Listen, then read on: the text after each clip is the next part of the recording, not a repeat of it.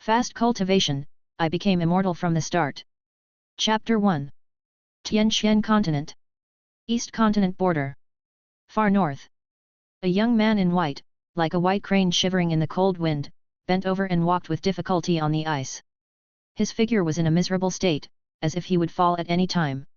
He kept gasping for breath, and the sound was like the hissing of an old bellows, echoing in the cold air. He seemed to be dragging something in his hand. Looking closely, it turned out that the young man was holding a stretcher made of simple branches. On the stretcher, there was the body of an old man. At first glance, the corpse seemed to have an extraordinary demeanor when he was alive, but now it has lost its vitality. The young man pulled the stretcher and moved slowly on the ice like a snail.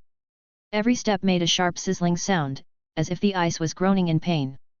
Maybe he had walked for too long, and now the young man sat dejectedly on the ice. Call. Oh, I am so tired.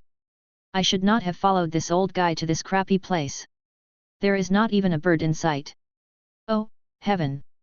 Oh, earth! I am Yamachan, a good young man in the 21st century. I was just staying at home, how could I have traveled to such a hellish place? It's fine if I transmigrated, I don't even have a golden finger. I also met such an old guy. It's fine if I met him. He is also dead. Yamachan was really crying out to the heavens and the earth at this moment, but no one answered him. Thinking back to 3 days ago, Yamachan was still reading a novel at home, and fell asleep while reading. As a result, when he woke up, he found that everything around him had changed. When he woke up and looked at everything around him, Yamachan was stunned for a moment. Yamachan just lay on the street, looking at a group of people in ancient costumes talking around him with a confused face. Who am I? Where am I? At first, Yamachan thought that some damn guy had played a prank on him. While he was asleep, he somehow got himself to a crew. No one on the other side could understand what Yamachan said, and at first he thought it was some large-scale prank show. So Yamachan had an idea and got into the play in minutes. In his heart, he was amazed at the professionalism of this group of people. Until Yamachan widened his eyes and looked at the figure in the sky that was flying like a bird from far to near. A storm surged in his heart. What? Wea? Steel wire? Yamachan hurriedly searched around and around, but he couldn't find out how the flying person managed to fly in the air. From time to time, figures flashed across the sky. After a day of investigation, Yamachan finally realized that he had transmigrated. And he traveled to a different world of cultivating immortals. For these. At first, Yamachan felt shocked, anxious, and then ecstatic. In addition to being shocked, he couldn't believe that he had actually transmigrated. Anxiety followed, worrying that he would not be able to survive in such a strange world. And the ecstasy was because he realized that he had traveled to a world of cultivating immortals. Judging from the experience of a 10-year-old bookworm, traveling through time must be accompanied by a golden finger, such as a system. Or it is some kind of amazing physique. The speed of cultivation is so fast. When he thought that he might step on the genius in the future, tear up the emperor with his hands. There are so many saints behind him, he couldn't help but smile evilly. However, reality taught him a lesson. The legendary golden finger, Yamachan found out that he didn't have it at all. Initially, he thought that he opened it in the wrong posture. So after Yamachan tried all kinds of weird postures, he found out that he didn't have any so-called golden fingers at all. So Yamachan gave up. When Yamachan began to try to find out if he had any amazing physique, he found out. The physique is so mysterious that he couldn't seem to see it. After 2 days of sleeping on the street, Yamachan felt like he was going crazy. In this world of cultivating immortals, he found that if he wanted to cultivate immortals, he seemed to have to solve his basic needs first. He wanted to eat, but found that he had no money. He wanted to stay, but he still had no money. So he lived on the street for 2 days. On the morning of the 3rd day, Yamachan was so hungry that his eyes were black. He glanced and found that someone was lying next to him. Out of curiosity, he tried to open his heavy eyelids and look over. The person next to him was dressed in tattered clothes, just like a beggar. Hunger drove Yamachan to raise his hand and arched towards the other party. Brother, do you have anything to eat? I haven't eaten for a few days. The beggar rubbed his eyes sleepily and pointed at a broken porcelain bowl on the ground with an impatient look. Ask for it yourself. Then he turned over and continued to sleep. Yamachan looked at the broken porcelain bowl that the beggar pointed at, only to see that there was a hole in it. There was still some black mud on the bowl, and he couldn't help but smile bitterly in his heart. It has been 2 days since I came here, and I don't have a golden finger. I don't have any ability, and now I can't even eat. Could it be that I, a dignified transmigrator, have not experienced a wonderful life after coming here? Am I going to starve to death? Now I have fallen to the point of begging for a living. Begging is not maybe begging. I will never beg for food in this life. Then he thought about what would happen if he was written into a novel. A great man of his generation, traveled to Xiantian continent, was about to show his strength and rise. As a result, he was starved to death just 2 days after traveling here. Thinking of this, Yamachan couldn't help but tremble in his heart. This is definitely the most aggrieved way to die. Then he couldn't help but slowly look at the porcelain bowl. It seems, compared to that way of dying, begging for food is not unacceptable. When Yamachan was about to reach out for the broken porcelain bowl, suddenly, "My friend, I see that you have a unique talent, a rare talent in cultivation that is rarely seen in 1,000 years. You will achieve great things in the future." An old voice broke the original. Yamachan was extremely conflicted. Yamachan looked back at the person who was speaking with an excited look on his face. This look was incredible. Oh my goodness! This old man's appearance of a sage is just like the legendary hermit master. What did he say about me? A rare talent? A genius in cultivation? A great future? But why does this sound a bit familiar? Never mind. Could it be that I have some hidden physique that this old man has discovered? Seeing Yamachan looking over, the old man hurriedly said, "My dear friend, I have traveled all over the world and passed by this place. I saw that you are a talented person with great potential. Now I want to accept you as my disciple. I wonder if you are willing to do so." Upon hearing this, Yamachan did not think twice and hurriedly shook his head. "Yes. I am very willing." Yamachan thought to himself, this old man looked like an immortal, and he was very amiable. He must be a hermit. If he could become his disciple, he would be able to soar to the sky. "Master, please accept my disciple's greetings." Bang! Bang! Bang! He kowtowed 3 times in a row, and he kowtowed so hard. Yamachan originally wanted to worship a hermit master as his teacher, so that he could soar to the sky in the future. However, things just like to develop in a bad direction. After Yamachan worshipped his master, he learned that his master was called Taoist Zemu. He wanted Taoist Zemu to teach him the method of cultivation immediately, but Taoist Zemu said that the path of cultivation should not be short-sighted. One must first cultivate oneself and smooth out the edges before embarking on the path of cultivation. He also told Yamachan that this trip out of the sect was also to find a rare treasure called the fire spirit fruit. The fire spirit fruit is red like fire and crystal clear. It likes to grow in extremely cold places because it can absorb the unique spiritual energy of heaven and earth, achieve a wonderful balance between cold and heat, and nourish the spirit. It grows slowly, accumulates spiritual power, has unique physical properties, and burns in the cold, like a bright lamp with warm light. The extremely cold environment also protects its growth and reduces interference and damage. The fire spirit fruit has magical effects. Taking it can increase cultivation, strengthen spiritual power, and help practitioners break through bottleneck. And the fire spirit power it contains can purify the turbid air in the body and enhance the power of fire-based exercises. The fire spirit fruit has a healing effect, which can heal injuries and restore spiritual power. Such a magical fruit is indeed a treasure that practitioners dream of. Under the leadership of Taoist Zemu, after a day's journey, Yamachan and his friends finally saw a fire spirit fruit.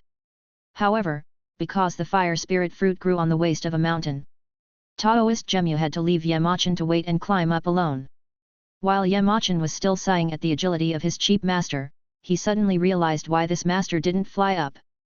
This old man, can't he fly? When Yamachan just thought of this, he saw Taoist Zemu was only 10 feet away from the fire spirit fruit.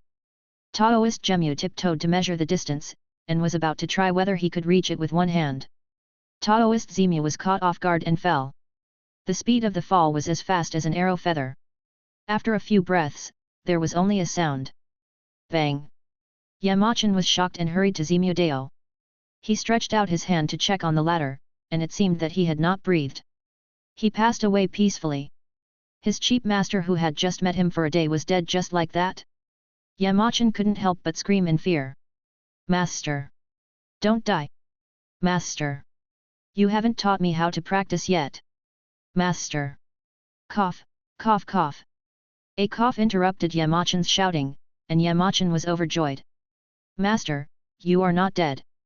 Master, you! Taoist Zemu coughed up a mouthful of blood and looked at Yamachan with a distracted look. Disciple, take this! Taoist Zemu slowly handed a token to Yamachan. Yamachan looked at Taoist Zemu with a dull face. Ahem, disciple, this token is held by the leader of the Tianxian sect. You hold this token. Go to the Tianxian sect and become the leader. No one will resist you, said Taoist Zemu. His hands fell to the ground after he finished speaking. Just when Yamachan thought that his master was dead this time. Ahem, ahem. That's right. Remember this time, I will leave my master's Tianxian sect to you to carry forward. Don't let me down. Yamachan waited for a while, and when he saw that Taoist Zemu had no life left, he hurriedly called out. Master! Master! He just called for a long time, this time he was really dead. After all, they were master and apprentice, Yamachan couldn't bear to see Taoist Zemu exposed in the wilderness. So he made a simple stretcher and wanted to pull Taoist Zemu out of this extreme north and bury him. Yamachan thought about his experience in the past 3 days, it was really miserable. Originally, he transmigrated and became the son of destiny, but he couldn't even eat and almost had to beg for food. He worshipped a master and thought he met a hidden master, but the man died. It would be fine if he died, but he brought himself to this god-forsaken place. When I came here, I thought that this old man didn't take me to fly, but directly used the shrinking earth into an inch. I remember that I was still surprised by the shrinking earth into an inch for a long time. Now this old man was directly killed by the fall, and now I think he can't fly. But now I am trapped in this extreme north, how can I, an ordinary person, take this old man out? Fortunately, this old man was still alive before he died, and gave a sect master order. I can inherit the inheritance when I go out, and Yamachan felt relieved when I thought of this. Chapter 2. Time flies. In a blink of an eye, Yamachan has been in Tianxian continent for more than 2 months. Yamachan experienced numerous hardships and dangers, but ultimately failed to get out of the far north. During this period, he encountered many monsters. Whenever a monster attacked, Yamachan would smell the scent early and hide. At this time, Yamachan was hiding in the snow, with a pair of frightened eyes quickly scanning the surroundings. Looking from the sky, there was no human figure on the snow. Yamachan was buried under the ice and snow at this moment, and only a pair of eyes were exposed on the snow to observe the surrounding environment. Yamachan glanced to the side, looking at the slight bulge on the snow next to him, and felt extremely uncomfortable. He couldn't help but sigh. Alas! How come I have such a cheap master? If it weren't for this old man, I might have already walked out of this far north land. I definitely won't run into that bear before. Thinking of that bear, Yamachan couldn't help but feel frightened and took a deep breath. Hiss! Recalling that a few moments ago, Yamachan was still dragging the body of the Taoist Zemu, and saw a white dot in the distance. Yamachan also had good eyesight, and he saw a white figure a few miles away. Squinting his eyes. Wow! A bear! At first glance, it looked a bit like the polar bear of Blue Star. Yamachan knew very well what world he was in, and he would not be stupid enough to think that it was a polar bear. Moreover, even if it was a polar bear of Blue Star, how could an ordinary person like him deal with it? So he hurriedly dug 2 snow pits and threw the Taoist Zemu into the snow pits. He used his hands and feet to bury the bottom of the snow. He jumped into a snow pit next to him and buried him as well, not forgetting to poke 2 holes with his hands for easy observation. After everything was done, he looked over, and that was not a polar bear at all. Seeing that the white figure was getting closer and closer, it made a banging sound as it moved. Within a few miles of it, the snow was shaking under its feet. It seemed that it had encountered some peerless power, and everything around it was trembling. Submission. So big. Yamachan asked himself. He had never seen such a big bear in his life. This bear was like a larger version of the polar bear on the blue planet, dozens of times larger. It was like a small mountain. Boom! Boom! Bang! As the distance shortened, Yamachan was frightened and even stopped breathing for a moment. You can't see me. You can't see me. Hold your breath. Buddha bless you. Buddha bless you. Demons retreat. Demons retreat. Perhaps Yamachan's prayer worked. When the polar ice bear was still 3 or 4 feet away from Yamachan's hiding place, it stopped its huge body like a mountain. The huge head looked around and then passed by Yamachan slowly. Feeling the dark shadow slowly receding, Yamachan had no time to breathe a sigh of relief. Suddenly, roar! A roar that pierced the sky broke Yamachan's mood before he could relax. It's over. I've been discovered. Yamachan exclaimed.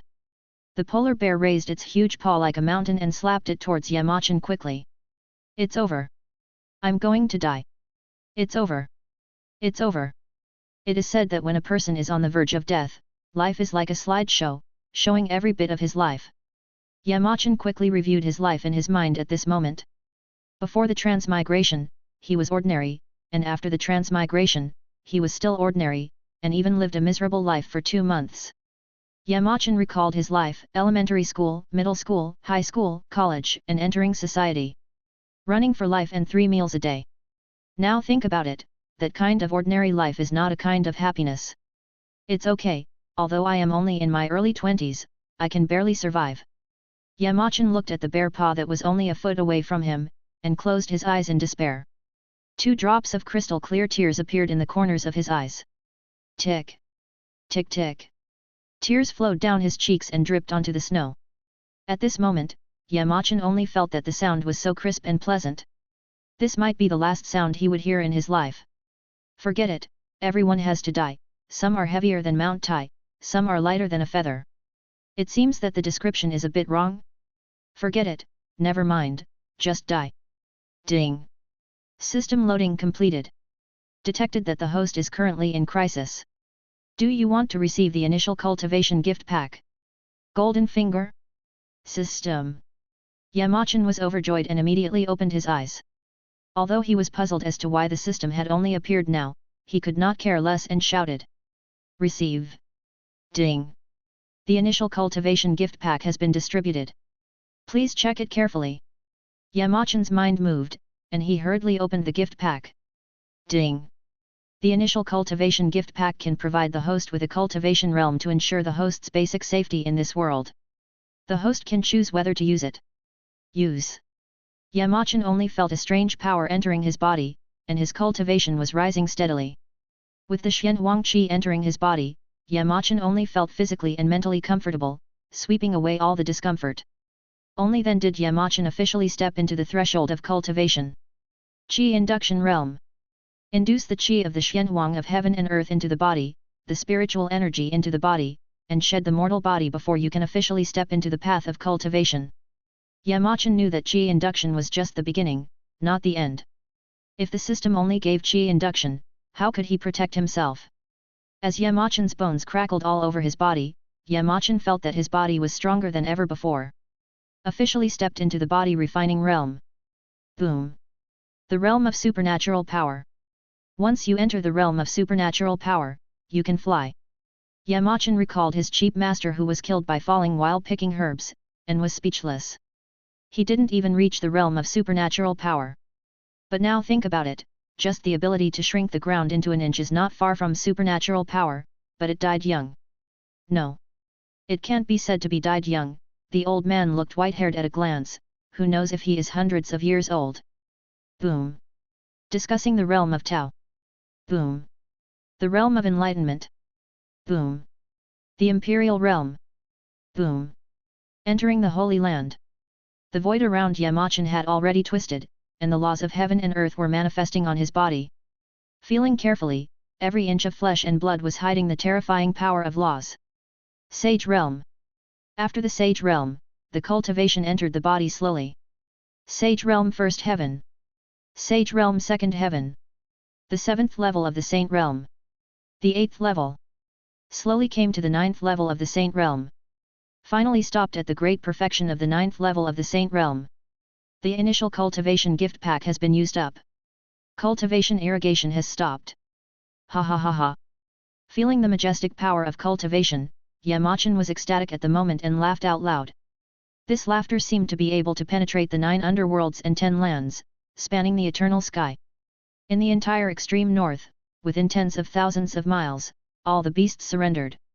They crawled on the ground, trembling. In the entire border area of Dongzhou, dozens of old antiques that had been sleeping for who knows how many thousands of years opened their eyes one after another and looked in the same direction. How could there be such a terrifying aura in the far north? An old and distant voice sounded, and it was unknown who spoke first. Listening to this voice, it was weathered but deep and long-lasting, like a peerless great power. A saint is born. Another voice sounded. All below the saints are ants. The sky of the borderland of Dongzhou is about to change. At the same time, among the major imperial forces, pass the order down. There may be a powerful person emerging in the border area of Dongzhou. Find this person at all costs. With the protection of this powerful person, our clan will be everlasting. I feel that this aura is coming from the border of Dongzhou. We have many enemies there. This aura is too terrifying. So this clan leader has decided to relocate the entire clan. The land of the far north. Yamachan carefully felt his inner cultivation, and then looked down at the mountain-like polar ice bears on the ground.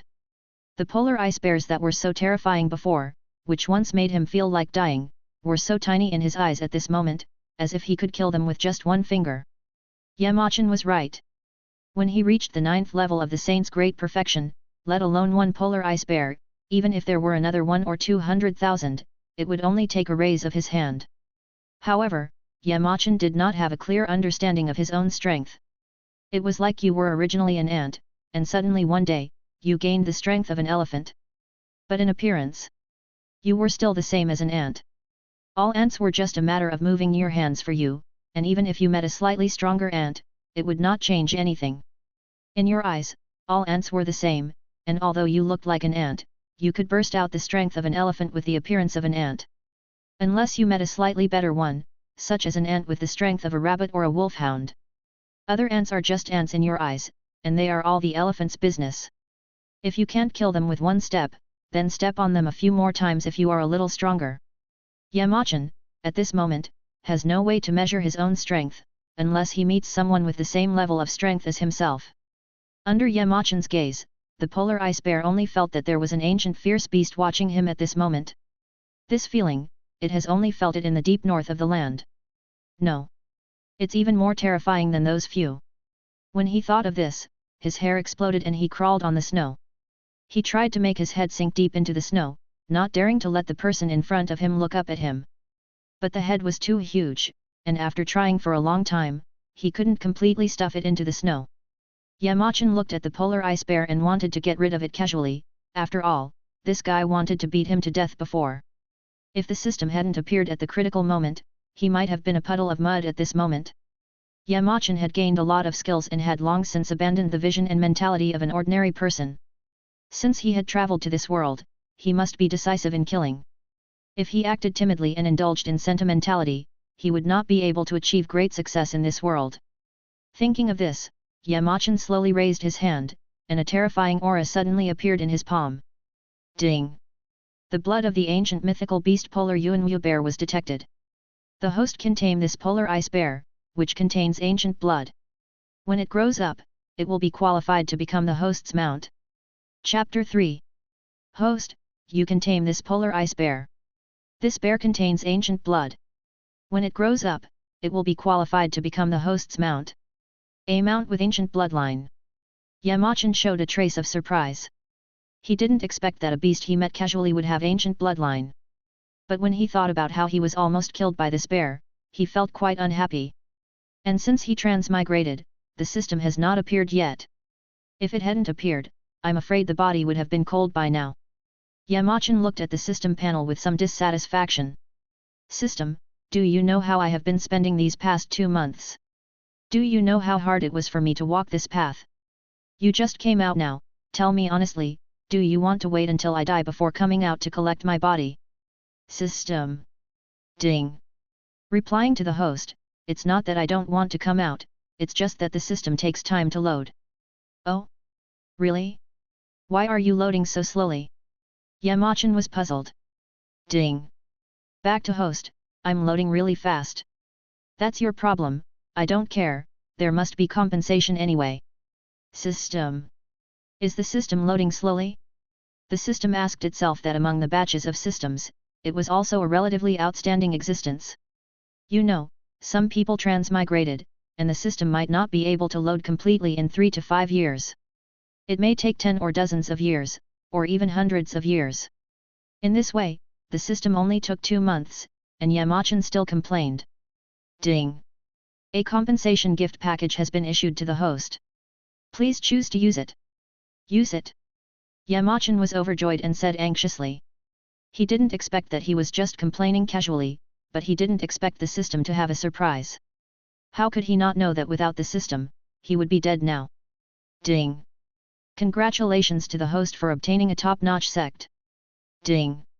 Congratulations to the host for obtaining a 9 Netherworld Gathering Spirit Array. Ding! Congratulations to the host for obtaining the Emperor-level Divine Sword. Ding! Congratulations to the host for obtaining the Innate Supreme Saint Body. Ding! Congratulations to the host. Yamachan looked at the system panel with various rewards shining brightly, and forgot to breathe for a moment, his face flushed. The 9 Netherworld Gathering Spirit Array can make the spiritual energy within a certain range 100 times denser.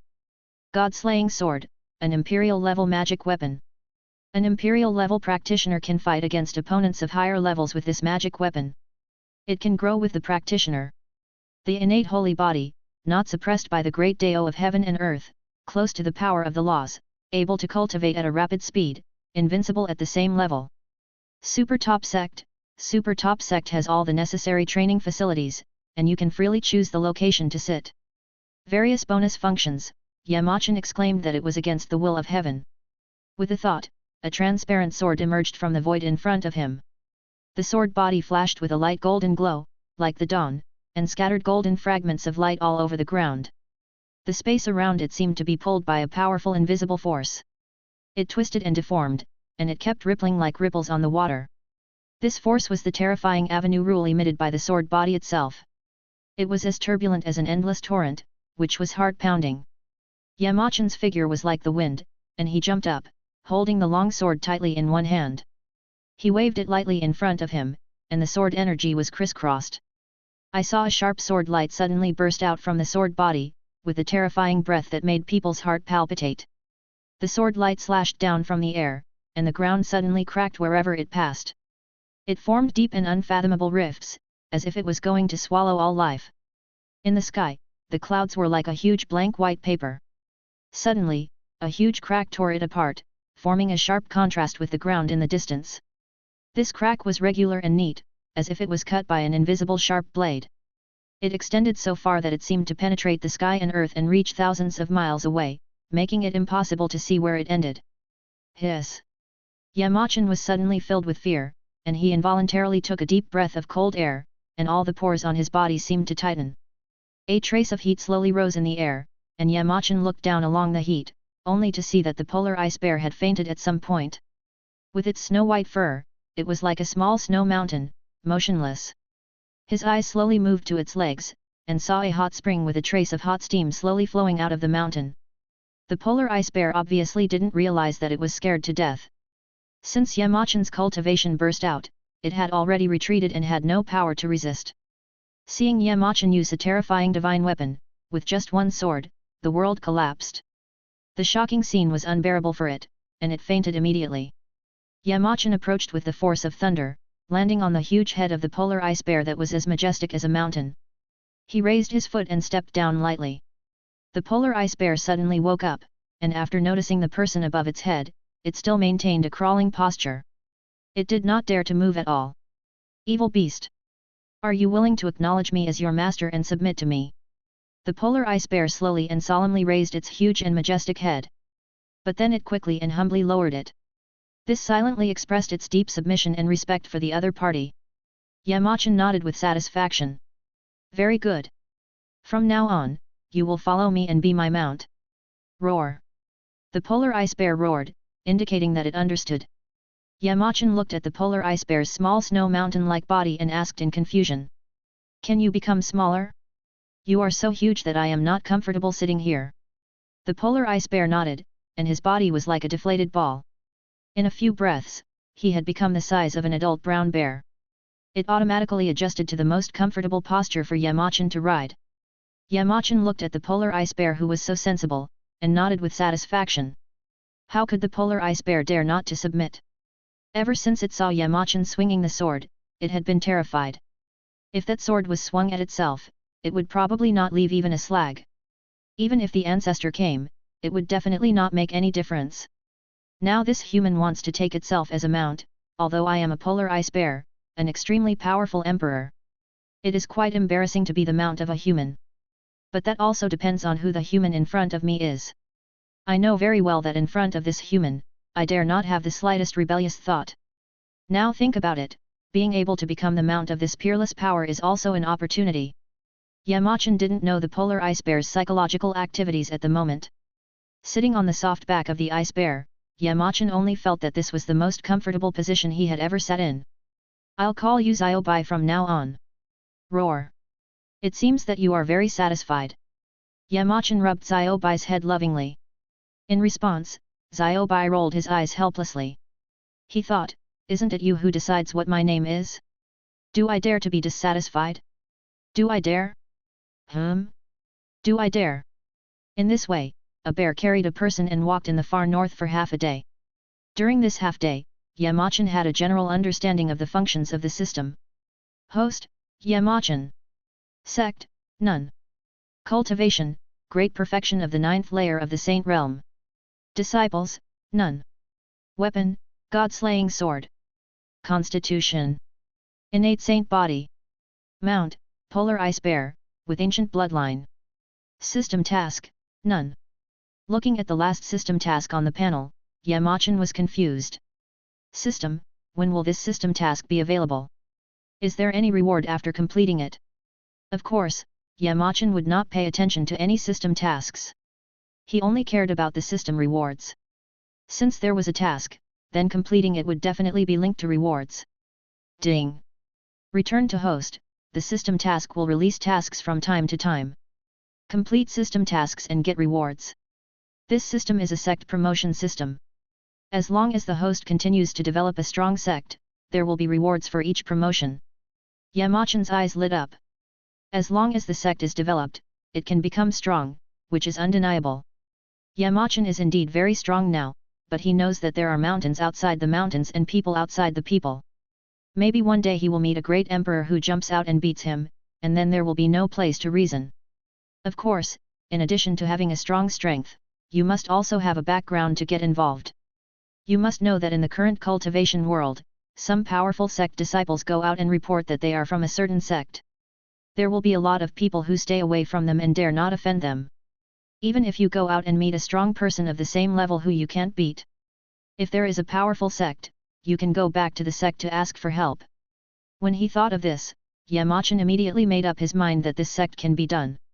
And it must be done well. Make it strong. Make it a cow cup. Yamachan suddenly thought of the previous Zemu Taoist, his chief master, who gave him a sect master's order before leaving. Yamachan immediately had an idea and took out a token from the storage ring among the prizes awarded by the system. Playing with the token in his hand, he saw a word in the middle of the token, which was very eye-catching. The whole token was black and diamond-shaped. At first glance, there was nothing special about it. In fact, there was nothing special about it.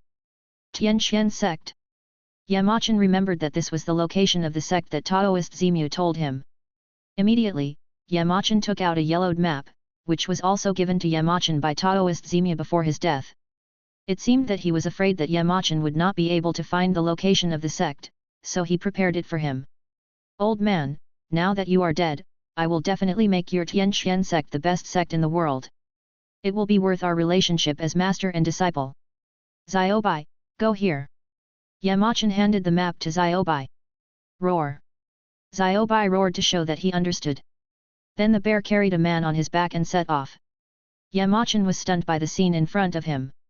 After several days of travel, Yamachan finally arrived at Tianxian sect. Yamachan looked at the sect in front of him and felt that something was wrong. Is this Tianxian sect? Seemingly unbelievable, Yamachan looked at the map in his hand again and confirmed it again and again. It's here, That's right. Yamachan felt deeply deceived. Looking around, at first glance, the sect in front of him was in ruins. On the plaque of the sect gate, 3 large characters were faintly visible. Looking closer, it was Tianxian sect. However, the plaque was hung crookedly on the mountain gate, swaying with the breeze from time to time. There was no one around the mountain gate, and there were few birds within 100 miles. Yamachan stepped into Tianxian sect and saw spider webs in the hall. The ground was covered with dust, and even the main hall was missing a roof. If it weren't for the 3 words in front of the mountain gate, Yamachan would have thought it was the ruins of a sect. Yamachan suddenly thought that there was another top sect in his system that he could choose to sit in. He immediately chose to sit in the old site of Tianxian sect. Boom! Boom! With the deafening roar, Tianxian sect was undergoing earth-shaking changes at an astonishing speed. Chapter 4. As the deafening roars came into the ears, the Tianxian sect was undergoing earth-shaking changes at an astonishing speed. The originally dilapidated sect suddenly glowed with dazzling light, and magnificent buildings rose from the ground and towered into the clouds. The pavilions and towers in the sect were scattered and beautiful. The gate of the sect was open, exuding a mysterious and powerful atmosphere, attracting Yamachan's eyes. The spiritual energy in the sect became extremely rich, as if it was in a fairyland. The flowers, plants, and trees were full of vitality and bloomed with brilliant colors. The clear stream gurgled and made a pleasant sound. The whole sect was full of vitality. In the square of the sect, a huge statue appeared. The statue was solemn and detached, exuding an awe-inspiring atmosphere. The statue was surrounded by mysterious runes and flashed with strange light. Looking closely, this statue was Yamachan himself, and the system created it according to Yamachan's appearance. The emergence of the new sect resonated with the surrounding world. The wind and clouds changed color, and lightning and thunder roared, as if celebrating this new birth. Strange scenes appeared in the sky, such as gorgeous rainbows, mysterious halos, etc., which shocked and amazed people. Yamachan stood in front of the mountain gate of the new sect and looked up at this magnificent building. The mountain gate is towering into the clouds, with huge stone pillars on both sides, carved with exquisite patterns and runes. Above the mountain gate, there is a huge plaque with no words on it. Yamachan immediately summoned the sword of God slaying and flew up. As he raised his hand and waved, 3 big characters appeared on the plaque. The font was majestic, giving people a solemn and calm feeling. Looking around, the 3 big characters Tianxian sect were engraved on the plaque like gold stamping, flashing a dazzling light. Yamachan looked at his masterpiece and nodded with satisfaction. Ziobai, let's go in and take a look. Yamachan drove Ziobai and walked into the sect. As soon as he entered, Yamachan felt a strong spiritual energy coming towards him. The concentration of spiritual energy here is at least 100 times richer than outside. Yamachan said in surprise. Ding! Host, this is the situation after the super top sect cooperates with the 9 Nether Gathering Spirit Array. The 9 Netherworlds Gathering Spirit Array can continuously gather spiritual energy for people to practice. Now the spiritual energy in the entire sect is comparable to that of the fairyland. It's so magical. Yet, Machan couldn't help but be surprised. Walking into the mountain gate, there is a wide stone road, with lush trees and exotic flowers on both sides. At the end of the stone road is a huge square, on the square stands a tall statue, which is the statue of Yamachan. Surrounding the square are magnificent palaces and pavilions. These buildings have different styles, some are simple and elegant, some are gorgeous and spectacular, and some are full of mystery. Each building exudes a powerful aura, which makes people feel the heritage and strength of the super top sect. Yamachan walked into a palace, which was a spacious hall. The walls of the hall are inlaid with various gems and jade, emitting a brilliant light.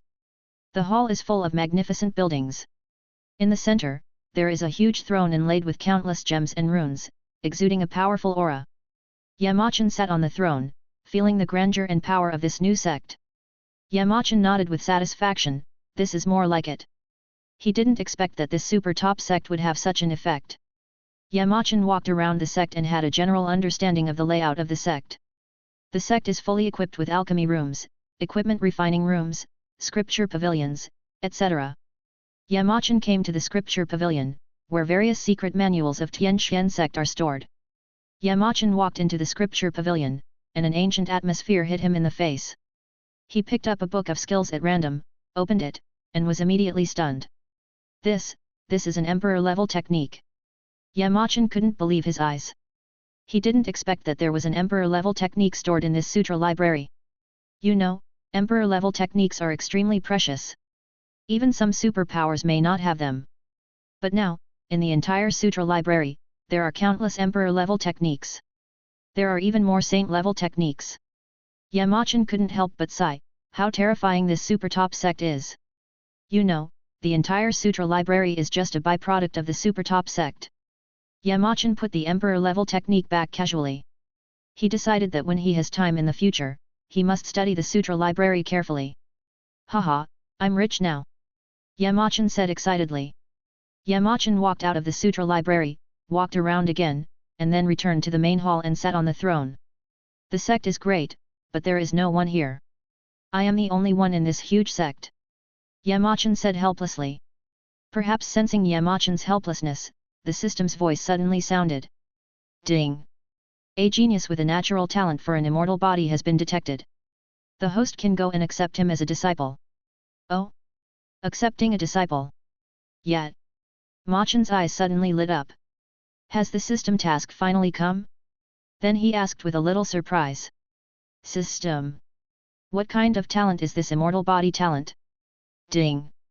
Here is how the immortal cultivation talents are divided. Ordinary talent, this type of cultivator has a relatively average ability to sense and absorb spiritual energy, and their cultivation speed is relatively slow, but through hard work and persistence, they may still achieve certain success in their cultivation. Good talent, cultivators with good talent can sense and absorb spiritual energy faster, and practice faster. They may encounter fewer difficulties in the process of cultivation. Excellent talent, cultivators with excellent talent have outstanding performance in sensing, absorbing, and using spiritual energy, and their cultivation speed is much faster than that of ordinary people. They are often more likely to break through bottlenecks and reach a higher level. Heavenly Spiritual Root talent. Heavenly Spiritual Root is an extremely rare talent. The owner has a very high affinity and absorption rate for a certain attribute of spiritual energy, which can quickly improve cultivation. Mutated Spiritual Root talent. The spiritual roots of those with mutant spiritual root talent have special mutation properties, which can produce unique spiritual attributes or skills, giving them unique advantages in cultivating immortals. Immortal body talent. People with immortal body talent have special cultivation potential in their bodies. Their cultivation speed and potential are very huge, and they may even have some special magical powers. Divine Vein talent. Divine Vein talent is an extremely rare talent. The meridians of the owner contain a powerful mysterious force that can provide him with a continuous supply of spiritual power support. Please go and accept the disciple immediately. It is detected that the owner of the immortal body talent is currently in danger. Yamachan heard this and raised his hand to tear open the space in front of him. Without any hesitation, he immediately set off to the place indicated by the system. Land Cinema. Yunshui Town. Have you heard? The useless boy from the Sui family had his engagement annulled by someone. That's right. I heard that the person has already found the Sui family. I heard that the girl from the Liu family and the boy from the Sui family were childhood sweethearts, so why is the girl from the Liu family so heartless? Haha. Childhood sweethearts? Now the girl from the Liu family has been accepted as a personal disciple by the pavilion master of Zaiwei Pavilion, so of course his Sui family is not worthy of her. As soon as Yamachan stepped out of the space crack, he heard several cultivators talking. Fellow Taoists, I wonder what you are talking about. What is the situation of the Sui family and the Liu family? Because Yamachan appeared suddenly, he did not attract anyone's attention. This sudden voice behind several people immediately scared them. How come you are like a ghost, without any sound at all? One of the middle-aged monks with a big belly looked at Yamachan with dissatisfaction. Yamachan was not annoyed, and bowed slightly. Fellow Deists, I am sorry for being rude. Could you tell me something? Seeing that Yamachan was very eloquent and had a very impressive demeanor, they guessed that he might be the son of a noble family, so they stopped making things difficult for him. The fat monk who had spoken earlier hurriedly said. The Sui and Liu families do have a lot of connections. The Sui family is an old local family. They are engaged in business and are very wealthy. Their properties are spread all over the place. Su's family is good at business and strategy, and is well known in the business world. The Liu family is different. They passed down poetry and books from generation to generation, and many literati and poets were born in the family. The Liu family's children were well educated and talented. They often made friends through literature and became famous. The Sui and Liu families have been intermarried for generations, until this generation. Speaking of this, the fat monk paused for a moment and shook his head helplessly. The Sui family has a son named Wuhan, who is gifted, outstanding in spiritual roots, and has a superior understanding. He has been able to sense spiritual energy since he was young, and his training speed is much faster than that of ordinary people. He is a gifted man, and he will become a great man in the future. The Liu family has a daughter named Ruyan. She is skilled in all arts, including music, chess, calligraphy, and painting. The way she plays the zither is like a fairy descending to the earth, and the melodious music is intoxicating. When playing chess, the quick thinking and careful planning show the wisdom. The calligraphy works are full of charm, with the pen moving like a dragon and snake, penetrating through the paper. The painting skills are wonderful, lifelike, and beautiful. She has a beautiful face and a graceful figure, just like a lotus emerging from the water. She is truly a beauty that can topple a country or a city. Yamachan exclaimed in surprise. I heard from you that these two girls should be a perfect match in terms of talent and appearance. But what you said before doesn't seem to be the case. Is there a hidden reason? Alas! The fat monk sighed helplessly. Although the Sui family was engaged in business, the head of the family was humble and courteous to others. He often donated money to build roads and bridges, and his charity was widespread. Unfortunately, the son of the Sui family, a former genius, suddenly lost all his skills and became a mediocre person. At the same time, Liu's daughter was favored by the head of Ziwei Pavilion and was accepted as a true disciple. I heard that this girl is very talented, so she won the favor of the pavilion master. Now, one is like a dog in the world, and the other is like the moon in the sky, surrounded by stars. Because of Su Wuhan, the Sui family was ruined and their business was suppressed by many wealthy people. The Liu family was flourishing. Now, Liu family's daughter Ruyan feels that Sui family's son Wuhan is no longer worthy of her, so she filed a petition to cancel the engagement. Chapter 5. Now, Liu family's daughter Ruyan feels that Sui family's son Wuhan is no longer worthy of her, so she filed a petition to cancel the engagement. Oh? Is this true? Yet. Machan was surprised. The Sui and Liu families are supposed to be intermarried for generations, and the younger generations of the two families have been childhood sweethearts, so how could the daughter of the Liu family do such a thing? Yamachan asked curiously. As for the daughter of the Liu family, this action was unjust, but it was not wrong. In the cultivation world, the strong prey on the weak, and only the strong have the absolute right to speak. They. Fat monk said slowly. Yamachan stopped talking, and he thought that the fat man in front of him was right. It is true that the rules of the cultivation world are made by the strong. The only thing the weak can do is to abide by the rules made by the strong. And is Liu Ruyan really wrong? Just imagine, how could a proud girl like a waste who has lost all her cultivation? Yamachan shook his head and smiled. Thank you for telling me something, this is my gift to you. After saying that, he took out a fist-sized spiritual stone and handed it to the fat monk. The fat monk was immediately shocked, and after a few breaths, he came back to his senses and said with a flattering face. Sir, you are too polite. I am just telling you the truth. How can I be so embarrassed to do this? Although he said so, he quickly took the spirit stone with both hands, fearing that Yamachan would take it back if he was a second late. Yamachan smiled faintly and didn't care. After sending the spirit stone, a space ripple was created, and then it disappeared. Seeing this scene, several people were scared and secretly thanked that they had not offended this big shot before. Sui family courtyard. In a large hall. At this time, the hall was crowded with people, and every seat was occupied. The spacious space was filled with a solemn atmosphere, and the ancient stone pillars supported the towering dome. The walls were inlaid with gorgeous gems, flickering with a faint light. The ground was covered with thick carpets, as if silently telling the precipitation of the years. On the main seat, sat a middle-aged man, who was dressed in a black gorgeous suit with exquisite golden patterns embroidered on it, revealing a kind of majesty and solemnity. His brows were furrowed, and his eyes revealed a trace of worry and confusion, as if he was thinking about something important. And in the center of the hall, stood a young girl. She was tall and graceful, and her light blue gauze skirt fluttered in the wind, like a fairy descending to the earth. She had a beautiful face and her skin was as delicate as snow, but she revealed a kind of cold and arrogant atmosphere. She looked fearlessly at the middle-aged man, as if she was having a silent contest with him. The middle-aged man was the head of the Sui family, Sui Yu. The woman was the daughter of the Lu family, Lu Ruyan. I wonder why my nephew suddenly visited me? Sui Yu asked. Uncle Yu, I think you already know why I came here. Let's not keep you in suspense and get straight to the point. Lu Ruyan's voice was as cold as ice, and every word was full of disdainful arrogance. Sui Yu's face was gloomy as water, and he asked in great confusion. I wonder what my dear nephew is doing this time. Uncle Yu. You really don't know why I suddenly visited you today. Sui Yu certainly knew why Lu Ruyan came today. But in front of so many people in the Sui family, he couldn't tell her in advance. Forget it, I came here today just to cancel the engagement. After hearing the news that Lu Ruyan wanted to cancel the engagement, everyone was immediately in an uproar, with surprised discussions coming one after another. Break off an engagement. Oh my god! The little kid from the Lu family actually came here to break off the engagement. Why would Lu Ruyan suddenly want to cancel the engagement? There is nothing we can do about it. Don't you know?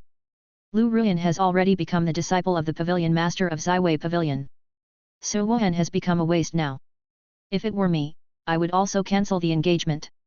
But by doing this, Lu Ruyan really didn't leave any face for the Sui family. How could she do this? Don't you know that Ziwei Pavilion is a superpower that even the Lord of Lanying City dares not offend? I also heard that Lu Ruyan seemed to have been accepted as a personal disciple by the pavilion master of Ziwei Pavilion. I really didn't expect that the little kid from the Lu family would have such an opportunity. Sui Aotian listened to the discussion and his face became even uglier. He said nothing. Lu Ruyan's eyes were still as sharp as ice blades, and her cold eyes revealed absolute arrogance. She ignored the discussion and continued to speak. Uncle Yu, I don't want the two families to be too embarrassed. I will compensate your Sui family as long as the Sui family agrees to cancel the engagement. Lu Ruyan immediately looked at the two black-robed men behind her. The black-robed man immediately took a step forward and slowly opened an ancient black square box in his hand. Kaka. As soon as one of the boxes was opened, a horrible medicinal fragrance suddenly spread out. Immediately, there was a cry of surprise. Holy shit! It's actually the 9 Revolutions Cleansing Marrow Pill. It's really the 9 Revolutions Cleansing Marrow Pill. The 9 Revolutions Cleansing Marrow Pill is a mysterious and precious pill. It is round in appearance, crystal clear, and emits a faint light.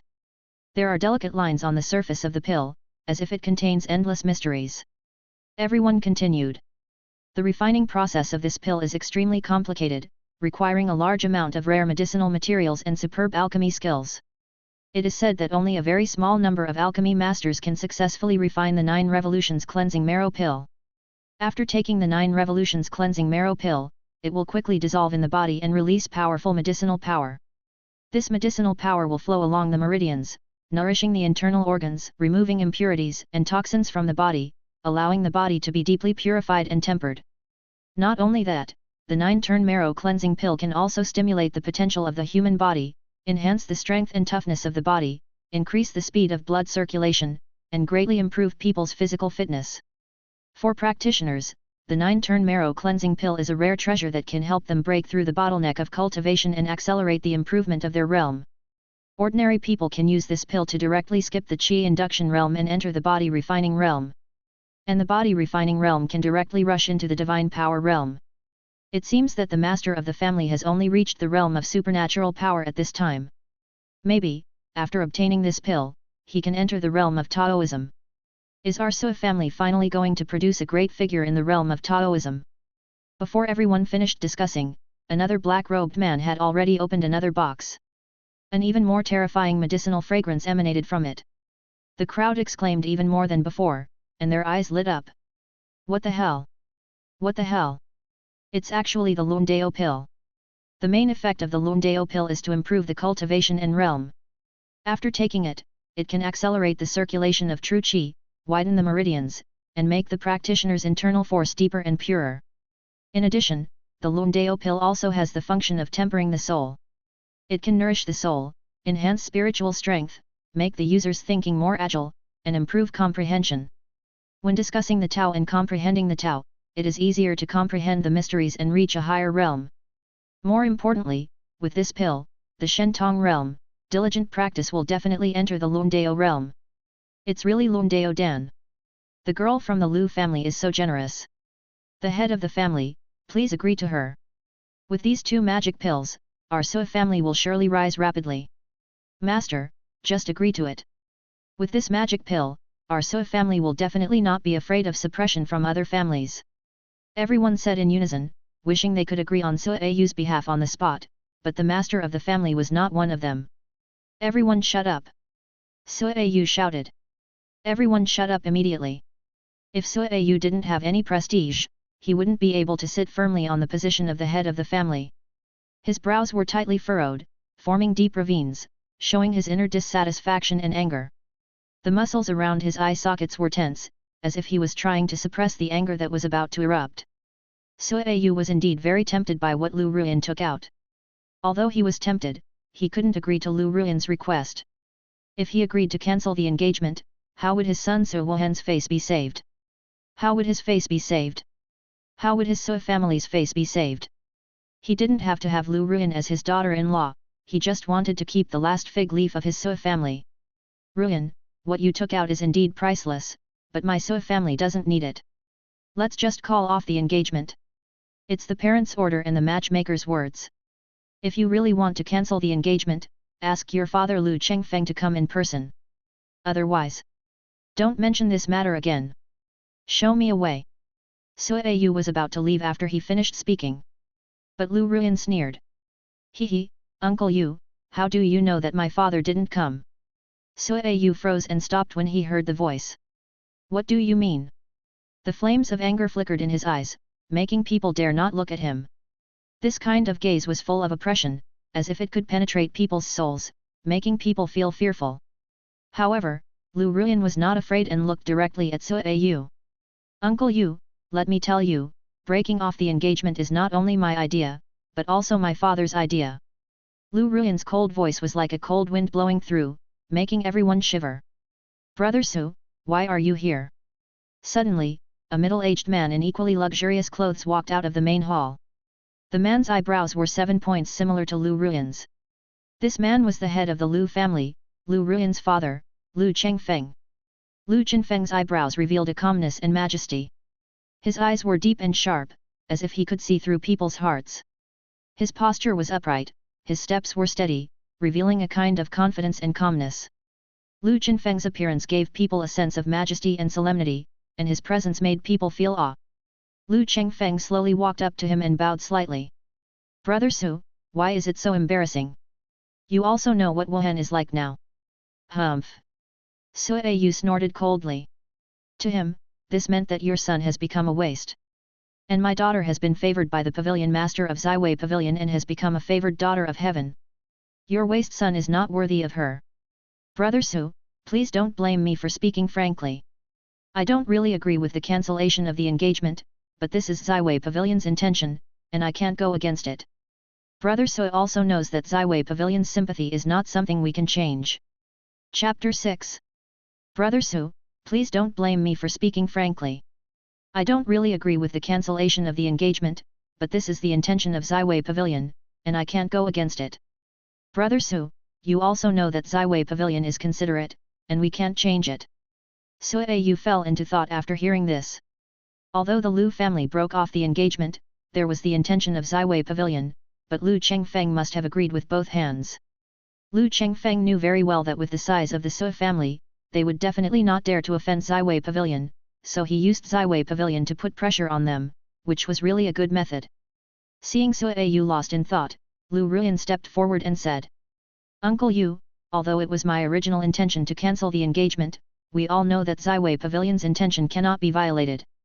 If Uncle Yu agrees to cancel the engagement today, not only can we gain the sincerity of Ziwei Pavilion, but the Sua family can also use it to alleviate the family crisis and make further progress. Otherwise, you and I both know what the consequences will be if we go against Ziwei Pavilion's will. When Lu Ruyan spoke, the air around her seemed to freeze into ice, emitting bursts of chill. Are you threatening my Sua family? Su Ayu frowned. Seeing that Sua Ayu was so tough in his soft and hard tactics, Lu Ruyan couldn't help but frown and immediately said. So what if I threaten your Sua family? It's hard to persuade a damned ghost with kind words. Do you, the Sua family, really want to offend Ziwei Pavilion and end up with the destruction of the family? Your Sua family must withdraw from this marriage today. You must withdraw even if you don't want to. Otherwise, don't blame us for not thinking of our old relationship. Lu Ruyan's words were as sharp as ice spikes, piercing the other party coldly and ruthlessly. Sua Yu was about to slam the table and stand up when he heard this, but at this moment, an inappropriate laugh came. Ha ha ha ha! What a great Ziwei Pavilion! What a great Lu family! What a Lu Ruyan! Everyone looked towards the entrance of the hall and saw a young man walking slowly from the entrance. The young man's eyebrows were firm and his eyes were shining with unyielding light. His posture was as straight as a pine tree. He was fearless in the face of power, like an unshakable mountain. His face was as delicate as a sculpture, and his eyebrows were full of heroism. His eyes were as bright as stars, as if they contained endless wisdom. Under the high nose bridge, his lips were slightly raised, revealing a confident smile. His hair was as black as ink, fluttering gently in the breeze. Henner. So Wohen. It's So Wohen. How dare he show up? He is a waste, what can he change by showing up? Everyone started talking again. So Wohen ignored everyone's discussion and walked in front of Sua Yu, confronting Lu Ruyan and the others. So Wohen looked at Lu Ruyan with a complicated look. Recalling his childhood, a little girl followed him all day long.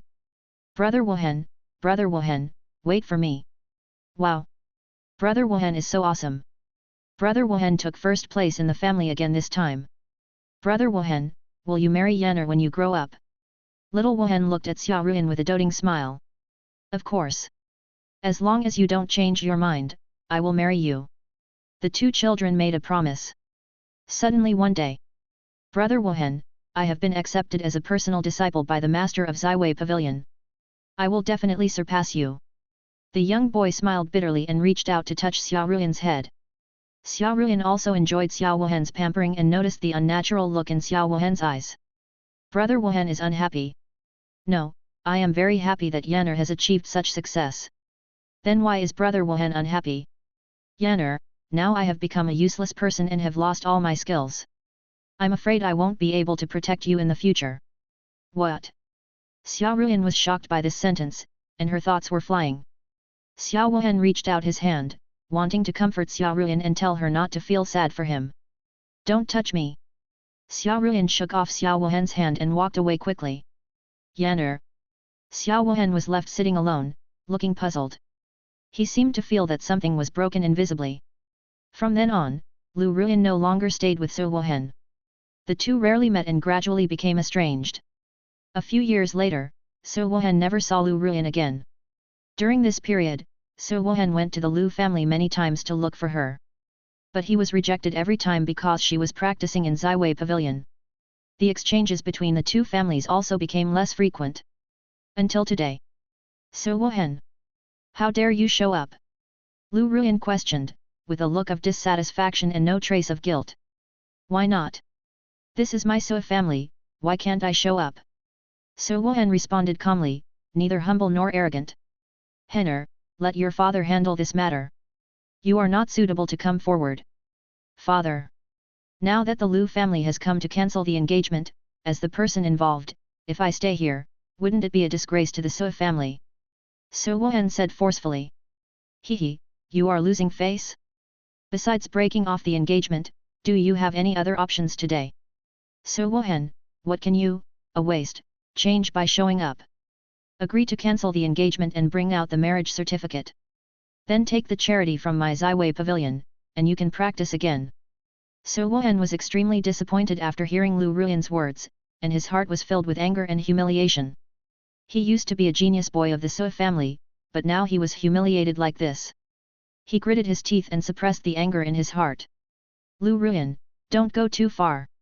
Although I, Xia Wohen, cannot practice, I will not be bullied by others. Lu Ruyan sneered. Xia Wohen, you are nothing but a waste now, yet you still dare to act arrogant in front of me. What can you change? Lu Ruyan, you want a marriage certificate, right? I'll give it to you. Everyone's face changed.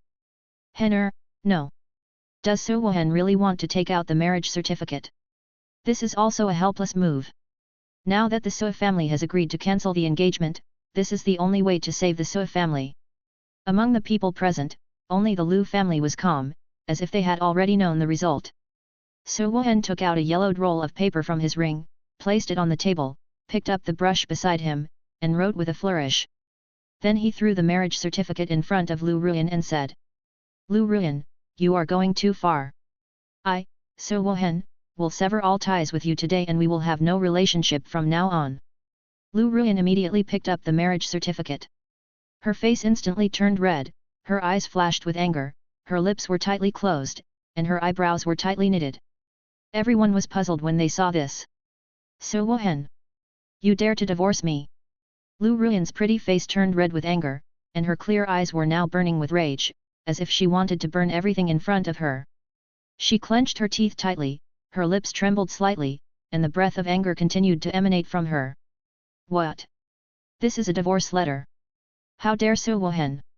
He is going to completely offend the Lu family and Ziwei Pavilion. It's over. It's all over.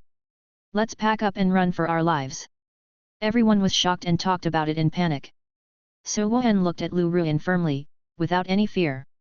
His face was full of confidence and determination, and his attitude was neither humble nor arrogant, which moved people. "Lu Ruyan, you and I have been engaged since childhood, by our parents' order and the matchmaker's words. We should have supported each other and spent our lives together. But today you betrayed me and wanted to break off the engagement with me in front of the elders of the Sua family. Although I, Su Wuhen, have become a waste in your mouth, I still have my own dignity and backbone. I will divorce you today. From now on, we have no relationship. I hope you will take care of yourself." Lu Ruyan's face was as gloomy as the sky before a storm, with dark clouds. Her originally beautiful face became distorted because of anger, veins on her forehead bulged, and her eyes were full of anger, as if they were about to burst into blazing flames. "Su Wuhen, you are such a loser, you actually dared to divorce me. Just wait, I will definitely make you regret it." Su Wuhen sneered. "Lu Ruyan, I, Su Wuhen, never regret anything I do. I will repay you double for the humiliation you inflicted on me today."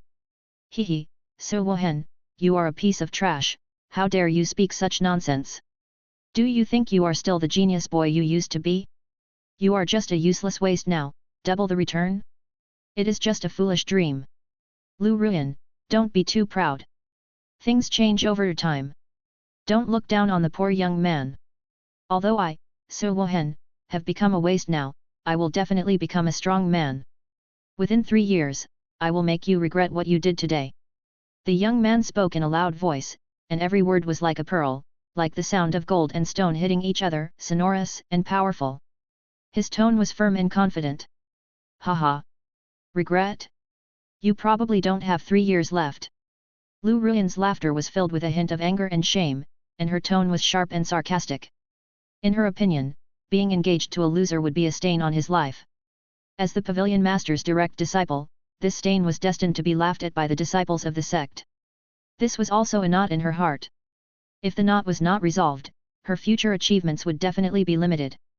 She wanted to give some hush money after cancelling the engagement, but Su Wuhen, this loser, was too bullying and actually wanted to divorce her. If this got out, how could she keep her face in the sect in the future? She immediately became angry and wanted to get rid of him. "Haha, how ridiculous! Do you think that you can stay in Ziwei Pavilion after you humiliated me like this today?"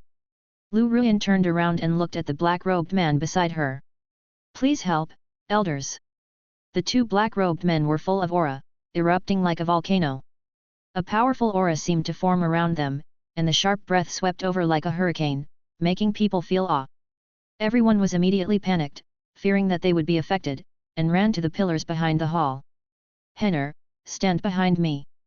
At the critical moment, Suayu immediately burst out his own cultivation, and instinctively rushed towards Su Wuhen, protecting him behind him at the fastest speed. Seeing one of the black-robed men quickly passing by Suayu, one hand was about to reach out to Su Wuhen, and he sneered. "Boy! Die! In your next life, you will have a bright future." Bang! Instantly, the black-robed man exploded into a bloody mist, leaving blood stains all over the ground. Everyone was puzzled and looked around. Even Lu Ruyan was puzzled at this moment, with her eyebrows furrowed. Dead, dead. An elder of the Sua family asked in confusion. What happened? I only saw the man in black robe take action, and then he suddenly turned into a pool of blood mist. Do you see what happened? I didn't. I didn't see it clearly. Lu Ruyan's face showed a trace of panic, and her eyes revealed confusion about the unknown. She looked at the black-robed man who was protecting her behind her.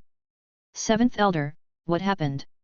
The seventh elder said nothing, looking around with a vigilant look. Suddenly, a ethereal voice came from all directions, like the sound of nature, as if it came from a misty fairyland. The Sua family's talented man, the marriage contract is destroyed like smoke. The divorce letter breaks the relationship, leaving no trace and no regrets. The 3-year agreement was signed, and the winners were compared. Like smoke, he kills with anger, and his determination becomes stronger. The winner will be decided after 3 years. He will be famous in the future. Look at the world with a cold eye, and your wisdom will shine brightly. Chapter 7. Suddenly, a ethereal sound came from all directions, like the sound of nature, as if it came from a misty fairyland. The Sua family's talented man, the marriage contract is destroyed like smoke. The divorce letter breaks the relationship, leaving no trace and no regrets. The 3-year agreement was signed, and the winners were compared. Like smoke, he kills with anger, and his determination becomes stronger. The winner will be decided after 3 years. He will be famous in the future. Look at the world with cold eyes, and your wisdom will shine. Everyone only heard the voice but did not see the person, and they looked around in panic. Only Su Wuhan remained calm and composed. When the black-robed man who took the lead turned into a pool of blood mist, he knew that there was a master helping him in secret.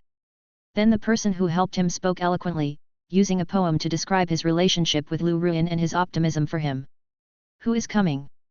Such a hidden and revealing behavior is really disgusting. After a brief thought, Lu Ruyan shouted to the surroundings. She couldn't help but think about her identity, the daughter of the Lu family, and the disciple of the current master of Zaiwei Pavilion. When she thought of the size of Zaiwei Pavilion, she was already full of confidence. She didn't expect that she would be insulted after breaking off the engagement today, and there would be people who would make things difficult for her. Although she didn't know how the person in the dark killed the 9th elder, the 9th elder was only in the early stage of the theory of Dao. What's more, there was a 7th elder in the 7th level of the theory of Dao next to her. In response to Lu Ruyan's voice, Lu Chengfeng reminded her in a slightly panic. Ruyan, don't talk nonsense. In Lu Chengfeng's opinion, if he didn't know who the person was and what his strength was, he shouldn't offend him easily. Lu Ruyan was different. Why is father here? Do you think the 7th elder is panicking? Lu Chengfeng turned his gaze to the black-robed 7th elder. The 7th elder just stretched out a hand to protect Lu Ruyan behind him. He was a little alert, but he didn't show any panic. Before Lu Chengfeng could catch his breath, he saw a cyclone pressure suddenly appear around Lu Ruyan. Ah! With a cry of surprise from Lu Ruyan, she was suddenly suppressed and crawled on the ground, as if she was stuck in a quagmire. She struggled hard but could not get rid of the heavy bondage. The 7th elder was anxious and stretched out his left hand, trying to pull Lu Ruyan out. As soon as the 7th elder's palm touched the pressure range, he was ejected by a huge force. With the whole person, he crashed directly into the pillar beside the hall. After the pillar, everyone fled in all directions. The pillars of the entire hall were suddenly covered with cracks, as if the whole pillar would collapse with a little force. As soon as the 7th elder stood up, he felt a sweetness in his throat and spurted out a mouthful of old blood, shocking everyone. Oh my god! What happened to the 7th elder? Why did he bump into the pillar? What are you talking about? Someone must have taken action. But what I saw was that the 7th elder hit himself against the pillar. Someone must have taken action in secret. How could this person be so strong that even the 7th elder of Zaiwei Pavilion is no match for him? I heard that the 7th elder has already reached the 7th level of the Dao realm. What realm do you think the person who made the move should be at? The 8th level of Dao. The 9th level. Could it be the Dao realm? A person from the Sua family had a face full of fear, his eyes wide open, and his lips trembling slightly. Everyone, shut up. This is not something we can discuss. Be careful not to get into trouble. A man dressed in the clothes of the elders of the Sua family hurriedly spoke. Upon hearing this, everyone stopped talking and moved closer to the corner cautiously. Seeing the miserable state of the seventh elder Lu Ruyan, Suayu and his son secretly applauded, but did not dare to show it. In contrast, Lu Chengfeng did not move, dared not breathe, and was at a loss. At this moment, in the silent atmosphere, in the hall, the space a few steps in front of Su Wuhan was rippling. A faint light flashed, and the space was torn open as shown in the picture. A figure walked leisurely from the crack. A man stepped out. As the figure walked out, the figure gradually became clearer.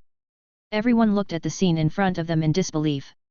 A young man gradually took shape, and he was dressed in white clothes that were whiter than snow.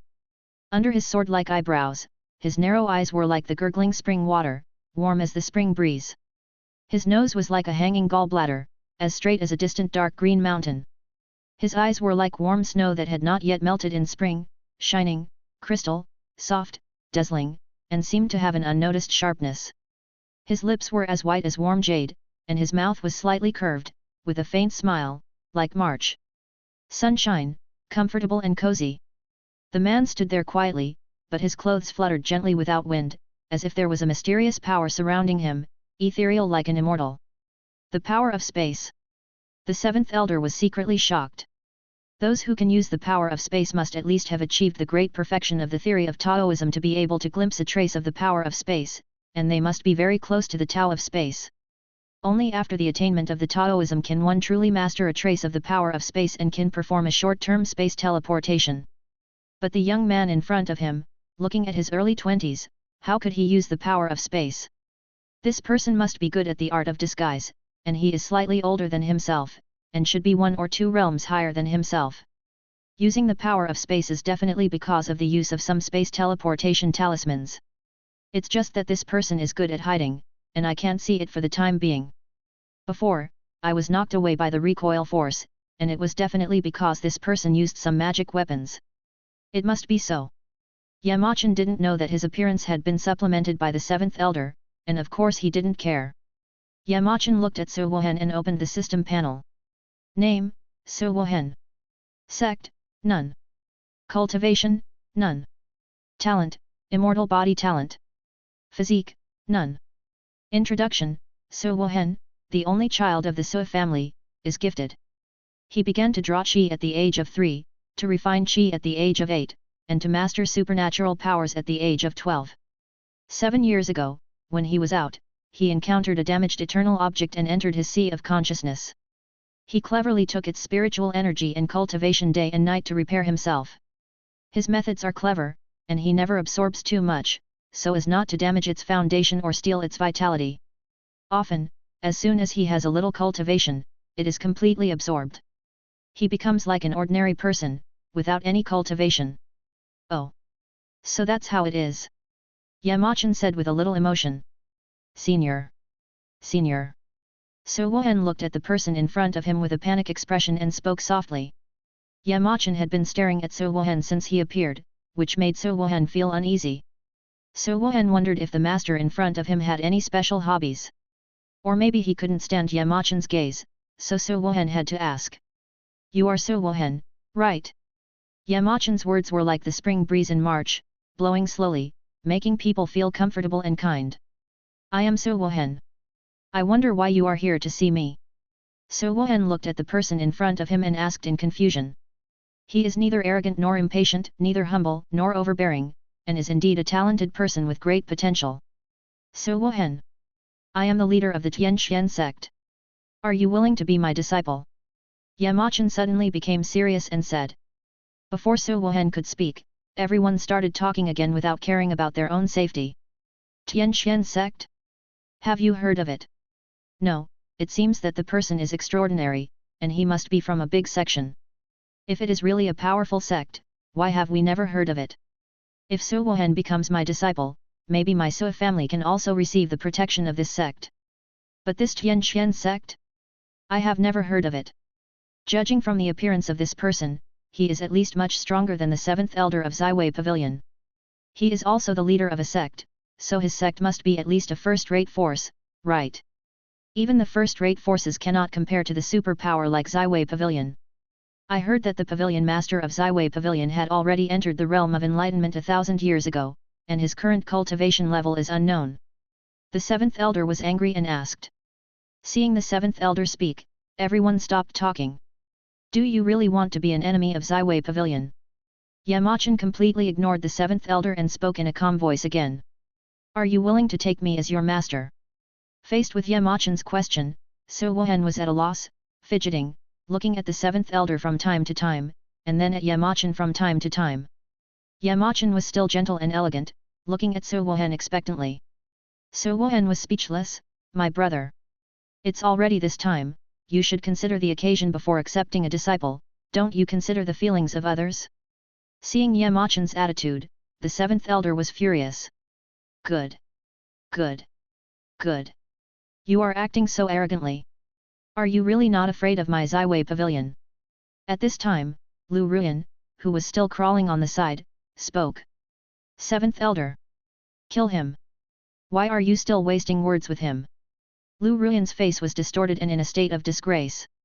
She no longer had the momentum she had before. Seeing Lu Ruyan's words, the seventh elder was unmoved and looked at Yamachan. In that case, don't blame me.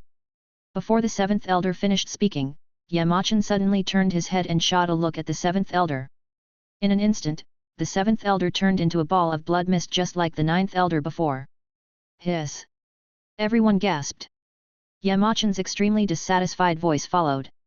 Noisy! I was talking to my future apprentice, but I interrupted him several times. An ant-like existence, like a jumping clown, ridiculous. Yamachan then slowly turned his head and looked at Lu Ruyan. Lu Ruyan, frightened, immediately lowered her head, not daring to look at him.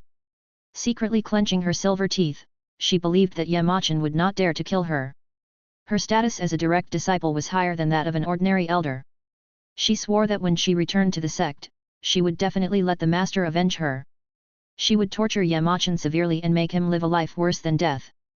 Yamachan was completely unaware of Lu Ruyan's little thoughts, and he didn't care. The reason why he spared her life was only because his future disciple made a 3-year agreement with Lu Ruyan. He wanted to leave her life to Su Wuhan himself. Yamachan looked at Su Wuhan and spoke for the third time. Are you willing? Su Wuhan didn't know what to do for a moment, and stood there in a daze. Silly boy, what are you doing? Hurry up and become my disciple. Su Yu saw that his silly son was not sure what to think when faced with such a question from a master. He was still reluctant to answer, and he slapped him on the head while speaking. Hey! Hey! Su Wuhan suddenly woke up, immediately knelt down and kowtowed 3 times. Disciple greets master.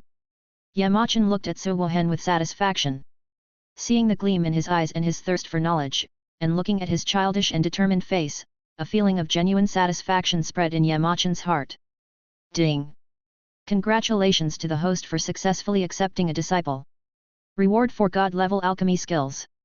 Chapter 8. Ding! Congratulations to the host for successfully accepting a disciple. Reward for God-level alchemy. A huge amount of information suddenly appeared in Yamachan's mind, and the information was like waves in the sea, surging continuously. He closed his eyes and quietly felt the impact of this information. Countless pill recipes, medicinal materials, and heat appeared in his mind. These information were like scrolls, unfolding in his mind.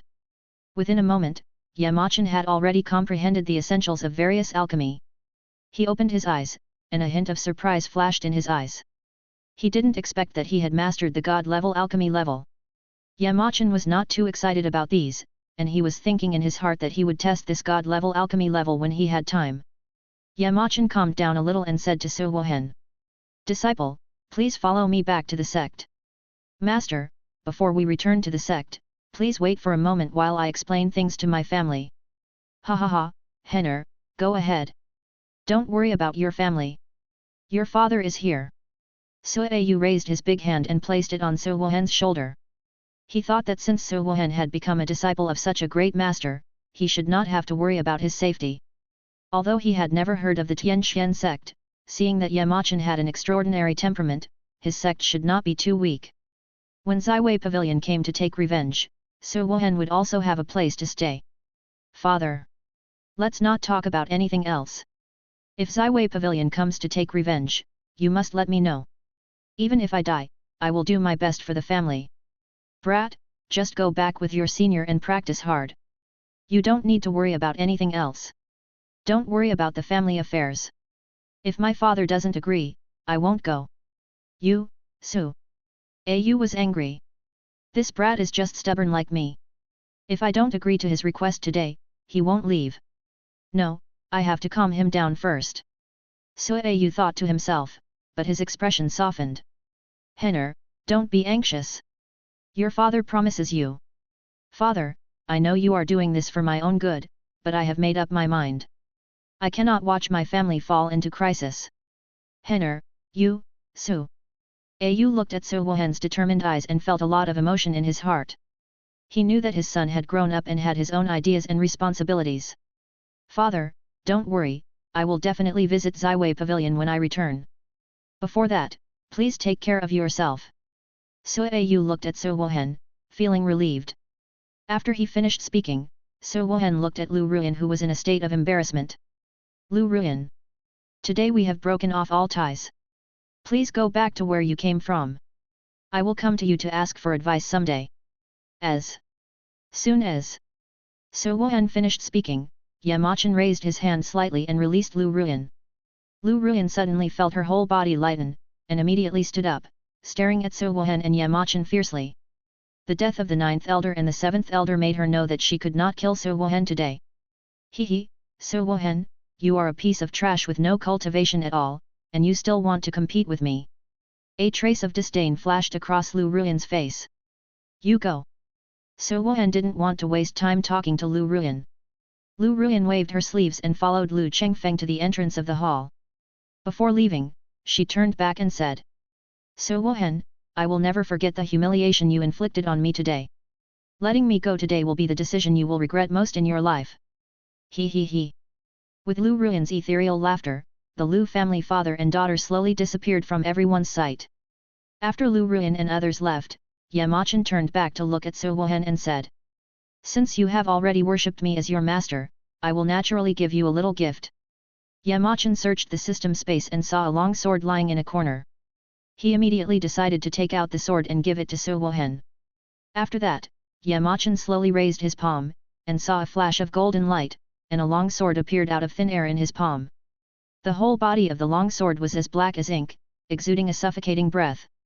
When you get close to it, you seem to hear whispers in the darkness and feel an invisible pressure.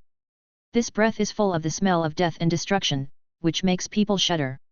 It seems to come from the depths of hell, with endless resentment and anger. The whole sword exudes an ancient and powerful breath, which makes people can't help but fall for it. Su Wohen looked at the sword, and an inexplicable impulse surged in his heart. He felt that the sword seemed to be calling him. The moment the sword appeared, everyone took a breath of cold air again. What kind of sword is this? What a terrifying aura! I feel my soul trembling. What kind of sword is this? The sense of light and breath, this is at least a magical weapon to prove the truth. What? A divine weapon for the path of enlightenment? Impossible. Su Wohen was shocked when he saw the long sword in Yamachan's hand. Master, this is too precious. Yamachan smiled slightly. This is just a meeting gift, a small token of my appreciation for you, please accept it. Henner, since it is a gift from the senior, you should accept it. Su Au was also very surprised to look at the long sword, and was greatly shocked. Su Wohen did not pretend and took it with both hands. As soon as he took the long sword made a humming sound, as if it liked Su Wohen very much. Yamachan held the hilt of the sword and felt the slight tremor coming from the sword, as if the sword was expressing its joy. He seemed to hear the whisper of the sword, which was a silent joy, the recognition and expectation of the master. This sword has spirit. Someone in the hall shouted. Holy crap! Holy crap! This is actually an Imperial Divine Weapon. Imperial Divine Weapon. How is this possible? The Emperor has spirit. This must be the Emperor's Divine Weapon. Oh my god! Someone actually brought an Imperial Divine Weapon as a gift. This is too generous. Su Au was also extremely shocked. When Yamachan took out this sword, he knew that Yamachan must be of great origin. Tianxian sect might be able to compete with Zaiwei Pavilion. I thought it was a divine weapon for proving the Dao, but it turned out to be an Imperial Divine Weapon. Although Zaiwei Pavilion also has an Imperial Divine Weapon, in the eyes of this senior, the imperial divine weapon was given away like cabbage. I'm afraid that this senior's background is even more terrifying than Ziwei Pavilion. This is very good, my Sui family is not in danger. Regarding the shock of everyone, Yamachan had a calm face. This sword has no name. You can give it a name. Yet. Machan said. So Wuhan thought for a moment and said. The sword is as black as ink, and its light is as cold as frost. It can cut iron like mud, and the enemy will die in an instant. When the sword is out, the world changes, and the cold light makes the stars die. Everything it passes by is annihilated. This sword is called destruction. Master, let it be destroyed. Ha ha ha, destruction. Sword of destruction, what a good name. Yamachan laughed heartily. Yamachan suddenly took out another object and handed it directly to Suayu. Suayu hurriedly bent over to take it. After taking it, he saw that it was a talisman. Puzzled, he did not wait for Suayu to ask. At the critical moment, tearing this thing into pieces can save the lives of the Sui family. Since I have accepted your son as my disciple, I will protect you. You don't need to worry about the Ziwei Pavilion. Suayu happily put the talisman into his arms, clasped his hands together, and said with gratitude. Thank you, senior. Well, now that everything is done, it's time for us to go. Yamachan said. So Wuhan nodded and didn't continue to drag things out with his father. He had said everything he needed to say, so why bother to continue the romance? Farewell, senior. Su. Ayu clasped his fists and said goodbye. Yamachan raised his hand, and a space crack suddenly appeared in the center of the hall. Yamachan stepped into the space. So Wuhan followed and turned back to say goodbye to Suayu. Father, I am leaving. Please take care of yourself. I will come back to see you often. Stinky boy, hurry up and don't keep the senior waiting. Suayu watched So Wuhan and Yamachan disappear into space, with a touch of reluctance that lingered for a long time. In the chaotic and disordered space turbulence, So Wuhan was shocked and looked at everything around him in disbelief, as if he was in an absurd dream. Endless space wind blades kept attacking them like a storm, as if to tear them into pieces. These wind blades were like sharp blades, flashing with cold light, which made people shudder. However, when the wind blades were still several feet away from Yamachan, they all dissipated automatically. As if they had never appeared, So Wuhan couldn't help but sigh that his master was so strong. But the terrifying wind blades not far away were extremely real. So Wuhan had no doubt that if he was hit, he would definitely not be left with anything. Master, where are we going? Go back to the section. Yamachan said calmly. Yes, master. So Wuhan said respectfully. In front of the Tianqian Sect's mountain gate, the space suddenly rippled, and then Yamachan. The disciple appeared out of nowhere in front of the mountain gate. Is this the Tianqian Sect? Su. Wuhan looked at the mountain gate in front of him, and his heart was filled with shock. The mountain gate of the Tianqian Sect was towering into the clouds, and it was magnificent. The three big characters Tianqian Sect were engraved on the mountain gate. The font was vigorous and powerful, exuding a majestic atmosphere. Let's go. Yamachan said, and walked into the mountain gate with So Wuhan. As soon as they stepped into the mountain gate, a huge spiritual energy suddenly rushed towards them. Such a rich spiritual energy. So Wuhan was shocked, and even the cultivation that had not appeared for many years began to flow slowly. The world of the sect seemed different from the outside. In the Tianqian sect, the buildings were scattered, with pavilions, towers, rockery and pools, which were beautiful. Master, this place is magnificent. So Wuhan exclaimed. This is the place where I practice as a teacher, and it will be your place of practice in the future. Yamachan said, and brought So Wuhan to a hall. The main structure of the hall was supported by huge stone pillars, which were tens of meters high and several meters in diameter. There were exquisite patterns and runes carved on them. The surface of the stone pillars was as smooth as a mirror, reflecting the sunlight, giving people a dazzling feeling. So Wuhan's heart was greatly shocked, as if a huge stone was thrown into the calm lake. My disciple, before I lead you on the path of cultivation, I have one more thing to tell you, and this matter is closely related to you. Yamachan stared at So Wuhan and said earnestly. So Wuhan raised his head, his eyes revealing doubts and expectations, and he listened quietly to Yamachan's words. Chapter 9. So Wuhan raised his head, his eyes revealing doubt and expectation, and he listened quietly to Yamachan's words. My disciple! Do you know why you lost all your cultivation? Yamachan's sharp eyes stared at Su Wuhan, as if he wanted to see through his appearance to his inner heart. Facing the question of his master, Su Wuhan shook his head gently, indicating that he did not know the reason. I really don't understand, master, please explain it to me. However, at this moment, Su Wuhan's doubts became more and more serious. Yamachan frowned slightly and said. In fact, there is a mysterious thing hidden in your body. It absorbs the spiritual energy you have cultivated day and night, and over time, you will naturally become no different from ordinary people. These words were like a bolt from the blue, hitting Su Wuhan's heart hard. He was so shocked that he couldn't even say a word. Although he has lost all his cultivation now, he still works hard every day.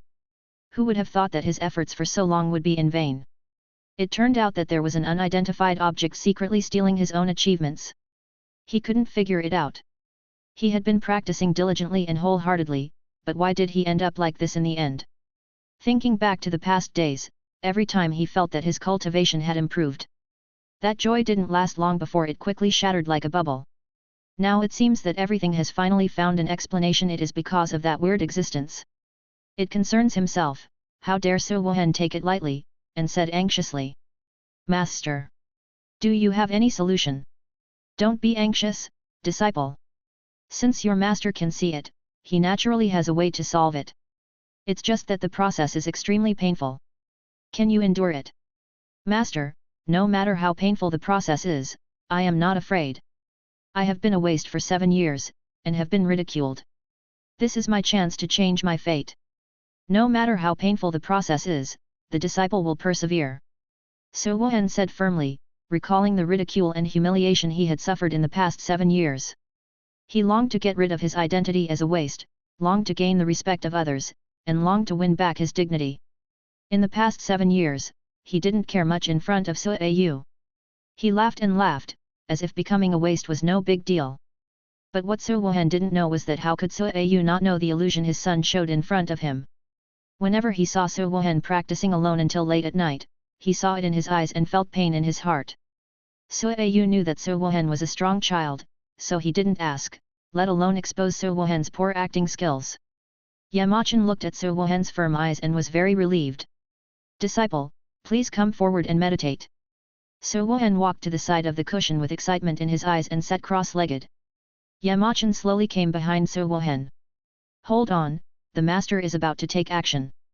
Su Wuhan gritted his teeth, but the pain he imagined did not come.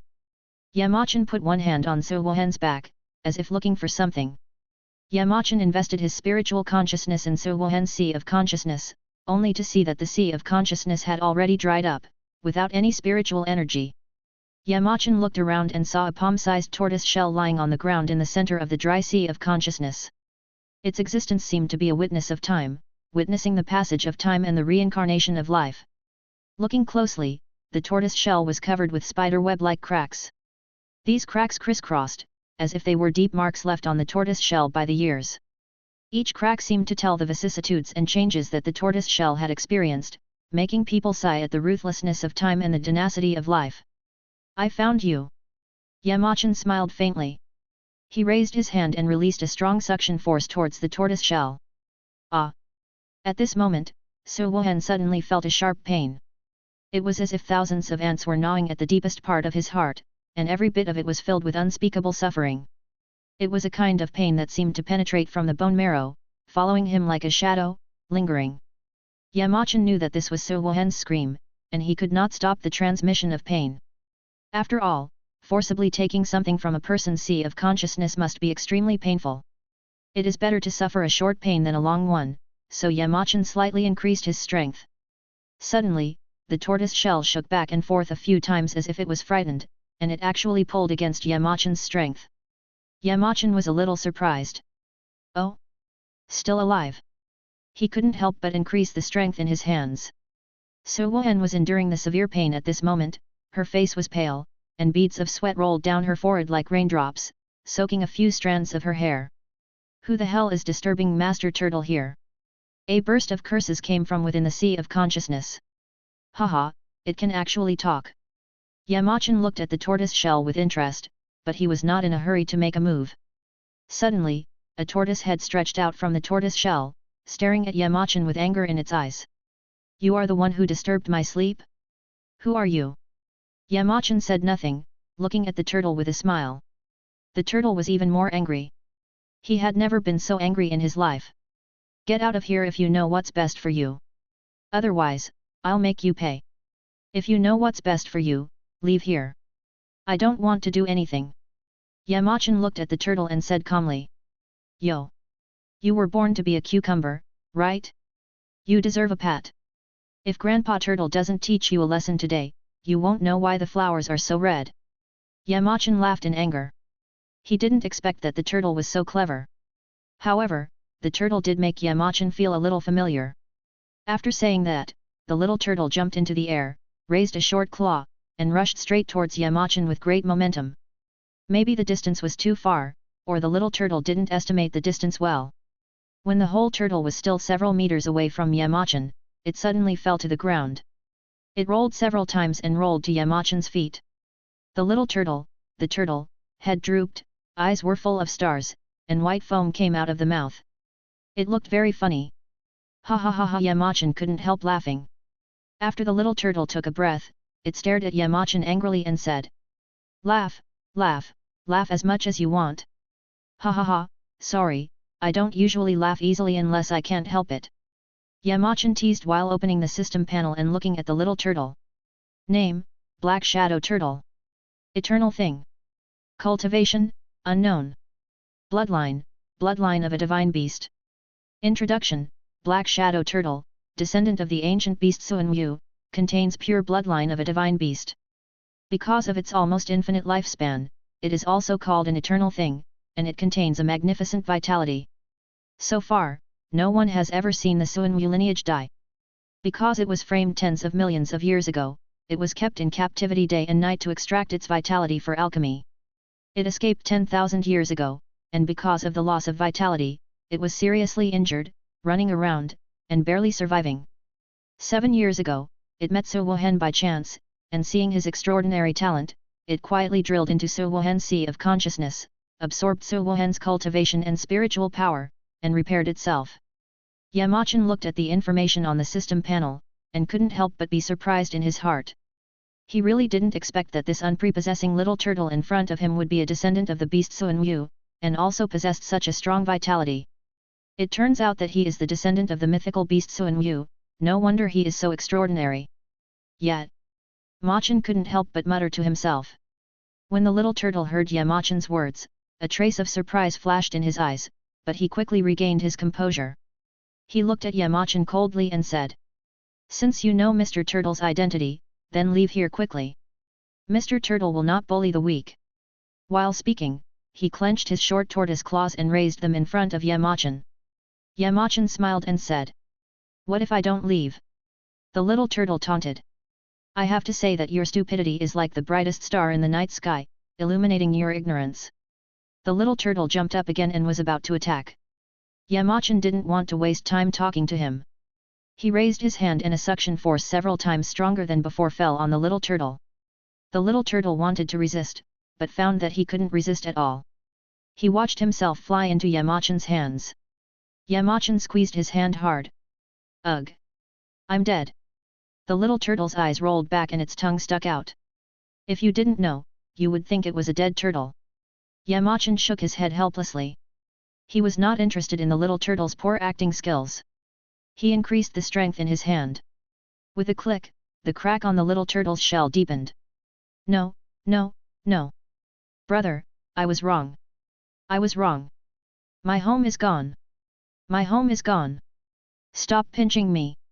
The little turtle was secretly frightened. His shell was. But even ordinary holy weapons may not be able to break it. And the person in front of him was almost crushed. It was really terrifying. Yamachan smiled slightly and said, "I know your current situation. You are seriously injured and need a lot of spiritual energy to repair yourself. The reason you stayed in this boy's sea of consciousness was to absorb his cultivation so as to repair yourself." The little turtle's face changed when he heard this, but soon returned to normal. "This kid is extremely talented. I am staying in his sea of consciousness for his own good. When I regain my strength, I will naturally leave here. Yamachan's eyes turned cold and he said.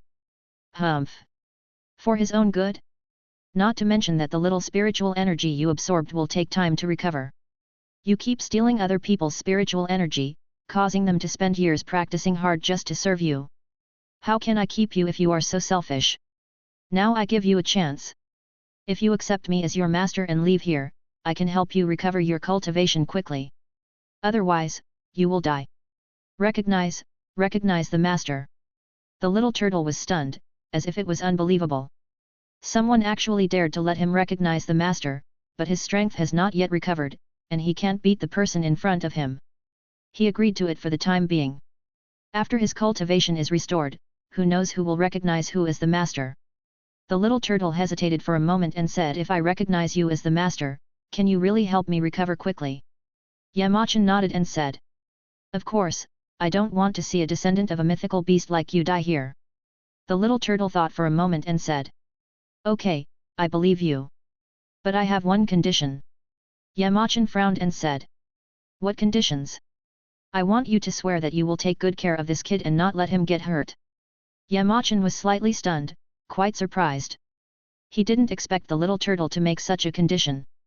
Yamachan pretended to be casual and said. Why? Alas, this boy is a good seedling. Although I entered his sea of consciousness and absorbed his cultivation, I never touched his foundation, let alone absorbed any of his vitality. Chapter 10. Alas, this kid is a good seedling. Although I entered his sea of consciousness and absorbed his cultivation, I never touched his foundation, let alone absorbed any of his vitality. The little turtle knew that since Yamachan could come here to help Su Wohen, he must have some connection with Su Wohen. With the size of the Su family, it is impossible to ask such a person to take action, and ordinary people can't find its existence. From the beginning, it felt that Yamachan was unfathomable. It has lived for millions of years, and there are very few people who can see through it. Although Su Wohen's talent is not weak, it is not worth the help of someone like Yamachan. Such people are either those with ulterior motives, or they have practiced some taboos, which require the lives of various talented young people to be sacrificed. But it looks at Yamachan, and he doesn't look like an evil person, but you can know a person's face but not his heart. After all, he had been absorbing spiritual energy from Su Wohen's sea of consciousness day and night. This kid had no merits but had worked hard. He was not a heartless person, so he naturally could not watch Su Wohen step into the abyss. Yamachan didn't know that the little turtle had imagined himself as an unforgivable person. He just felt that the little turtle's heart was not bad, and he was quite impressed. You don't need to worry too much about this. Since I have taken action, it must be for his own good. I am his master. It turns out to be his master. Fine, I believe you and I am willing to recognize you as my master. The little turtle no longer hesitated and immediately recognized the master, thinking that after the injury recovered, he must teach Yamachan a lesson. Ding! Congratulations to the host for receiving the Black Shadow Turtle.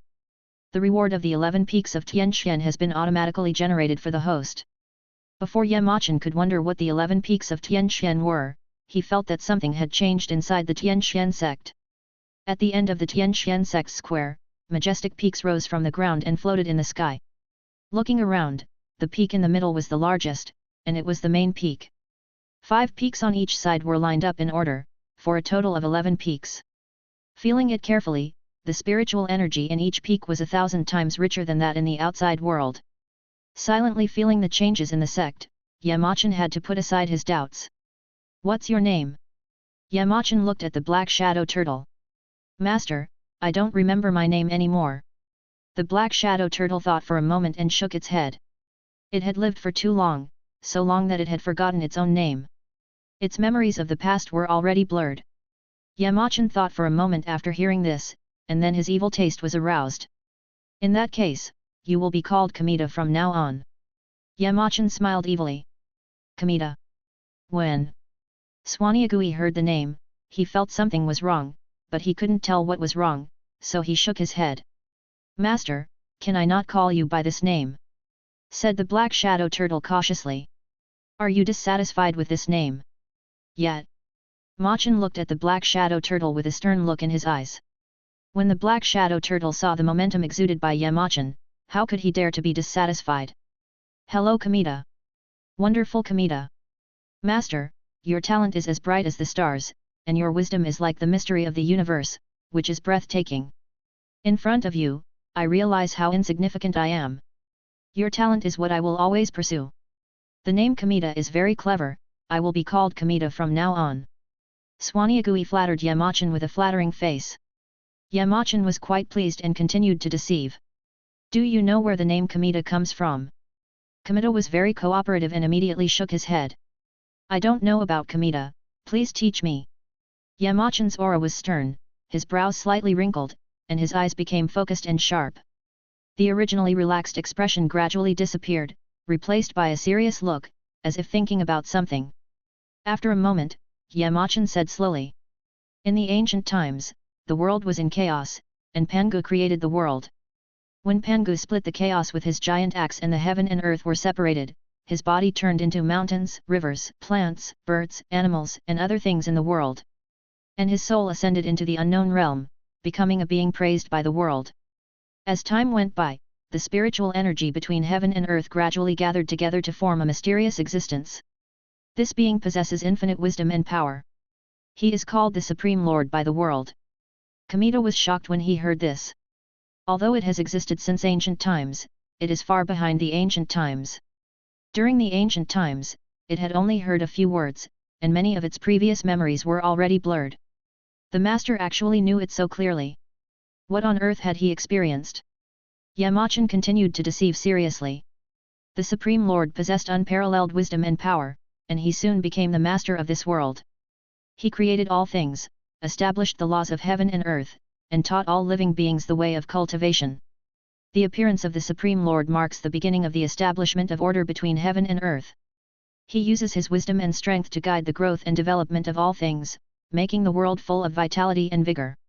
However, as time went by, Tai Shangjun gradually felt lonely. He began to think about the meaning of life and the value of existence. So, he decided to leave this world and look for a higher level of existence. From then on, the world never saw the Supreme Lord again. They only knew his name as Kamita, so the world called him Kamita Taishkun.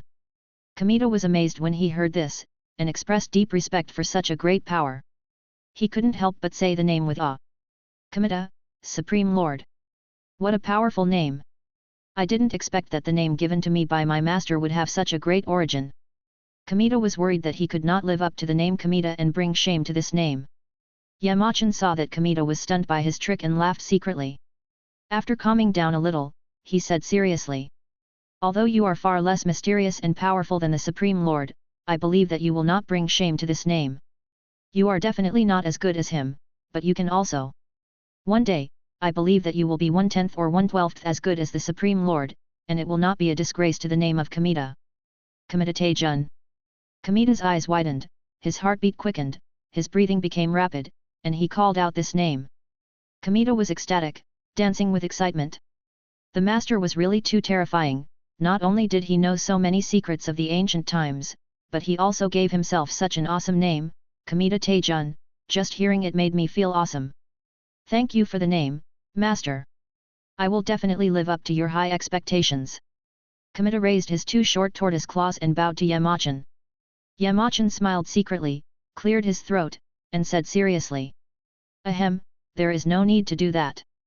Since you have already recognized me as your master, I will naturally consider you. Yamachan grabbed Kamita in his hand, and he reappeared in the hall with a thought. Yamachan looked at Suwohen. He didn't know when Suwohen had fainted. He came to Suwohen, checked him, and found that he was fine, so he was relieved. Yamachan calmly injected a gentle spiritual power into Suwohen's body to help nourish his soul. After a few breaths, Suwohen woke up slowly, only to feel a splitting headache and soreness all over his body. He opened his eyes and saw Yamachan standing in front of him, his eyes full of concern. Master, Su. Wohen called out weakly. Yamachan nodded and said. How do you feel? Su Wohen shook his head. I'm fine, just a little dizzy. You just fainted, and I have treated your wounds. Your body is still very weak, and you need to rest well. Thank you, master. You try to operate the spiritual energy. Yamachan reminded. Su Wohen tried to operate his own cultivation, and he found that a little spiritual energy appeared in his body. The spiritual energy that had been exhausted for many years was nourishing Su Wuhan's tendons and veins like nectar, making him feel extremely comfortable. And as time went by, the spiritual energy in his body gathered more and more. His own cultivation also began to slowly loosen. After a few moments, Su Wuhan succeeded in guiding the qi and finally entered the realm of body refining. He calmly felt the spiritual energy coming from his body, and his face showed joy. This feeling was so wonderful. Not only could he practice again now, but his cultivation became more and more solid and mellow, just like a cultivator who had been in body refining for many years. Su Wuhan had already entered the realm of supernatural power 7 years ago, but the lack of spiritual energy nourishment in his body caused his cultivation to continuously regress. Now that he is practicing again, his cultivation is naturally very solid. Yamachan nodded with satisfaction, very pleased. Su Wuhan immediately knelt down to Yamachan and kowtowed 3 times. "Thank you, Master." Su Wuhan was so grateful to Yamachan that he could not express it in words. Unconsciously, his eyes were covered by misty water. Just like the surface of a lake in the morning, a few crystal tears quietly slid down his face like ripe fruits. Yamachan looked at Su Wuhan, this always strong man, and the grievances of many years poured down like a tide at this moment. Yamachan could not help but be moved. He slowly raised his hand, and a gentle force gently lifted Su Wuhan up. "Disciple, there is no need to do this. I know you have been wronged these years, and I am only doing what a master should do. Men don't shed tears easily. It's not like a real man to cry." Yamachan smiled slightly and patted Su Wuhan's shoulder lovingly. Su Wuhan wiped his tears immediately. In his heart, Yamachan was the person closest to him at this moment. Even if he had to pay the price of his life, he would not hesitate at this moment. Master's words are heaven. I will do whatever Master tells me to do. Master is definitely not harming me when he tells me to die. Yamachan waved his arm, and time and space suddenly twisted. The surrounding environment changed drastically in an instant, and the scene teleported. The two appeared on the top of a mountain. When Su Wuhan just arrived at a place, he immediately felt a strong spiritual energy coming towards him. This spiritual energy is more dense than that in the sect, which made him feel extremely shocked. Su Wuhan became excited, and he began to feel that his body and mind were changing. His senses became more acute, and he could feel all the subtle changes around him. His thinking became clearer, and he was able to think about problems more deeply. Su Wuhan took a steady breath, feeling the strong spiritual energy flowing through his body. His originally exhausted sea of consciousness was also accumulating spiritual energy at a speed visible to the naked eye. Su Wuhan only felt that his body was full of power at this time. While his heart was surging, he couldn't help but be shocked by the strength of the sect. Anything in the sect, even if it was slightly outflowed, would probably trigger a fight among the major forces. This is one of the 11 main peaks. You should practice well here. If you have any questions, you can go to the main peak to find me. Yamachan said while pointing to a more magnificent mountain a few hundred meters away. In addition, you can watch the various cultivation methods in the sect at will. If you are not satisfied with the sword I gave you before, you can go to the treasure pavilion and choose a weapon you like. Chapter 11. If you are not satisfied with the sword I gave you before, you can go to the treasure pavilion and choose a weapon of your choice. You can go around and learn more about the situation in the sect, Yamachan said. Disciple understands. Su Wuhan nodded seriously. Then he began to examine the first peak, only to see that the mountain was surrounded by fog. Looking closely, he found that the fog was actually transformed by rich spiritual energy. There are many magnificent buildings on the first peak, such as palaces, pavilions, courtyards, etc. These buildings are made of extremely precious materials and are beautifully decorated, showing the powerful strength and profound heritage of the sect. There is a special place for cultivation on the side, such as a training ground, a training room, etc. Everything is available. Su Wuhan was shocked and a little curious at the same time. He found that since he entered the sect, all the facilities of the sect were available. But the more this happened, the more confused he became. Such a large sect was empty. After careful recollection, he confirmed that he had never seen anyone except his master. Master, why is there no one in the sect? Where are the brothers and elders? Su Wuhan asked in confusion. Yamachan felt overwhelmed when he heard it. How could there be anyone in this sect? When he first came to Tianxian sect, there was no one there. The current Tianxian sect was just generated by the system. Where could he find brothers and elders for him? That, disciple, the Tianxian sect is indeed a top-notch sect with a very deep foundation. I believe you have a deep understanding of this. Yamachan began to think about how to tell Su Wuhen. Su Wuhen nodded, indicating that he knew the sect was powerful and had a deep understanding of it. Yamachan suddenly had an idea and continued. Our sect is so powerful, it must have many branches and vassal sects under it. Those disciples and elders have been sent to various branches and vassal sections. This sect was re-established by the master himself 100 years ago, and none of the sect's disciples have returned yet. Because of this huge sect seems so deserted. Yamachan said slowly to Su Wuhen. So that's how it is. Then, master, when will all the brothers and sisters come back? Su Wuhen continued to ask. Yamachan's face was dark, thinking about how to start. In between breaths, Yamachan answered. As for when the disciples and elders will return, I don't know. Perhaps they won't come back. Most of them have already established roots in other branches. But you don't have to worry, there are still many elders who are just out on missions, maybe they will come back in a while. You are the first disciple of our sect. When I start to recruit disciples, you will be the eldest senior brother. Su Wuhen was a little sad when he first heard that the disciples and elders of the sect might not come back. But when he heard that he was the first disciple of the master and the eldest senior brother of the sect, he couldn't help but feel happy. Master, I understand. Su Wuhen bowed to Yamachan. In this case, you should practice hard. I have some important matters to attend to, so I will leave now. Farewell, master. With a whoosh, Yamachan disappeared, leaving Su Wuhen secretly sighing that his master really came and went without a trace. After leaving the first peak, Yamachan came to the main peak, which was even better than the first peak. The spiritual energy was much richer than that of the first peak, and the scale of the buildings was even larger. Yamachan looked at the quaint pavilion on the side. In that piece of heaven and earth, the quiet pond was like a green mirror. On the smooth water surface, the lotus leaves swayed in the wind, like green waves rising and falling. The pink and white lotus flowers are dotted in between, some are in bud, shy and about to bloom, and some are already in full bloom. Like fairies dancing, they exude bursts of elegant fragrance. Beside the pond, a unique pavilion stands quietly, with its eaves and corners like a bird about to fly.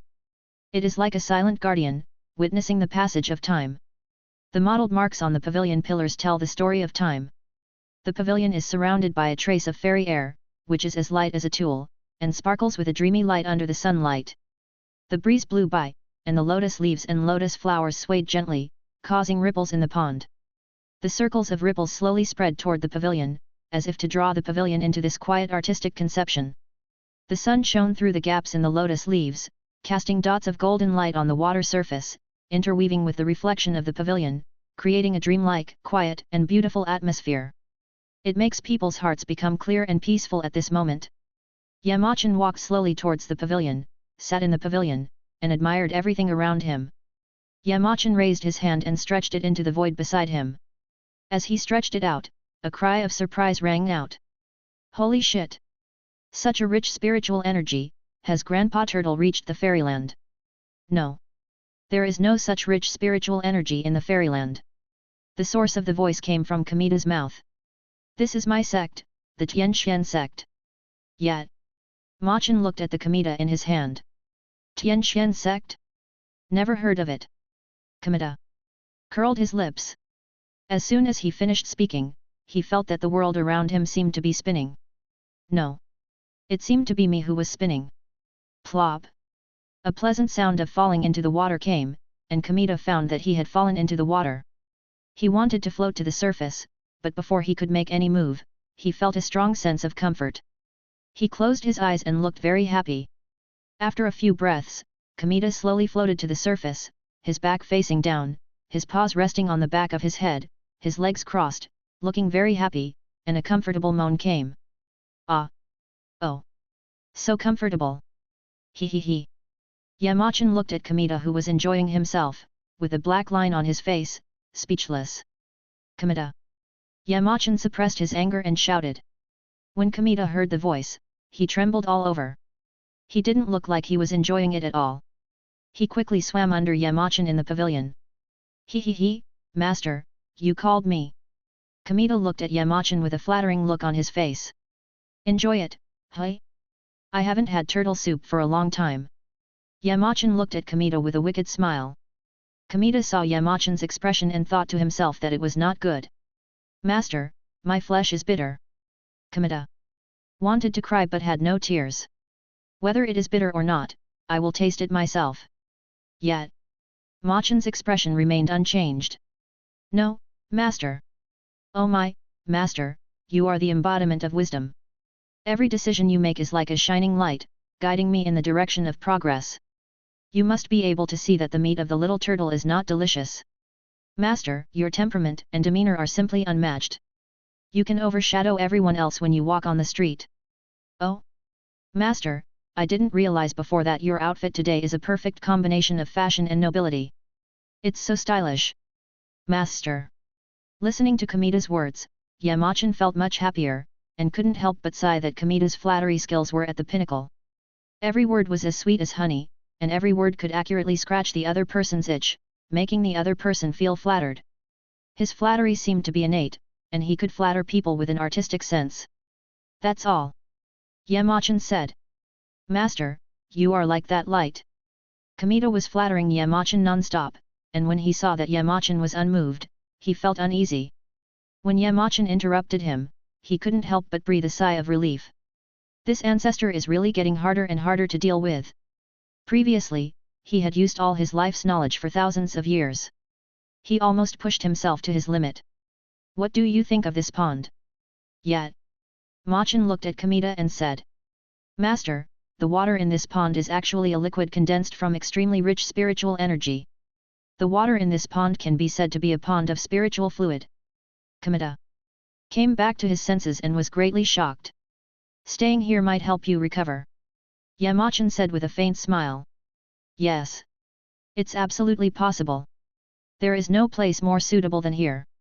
Here, within a few years, I will definitely be able to recover to my peak. Kamita said hurriedly. You will stay here from now on. Yamachan smiled faintly. Hehe, thank you, master. After saying that, Kamita immediately dove into the pond and continued to enjoy his spiritual liquid bath. Yamachan immediately stepped out of the pond and walked towards the alchemy pavilion at the other end of the main peak. He had not yet tested the god-level alchemy level he had obtained before, so now was the right time to test it. Yamachan looked at the alchemy furnace and thought slowly. Judging from his current state of perfection in the saint realm, he could not refine pills that were too advanced at the moment, but he could barely refine the emperor-level pills. However, it seemed a bit inappropriate to make it difficult for himself right from the start. Sigh, let's start with the low-level pills. Yamachan sighed slightly. He immediately began to search for pill recipes in his mind. It's him. He put the herbs that exuded strange fragrance into the furnace one by one, his movements were precise and skillful, as if he was born with it.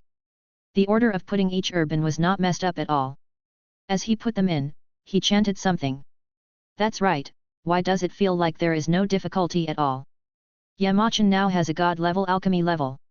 God-level alchemy level is not just talk. All the tedious processes in the eyes of others are so simple in his eyes. As time passed, Yamachan stared at the alchemy furnace, yawned, and slowly adjusted the size and temperature of the spiritual fire. It's been several hours, why isn't it ready yet? I'm almost asleep. Yamachan stretched out of boredom. Suddenly, the light in the alchemy furnace became bright, as if some magical changes were happening. Yamachan perked up slightly and looked at the alchemy furnace. The alchemy furnace was shaking violently, the light was as dazzling as the sun at noon, and wisps of mysterious aura lingered around. There seemed to be a powerful force surging in the furnace, about to burst out. The outline of the pill gradually became clear, and the surface was shining with a strange brilliance, as if it contained endless mysteries. The air around him seemed to solidify, and Yamachan watched nervously and expectantly, his heart pounding. It's done. Yamachan was delighted. He opened the furnace with great anticipation, and a strong medicinal fragrance came like a clear spring, refreshing and refreshing. In the furnace, several round and shiny pills were lying quietly like sleeping babies. This was the result of his hard work, like a bunch of bright pearls, emitting an attractive light. Chapter 12. Inside the furnace, several round and shiny pills lay quietly like sleeping babies. These were the fruits of his hard work, like bright pearls, emitting an alluring glow. This Dao pill doesn't seem to be difficult to refine. This god-level alchemy level is so abnormal. Yamachan took out the pill and observed it carefully. After observing it for a while, he couldn't figure out what it was. He raised his hand and threw it into his mouth. The pill melted in his mouth, like a fish in water, and turned into a warm current, drilling into Yamachan's lower abdomen. Yamachan closed his eyes and silently felt the changes brought by the pill. He only felt that the medicinal power turned into a weak spiritual power, which was dispersed into the major tendons and veins of the body, and then disappeared. It's gone already? Is this pill really the Lundao pill? How come it feels the same as if I didn't take it? Yamachan muttered to himself. As soon as he finished speaking, he threw another pill into his mouth. The pill went in like a stone sinking into the sea, without causing any ripples. After taking 2 pills in a row, Yamachan didn't see any changes. If you really want to feel the changes, it's just that his spiritual power has increased a little bit compared to before. Yamachan's spiritual energy is like the vast ocean. The increase brought by the 2 pills is like pouring 2 bowls of water into the ocean, which is dispensable. Yamachan carefully recalled the process of refining the pill, and was extremely sure that he had not made any mistakes. During the process of refining the pill, he didn't even take it seriously. No wonder it feels so simple to refine, and it has no effect at all. Yamachan couldn't help but doubt the authenticity of this god-level alchemy level, and immediately called out the system. System! System, come out! Ding, the system is here. What instructions does the host have? Is this god-level alchemy level just a scam? How come I can make a pill and eat it, but it has no effect at all? Yet. Machan questioned. System, what kind of pill did you make? Yamachan, the Tao pill. System. Yamachan, is this god-level alchemy level real or fake? System. Yamachan, speak. System. Replying to the host, what is your current cultivation level? Cultivate, cultivate. Yamachan was confused and answered subconsciously. The great perfection of Saint Realm. The products of this system must be top-notch. You are a Saint Realm person, and you eat low-level elixirs that a Divine Power Theory Realm person eats. Do you still want effects? Tell me, what effects can you expect? Yamachan was embarrassed when he heard this, and shook his head and smiled. Haha, that. Brother Tongzi, I wrongly blamed you. System. Okay, go and have a rest. After Yamachan dismissed the system, he began to search for pill recipes in his memory to see what pills were suitable for him at this stage. Got it. Let's refine it. Saint King Pill. It can help the Saint Realm Great Perfection break through to the Saint King Realm. Yamachan thought about the medicinal materials needed for the pill recipe, looked around the main peak alchemy pavilion, and found that 2 precious medicinal materials were still missing. Then he searched in the system space and found that there was still no. It's broken. 2 herbs are missing. Yamachan smiled bitterly and could only leave the sect to look for them. Yamachan turned his head to look at the first peak where Su Wohen was, and said through the air. Disciple, I have something important to do and need to leave the sect. You should practice well. On the first peak, Su Wohen, who was meditating, heard a ethereal voice coming from all around him and suddenly opened his eyes. Disciple, I have something important to do and need to go out. You should practice well. You should practice well. Practice. Refining. The echo lingered for a long time, and Su Wohen immediately clasped his fists towards the main peak and said, Master, I will practice diligently. On the main peak, Yamachan nodded with satisfaction after hearing Su Wohen's words. He took a step and stepped into the void. Yamachan's figure gradually disappeared in the void. When he appeared again, he was thousands of miles away from Tianxian sect. Yamachan carefully searched for nearby cities. After flying for several hours, he finally saw a prosperous city. Flying over the city, Yamachan slowly landed at the entrance of the city. There were many cultivators coming and going over the city, and a few people landed from time to time. Yamachan's appearance did not attract much attention. Compared with other people, he had more extraordinary momentum. A few passers-by couldn't help but look at Yamachan a few more times. Everyone just thought he was the son of a family. Slowly raised his head and looked at the 3 big characters written in a flamboyant manner at the door. Holy Fire City.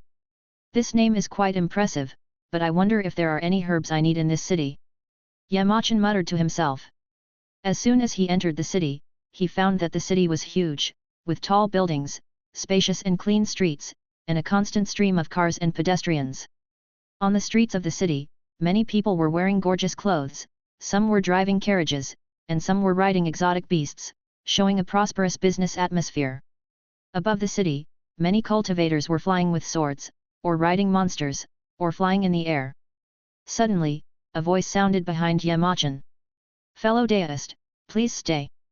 Yamachan looked back and saw that the man was of medium build, slightly thin, with black but slightly messy hair. Judging from his appearance, he was about the same age as himself. "Who are you?"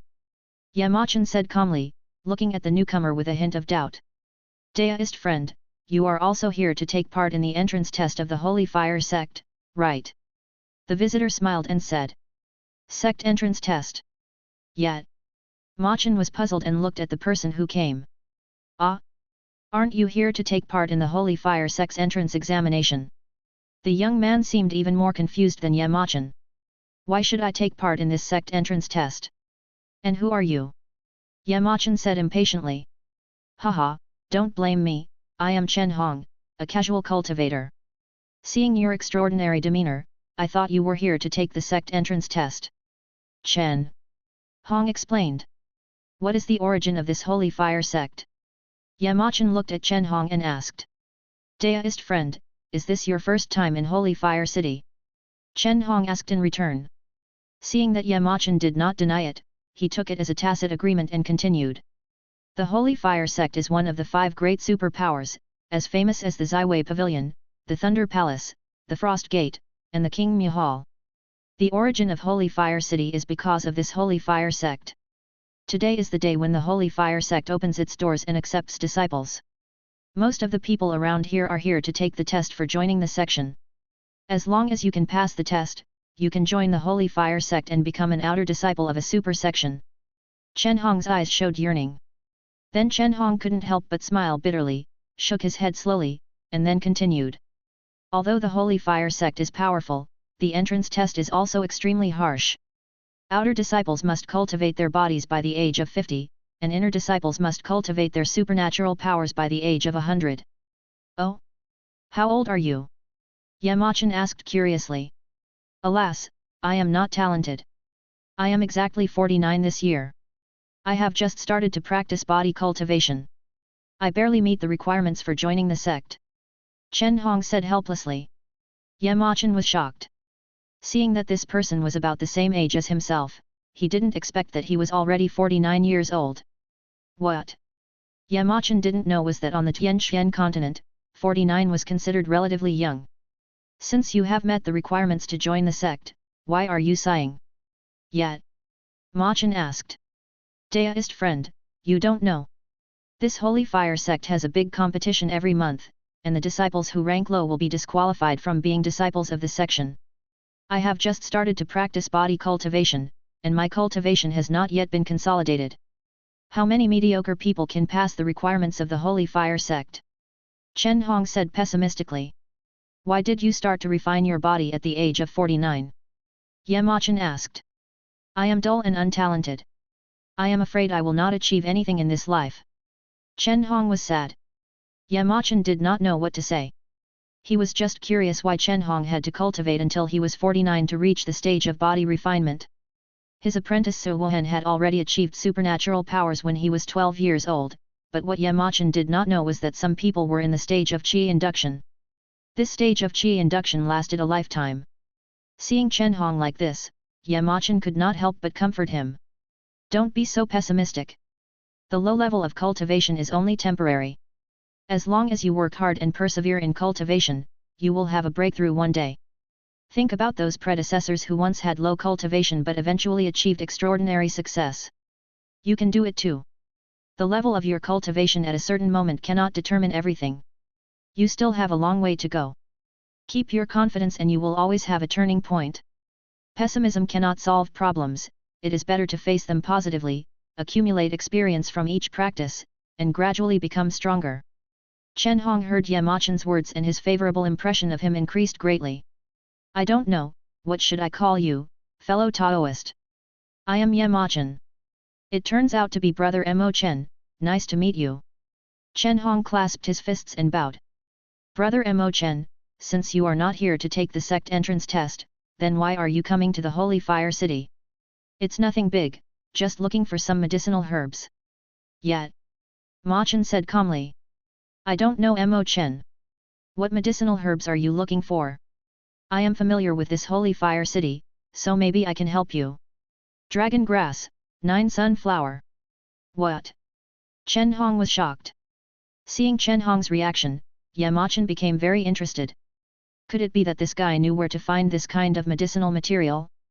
Brother Chen knows, can you tell me? I will reward you handsomely after the matter is completed. Yet. Ma Chen asked. Chen Hong smiled bitterly and said. Brother Mo Chen, are you making fun of me? Oh? Brother Chen, what's the meaning of this? Yet. Ma Chen asked puzzledly. Chen Hong looked at Yamachan's expression and it didn't seem like he was joking, so he explained. I don't know about the dragon pattern grass, but this 9 sunflower is the treasure of the Holy Fire sect. This is no secret, everyone knows. 100 years ago, the leader of the Holy Fire sect entered a secret realm and found an object, which was the 9 sunflower. This 9 sunflower contains a huge amount of fire power, which complements the Holy Fire sect's skills and is closely related to the. Practicing around the 9 sunflower can achieve twice the result with half the effort, so the 9 sunflower is regarded as the treasure of the Holy Fire sect. Yamachan's surprise surged like a tide, and a brilliant smile bloomed on his face, and the corners of his mouth could not help but rise. Dragon pattern grass, 9 sunflower. Has he found one of them? It seems that this Holy Fire sect must be visited. Chapter 13. Dragon pattern grass, 9 sunflower. Have you found one of them? It seems that I have to go to the Holy Fire sect. Yamachan clasped his hands together, bowed slightly to Chen Hong, and said. I am new here, please take care of me, Brother Chen. I don't know where the Holy Fire sect is, please tell me, Brother Chen, I also want to participate in this test. Chen Hong bowed and replied with a smile.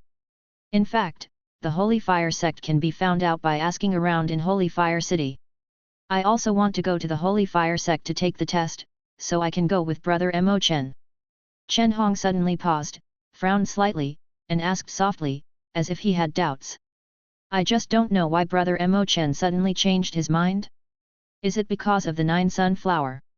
Haha, Brother Chen, to be honest, I also practice fire-based skills. I heard about the mysteriousness of the 9 sunflower, so I asked around and found this place. Brother Chen, please watch. As Yamachan spoke, his aura changed, and a faint red aura lingered around him. Chen Hong was startled, and felt a wave of heat coming towards him. The heat contained a rich aura, which made his face redder. Chen Hong calmed down, bowed and said. I see. I thought Brother Mo Chen had other intentions for the 9 sunflower. This is about our lives. I was judging you by my own standards, I hope Brother Ma Chen will forgive me. Yamachan smiled slightly, waved his hand and said, It's okay, Brother Chen, don't worry. Seeing Yamachan's easygoing attitude, Chen Hong's tension gradually dissipated. Chen Hong sighed in his heart, such a person must have an extraordinary origin. He couldn't help asking. Brother Mo Chen, this is our first meeting. Where are you from? Mo Chen smiled and replied, I am a casual cultivator, wandering around the world, and the world is my home. This time I came to Holy Fire City because I heard that the 9 sunflower was here. Because of its cultivation characteristics, I came here to seek some opportunities. Chen Hong nodded and said, It turns out that Brother Mo Chen is also a casual cultivator, no wonder he is so free and unrestrained. The two smiled at each other, and the distance between them was shortened a lot. Chen Hong continued, Brother Mo Chen, this Holy Fire City is a very lively place. Today is the day when the Holy Fire sect opens its sect and accepts disciples. I believe that many young talents will gather here to participate in the test. We will go together now. I believe that with Brother Ma Chen's qualifications, this sect entrance test will be no problem. After saying that, Yamachan and Chen Hong soon arrived at the gate of the Holy Fire sect. In front of the gate of the Holy Fire sect, the crowd was bustling and lively. The gate of the sect was open, and 2 disciples in red clothes stood on both sides. When they saw Yamachan and Chen Hong approaching, one of them had a blank expression on his face, his lips moved slightly, and he asked, "Are you 2 here to take the sect entrance test?" Chen Hong leaned forward slightly, nodded, clasped his fists and said, "Senior brother, we are all here to take the test."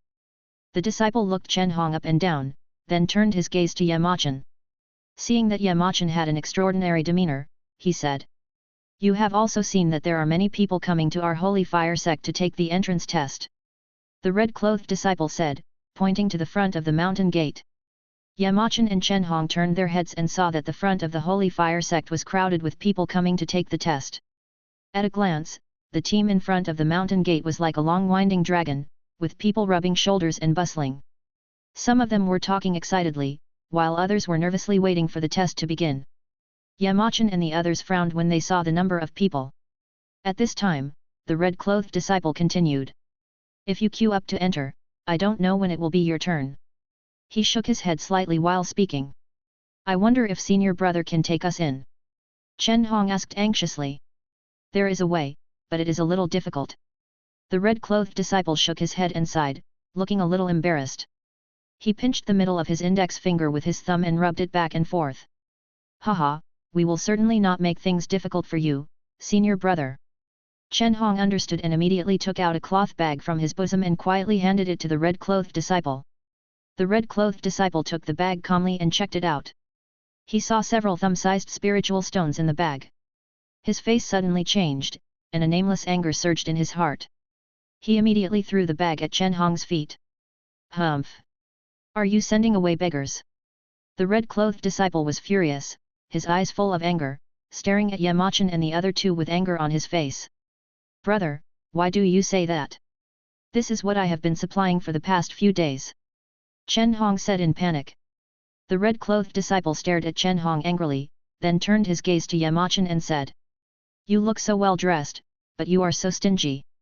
If you want to enter the holy fire sect today, you can't get in without 20,000 spirit stones. You can't even queue up."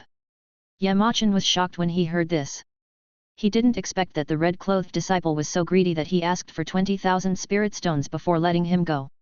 He has 20,000 spirit stones. At this moment, there are 2,000-meter-high spirit stone mountains in the system space. These. However, Yamachan has them, which does not mean he will take them out. He hates this kind of greed and extortion the most, and it is even more impossible for him to take out spirit stones. Chen Hong said with a smile, "Brother, can you be flexible? We all really want to join the holy fire sect." The red-clothed disciple snorted coldly and said disdainfully, "What kind of cats and dogs want to join our holy fire sect? Stop talking nonsense. 20,000 spirit stones, not a penny less. Otherwise, you can't get in." Chen Hong wanted to plead again, but was stopped by Yamachan. Yamachan glanced at the red-clothed disciple and said coldly, "We don't have 20,000 spirit stones, but I want to enter the holy fire sect, what do you think?" The red-clothed disciple laughed as if he had heard a huge joke, with a distorted expression. "Ha ha ha, who do you think you are? If you dare to step into the sect today, I will make sure you never come back." As the red-robed disciple spoke, a terrifying aura was released from his body. The movement of Yamachan had attracted the attention of the various cultivators who came to take the test. A voice came from the crowd. "It's actually the 3rd level of body refining. I didn't expect that a gatekeeper disciple of the Holy Fire sect has reached the 3rd level of body refinement. The Holy Fire sect is truly powerful. Aren't you talking nonsense? The Holy Fire sect is one of the 5 superpowers.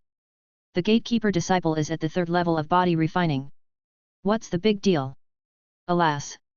You should know that most of us who come to take the test are in the early stage of body refining. Although there are many geniuses in the 1st and 2nd levels of body refining, they are still a minority. We don't have to do that. Once we join the Holy Fire sect, we can get the cultivation resources. Then we will be able to become stronger quickly. You see, this person has offended a formal disciple of the Holy Fire sect. I'm afraid there will be no good results. But this disciple of the Holy Fire sect is really greedy. He actually asked for 20,000 spirit stones. How many people present can afford it?" "Hush, You're going to die. Aren't you afraid of being heard by others when you talk so loudly about the disciples of the Holy Fire sect? One of them suddenly made a silent gesture and looked at the person who had spoken earlier. The person who had spoken earlier quickly covered his mouth and was frightened. Yamachan didn't care much about what everyone was saying and didn't want to talk too much nonsense. He immediately raised his hand and slapped the red-clothed disciple. The red-clothed disciple didn't have time to react and suddenly felt a terrifying force crushing him. Boom! Everyone heard a loud noise, and the red-clothed disciple disappeared. Everyone started looking for him. Look, over there! A man in the crowd raised his hand and pointed to the distance. Everyone looked in the direction of his finger. 100 meters away, a figure was lying in a huge deep pit. This person was the red-clothed disciple who had disappeared. The red-clothed disciple was motionless at this moment, his clothes were tattered, and his eyes were dull.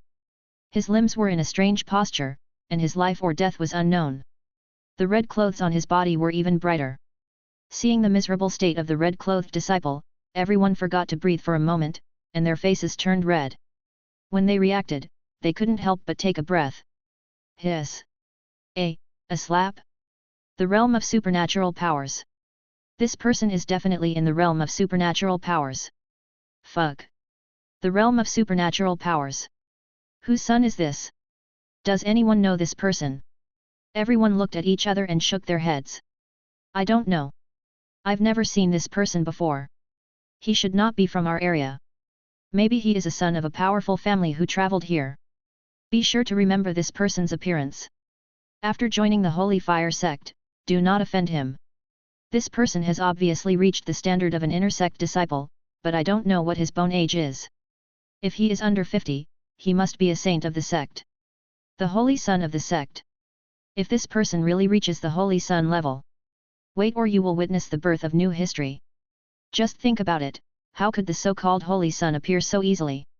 The Holy Fire sect has many magical powers, how can we call everyone a Holy Son?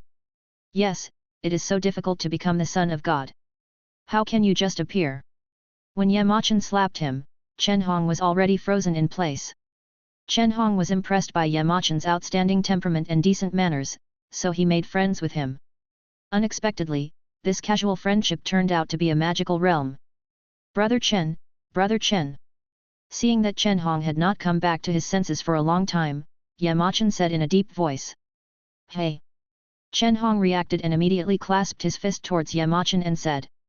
Brother Mo Chen actually has such a method.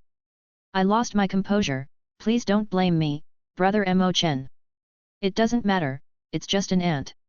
Seeing Yamachan's easygoing attitude, Chen Hong continued. Brother Machan, are you not afraid of this person's revenge? The relationship between the disciples of the Holy Fire sect is complicated, and this person may be acquainted with the inner disciples. Chen Hong knew that Yamachan's supernatural power realm had reached the requirements of inner disciples, but the inner disciples were strong and weak, and there were probably many who were stronger than Yamachan. If Yamachan's bone age was no more than 50 and he entered the supernatural power realm, it would be okay, and he could become the sect's Holy Son. The inner disciples would definitely not dare to cause trouble for the sect's Holy Son, but the supernatural power realm with a bone age of no more than 50 is so rare. Thinking of this, Chen Hong couldn't help but worry about Yamachan. Brother Chen, don't worry, I know what to do. Yet. Machan cast a reassuring look at Chen Hong. Chen Hong then calmed down. Yamachan came to the Holy Fire sect for the 9 Sunflower, but was blackmailed by the sect's disciples. After some thought, Yamachan realized that he came for the sect's treasure. It's not good to kill people directly, so he spared tens of millions of hands. Otherwise, with Yamachan's cultivation, that slap would not leave even a slag. Ha ha ha, you two young friends are really heroes from a young age, your strength is outstanding. Suddenly, an old voice like a huge bell came from the gate of the Holy Fire sect. Chapter 14. Ha ha ha, you two are really heroes from a young age, your strength is outstanding. An old voice like a loud bell suddenly came from the gate of the Holy Fire sect. Yamachan and the others looked over and saw an old man with a tall figure, wearing a dark red robe, with bright eyes and a dignified and restrained look walking out of the gate. Great Elder.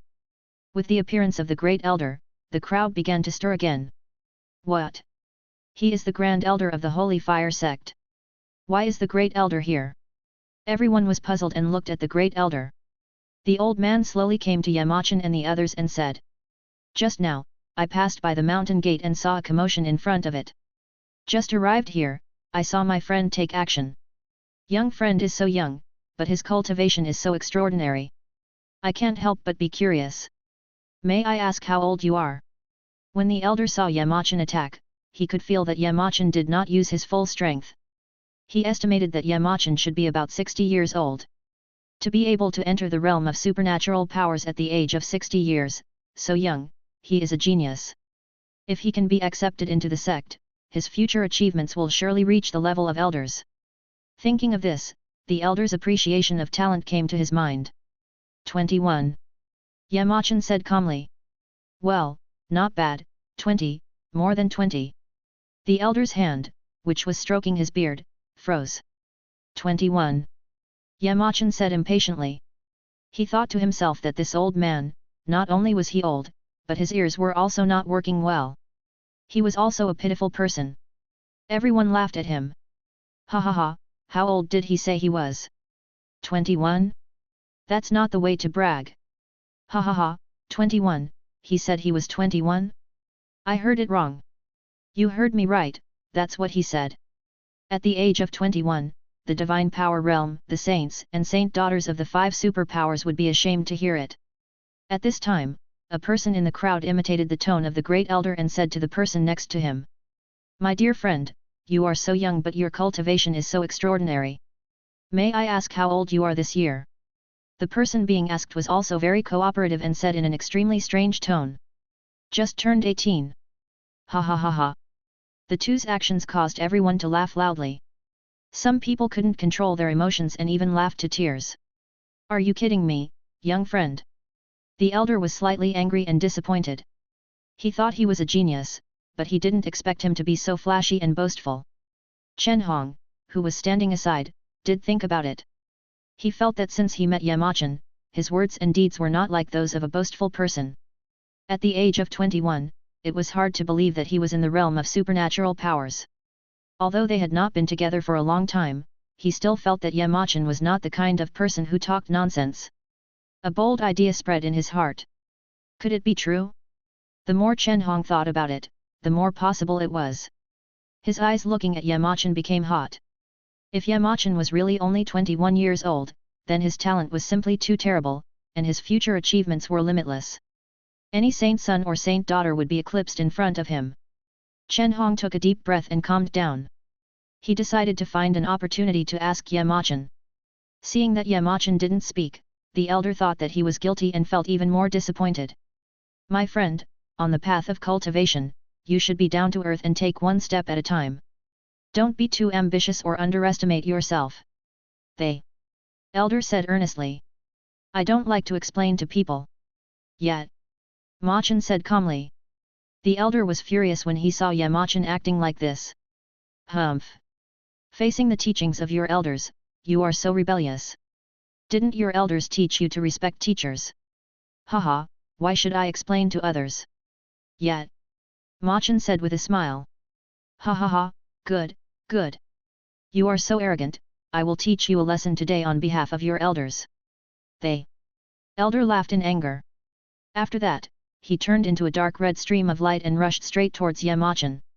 Yamachan looked at the elder with an unchanged expression, then slowly raised his right hand. Bang! Bang! In a flash, before everyone could see what happened, they saw the great elder lying at Yamachan's feet like a dead dog. The scene was so quiet that you could hear a pin drop. It was in an eerie silence.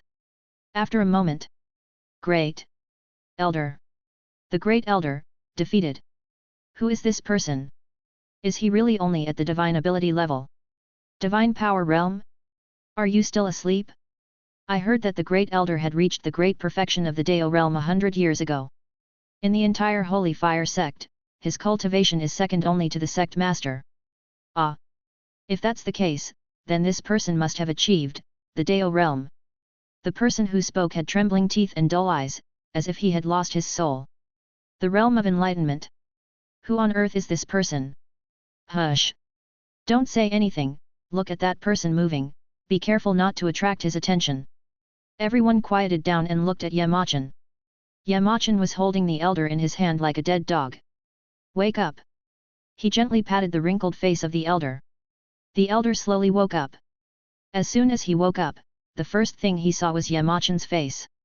As his consciousness gradually became clearer, the elder struggled from Yamachan's hand with a look of horror, as if he had seen something terrible. Maybe he was injured, or maybe he was scared by Yamachan. As soon as the elder broke free, he immediately fell to the ground. After a few breaths, the elder finally recovered his strength, but the horror in his eyes was still there. He crawled towards Yamachan and said, "Senior! Senior! I am blind. I have offended you. I dare not ask for your forgiveness. It's just that I have a 700-year-old mother and a 300-year-old child who are crying for food. If something happens to me, what will happen to this family?" The elder burst into tears and kept kowtowing to Yamachan, begging for his forgiveness. Yamachan's face was full of black lines and he was speechless. What the hell? 700-year-old mother? Whose mother is 700 years old? 300-year-old child? Still crying for food? Your child is 300 years old and hasn't been weaned yet? At this time, in front of the mountain gate of the Holy Fire sect, several formal disciples were discussing in a low voice. Does the great elder have a 700-year-old mother? Ah? No, didn't the great elder's mother die a long time ago? The elder's behavior is really embarrassing for our sect. The voices of the few people were very low, but they were still heard by the elder. The elder lowered his head, rolled his eyes, and glared at them fiercely. The disciples felt the elder's gaze and quickly shut their mouths in fear. Face? Haha. In the face of strength, all dignity and face do not exist. You know shit. As long as you can survive, what does face matter? Only the elder himself knew how terrifying Yamachan's slap was. In front of that palm, even he, a strong man in the early stage of the realm of enlightenment, felt a deep sense of powerlessness. Even when facing the sect master, it was far less oppressive than the feeling of oppression brought to him by Yamachan. Yamachan stood there with a cold expression, as if the palm just now was not made by him. His eyes swept over the elder, and a trace of disdain flashed in his eyes. You should be thankful that you didn't have the intention to kill at that moment, otherwise you would be a dead body now. Yamachan said coldly. The elder was overjoyed upon hearing this, and immediately kowtowed 3 times. Thank you for not killing me, said the elder gratefully. Get up first. I'm sparing you life because I need you to do something, Yamachan said.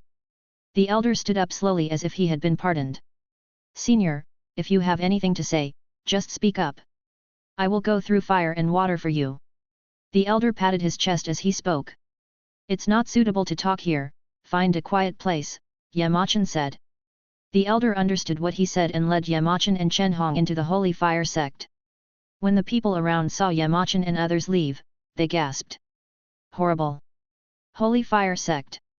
In the reception hall, Yamachan pointed at Chenhong and said, "This is my friend. He wants to join your Holy Fire sect. Do you understand what I mean?" That's it. The elder thought Yamachan was in trouble and looked at Chenhong in disbelief. He was in the early stage of the body refining realm. He was considered to meet the criteria for joining the sect. Senior, this kind of small matter is naturally no problem. I will do my best to train him and let him enjoy the treatment of an inner sect disciple. The elder said. When Chenhong heard Yamachan mention him, his whole body froze. He was very excited, but he was afraid of offending Yamachan, so he didn't know how to speak. Former, senior. Brother Chen, you don't have to be like this. Since we are friends, there is no need to be so formal. I treat you as a friend, so why should I be so particular about these details? Yet. Machan smiled slightly. Chenhong was very grateful. Yamachan was not only powerful, but also so approachable. He immediately admired him very much. Thank you, brother Mo Chen. Chenhong clasped his fists and said. By the way, this is the pill I made myself. It has no effect on me, but it may be useful to you. Yamachan took out a jade screen, poured out a pill, and handed it to Chenhong. Lungdao pill? The elder was slightly surprised. Lungdao pills were not too precious to him, and he even had a few of them on him. But each Lungdao pill was worth a lot of money. Since the senior didn't even blink an eye and gave a junior a gift, it was in line with the senior's status. Wait, this pattern? 1 pattern. 2 lines. 5 patterns. 7 patterns. 9 patterns. 10 patterns. Yes. 10 lines. Since it is a 10-line Lundeo pill. They. Great Elder exclaimed, a 10-line Lundeo pill, unheard of. The highest quality he has now is only 2 lines, but he still treats it as a treasure, the lowest level 1 line. You know, the difference between 1 line and 2 lines is far from as simple as 1 plus 1. With each additional line, the medicinal effect is more than 10 times stronger. And the highest line that the Great Elder has ever seen in his life is only 7 lines. Even this is a low-level pill that is much lower than the Lundeo pill. Chen Hong didn't know how to distinguish the lines. He only knew that the Lundeo pill was very precious. He looked at Yamachan with panic. Brother Mo Chen. This is too precious. I said, this pill has no effect on me. I just made it to kill time in my spare time. Yet. Ma Chen said. Chen Hong said no more after hearing this. He silently accepted the Lundeo pill and kept this friendship in his heart. To kill time? Is it true? What level has the senior reached in the realm of alchemy? The elder's 3 views were shattered. Then the elder looked at Chen Hong and thought, what kind of shit luck did this kid have to make friends with such a powerful person? Chapter 16. Huoyun looked at the imperial technique in his hand with a smile on his face. However, the smile on his face froze without moving. This is the Flame Sutra. Huoyun looked at the imperial skill in his hand in disbelief, and his brows knitted involuntarily. This flame scripture is the complete version. Upon hearing this, the Great Elder leaned over to take a look and immediately exclaimed. It's really the flame scripture. This flame scripture is the Holy Fire Sect's imperial technique, but the Holy Fire Sect's flame scripture is a fragment, and what Yamachan gave Huoyun is the complete version. What's wrong with that? Yamachan asked in confusion when he saw the 2 of them acting like this. Sir, you may not know that there is a copy of the flame scripture in our sect, but it is only a fragment. According to the fragment of the book of our sect, the book of Yanhuo Zhenjing should have 3 volumes, but our sect's book only has the first volume. For tens of thousands of years, our sect has been searching for the remaining parts of the book, but to no avail. Now that we have seen you take out the complete version of the Flame Sutra, we are all extremely shocked. Ha ha ha, that's great, I've done a good job. Yamachan laughed heartily when he heard this. We thank you for your kindness, sir. We will remember your kindness in our hearts. Huoyun and the elder bowed to Yamachan. Excitedly, he put the flame scripture into his space ring, and Huoyun said. Please wait for a moment, sir. I will go get the 9 sunflower right away. Huoyun turned to look at the Great Elder and said seriously. Please treat the gentleman well. Don't be negligent, otherwise I will hold you accountable. I will be back soon. Please rest assured, Master. I will take this matter seriously. The Great Elder replied. After Huoyun finished his instructions, he ran out of the reception hall and headed straight for the training tower. Yamachan felt bored and suggested going to the Holy Fire Sect to take a look. The Great Elder agreed and accompanied Yamachan out of the reception hall. The square of the Holy Fire Sect. At this moment, the square was crowded with people, shoulder to shoulder, as dense as ants. The laughter, footsteps, and various noisy sounds of the people intertwined together, forming a noisy ocean, which was very lively. These were the people who came to take the test for joining the sect. Several formal disciples in the square were gathered together, whispering something. Have you heard? The Great Elder was beaten up in front of the mountain gate. Hey? Is this true? It must be fake. I saw it too. I was patrolling and saw it just in front of the mountain gate. Is this true? The Great Elder is a powerful person who has achieved enlightenment. Who else can beat him? I didn't know who that person was. I just saw the Elder rush over, but before he could make a move, there was a loud bang, and the Elder lay on the ground like a dead dog. Hiss! Several disciples gasped. The same thing was spreading throughout the Holy Fire Sect, but the style of the story gradually changed. What's going on? The Great Elder was killed by someone. Did you hear that?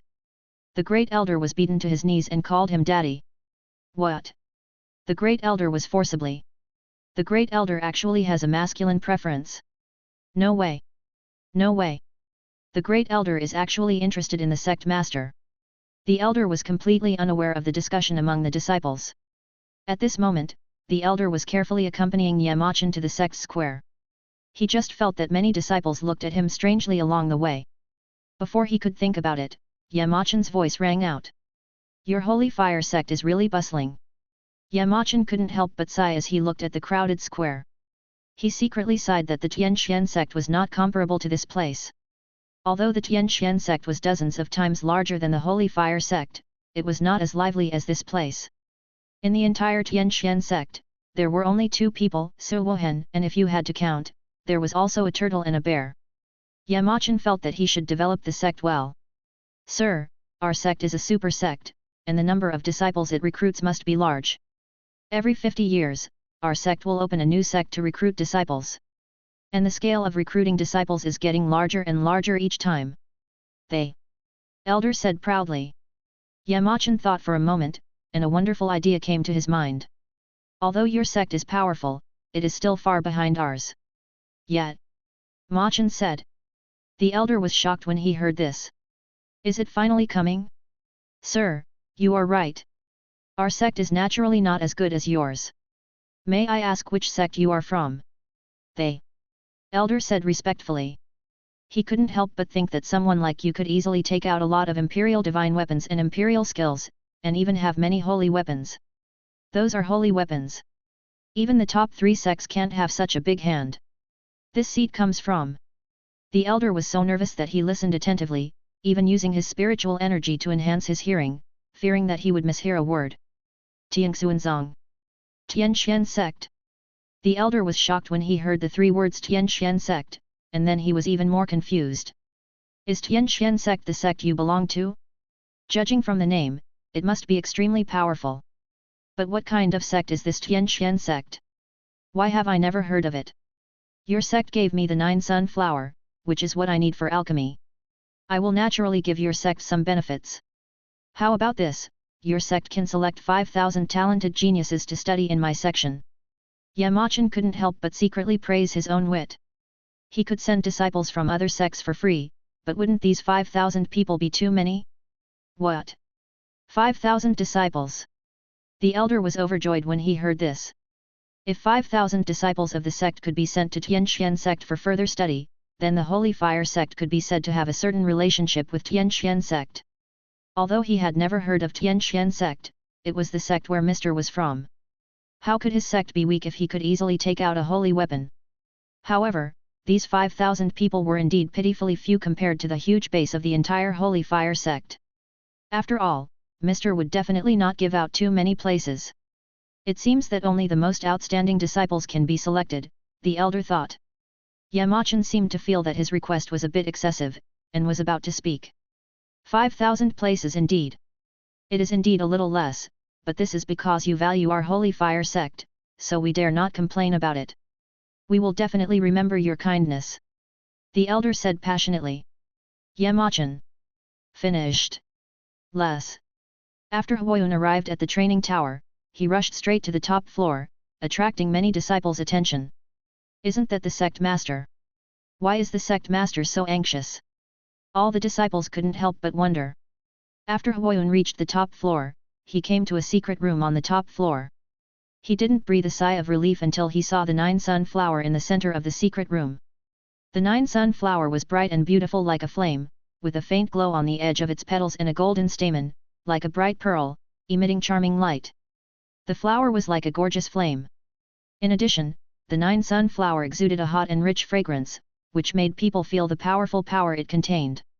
The 9 sunflower was densely covered with the Num runes. This is a formation. The formation connects the entire training tower. The disciples who practice in the tower can have a subtle affinity with the 9 sunflower through the traction of the formation. With this connection that is unique to the fire system, the practice of all the disciples has made rapid progress. Huoyun also walked straight to the 9 sunflower, grabbed the 9 sunflower with his big hand, and at the same time, the formation in the secret room was broken, and many disciples suddenly felt that the connection with the 9 sunflower disappeared. Huoyun ignored all this and rushed out of the training tower in a hurry. At the same time, there was a commotion in the training tower. What happened? Why do I feel like my connection with the Nine Sunflower has disappeared? Me too. What on earth is going on? Some of the disciples who were practicing were puzzled. At this time, a disciple happened to see Huoyun running out of the practice tower in a hurry, holding a strange flower in his hand. Shit! It's the sect master. The sect master took the Nine Sunflower away. Ah! It was actually the sect master. What did the sect master want to do with the Nine Sunflower? I don't know, maybe it's useful. It's actually the sect master. Oh, then there's nothing to do. Let's go. Let's go to the training ground next door to practice. Huoyun left the training tower and received a message from the elder. He immediately turned around and flew in another direction. After a while, he saw Yamachan and the elder. Huoyun first handed the Nine Sunflower to Yamachan, who accepted it with satisfaction. Then the elder told Huoyun that Yamachan had given him 5,000 places for further study. Huoyun was very surprised. Sir, I have no way to repay you for your kindness. If you need me in the future, please let me know. Huoyun clasped his fists towards Yamachan and said. Oh? I really have something to ask you. Yet. Machan said. Please speak, sir. I wonder if you know about dragon-patterned grass. Dragon-patterned grass. The face of Huoyun sect master changed slightly, and it was obvious that he was familiar with this name. Seeing this, Yamachan was delighted. It seemed that Huoyun sect master knew the whereabouts of dragon-patterned grass. He said. Let me hear it first. Huoyun sect master sorted out his thoughts and said slowly. Dragon-patterned grass is a rare herb that grows on Thunder Mountain. Thunder strikes Thunder Mountain all the time, and this grass grows on the top of the mountain. The thunder is so terrifying that it is impossible to resist it, and ordinary people cannot even approach it. Its appearance itself is nothing special, but because it is struck by lightning day and night, lightning patterns are left on its roots and leaves, just like a dragon, hence the name. Dragon grass has a great effect on warriors who practice thunder attribute skills. It can enhance the warrior's perception of thunder power and speed up the practice. Moreover, dragon grass can also. It is used to refine some precious elixirs, such as the thunder pattern pill, which is very effective in breaking through bottlenecks. Yamachan nodded repeatedly. He came here to find the dragon pattern grass. He needed the dragon pattern grass to refine the Saint King pill to help him break through his current realm. Yamachan frowned. He didn't expect the growth environment of the dragon pattern grass to be so bad. He didn't know if he could resist the thunder. I want to take this dragon pattern grass, I wonder if you know where this Thunder Mountain is. Yet. Machan asked. Sir, you may not know that this Thunder Mountain is actually the location of the Thunder Palace, and the Thunder Palace is the same as our Holy Fire sect, both of which are one of the 5 super sects. If you want to go to Thunder Mountain, you must first pass through the Thunder Palace. Huoyun said with a frown. Chapter 17. Sir, you don't know that this Thunder Mountain is where the Thunder Palace is located. The Thunder Palace is one of the 5 super sects, just like our Holy Fire sect. To go to Thunder Mountain, you must first pass through Thunder Mansion. Huoyun frowned and said. Dragon pattern grass, I want to take it. If the Thunder Palace dares to stop me, I can only use some tricks. Yet. Machan said lightly. Huoyun didn't dare to say anything more after hearing this. He secretly mourned for the Thunder Palace, hoping that the Thunder Palace would not seek its own death. Please follow me for a walk. Yes. Sir. After Huoyun explained the sect's affairs to the elder, he followed Yamachan out of the Holy Fire sect. Above the mountain gate, Yamachan first asked Huoyun for the direction, then tore the space and took Huoyun into the space. Huoyun was not surprised by Yamachan's method. He had achieved the 3rd level of the Dao realm and could roam in space for a short time. But that was all through communicating with the power of space, and the space automatically opened a hole before entering it. How could Yamachan be so tough and tear the space open with his hands? When Huoyun thought of Yamachan's various actions, he was relieved. What a joke, sir, you can easily take out the holy weapon. That's a holy weapon. Now just tearing open a space for fun, what's the big deal? Lidaing Mountain. Legia Village. I saw many people gathered in groups of 3 or 5 at the entrance of the village. Among them, a group of people in blue clothes were surrounding a young girl, looking at her unscrupulously. The girl had a beautiful face, her skin was whiter than snow, and her pale face made her look even more fragile, like a delicate flower in the wind, which made people pity her. Her narrow and long phoenix eyes were slightly raised, with a bit of charm, but not without sharpness. The straight nose bridge and slightly raised lips revealed a touch of stubbornness and unyielding. She was petite and delicate, wrapped in a white long dress, like a blooming lotus, noble and beautiful. Her hair fell on her shoulders like a waterfall, fluttering gently with the breeze, exuding a faint fragrance, intoxicating people. When she stared at the blue-clothed people in front of her vigilantly, her eyes were full of unyielding, but her posture was still upright, without the slightest retreat or fear. She was like a flower that grew tenaciously in a storm. Although she had experienced the baptism of wind and rain, she still exuded her own unique charm and radiance. People around cast curious glances at her, and their whispers surged like a tide, wanting to know what this lively scene was all about. The most conspicuous person in the blue team was a plump fat man. His clothes were so gorgeous that he even surpassed the other blue-clad companions around him, making him particularly outstanding. The fat man in a blue robe, with an unpleasant and obscene look, stared at the graceful girl intently, and then began to say, "Young lady, where are you going? Why don't you tell us? We may be able to help you." The girl's cold eyes stared at the figure in front of her, and a cold arc appeared at the corner of her mouth. Then she said two words in an extremely cold tone: "Get out." The plump fat man did not show any annoyance, and still stared at the graceful girl in front of him in a wretched manner, and said in a steady tone, "Do you know who I am?" Seeing the girl remain silent, the fat man turned his head slightly and gestured to one of his men behind him. "Tell her who I am." Behind the fat man, one of the men in blue came out and said arrogantly, "The person in front of you is the son of the Lord of Thunder Palace, Lei Dong." The crowd around heard this and immediately set off a big commotion. Is he the legendary Lei Dong? It is said that Lei Dong had entered the realm of supernatural powers before he was 50 years old, and he can be said to be the most outstanding genius in Leiting Mansion in 10,000 years. It is unbelievable that such a legendary figure would come to such a remote place as ours.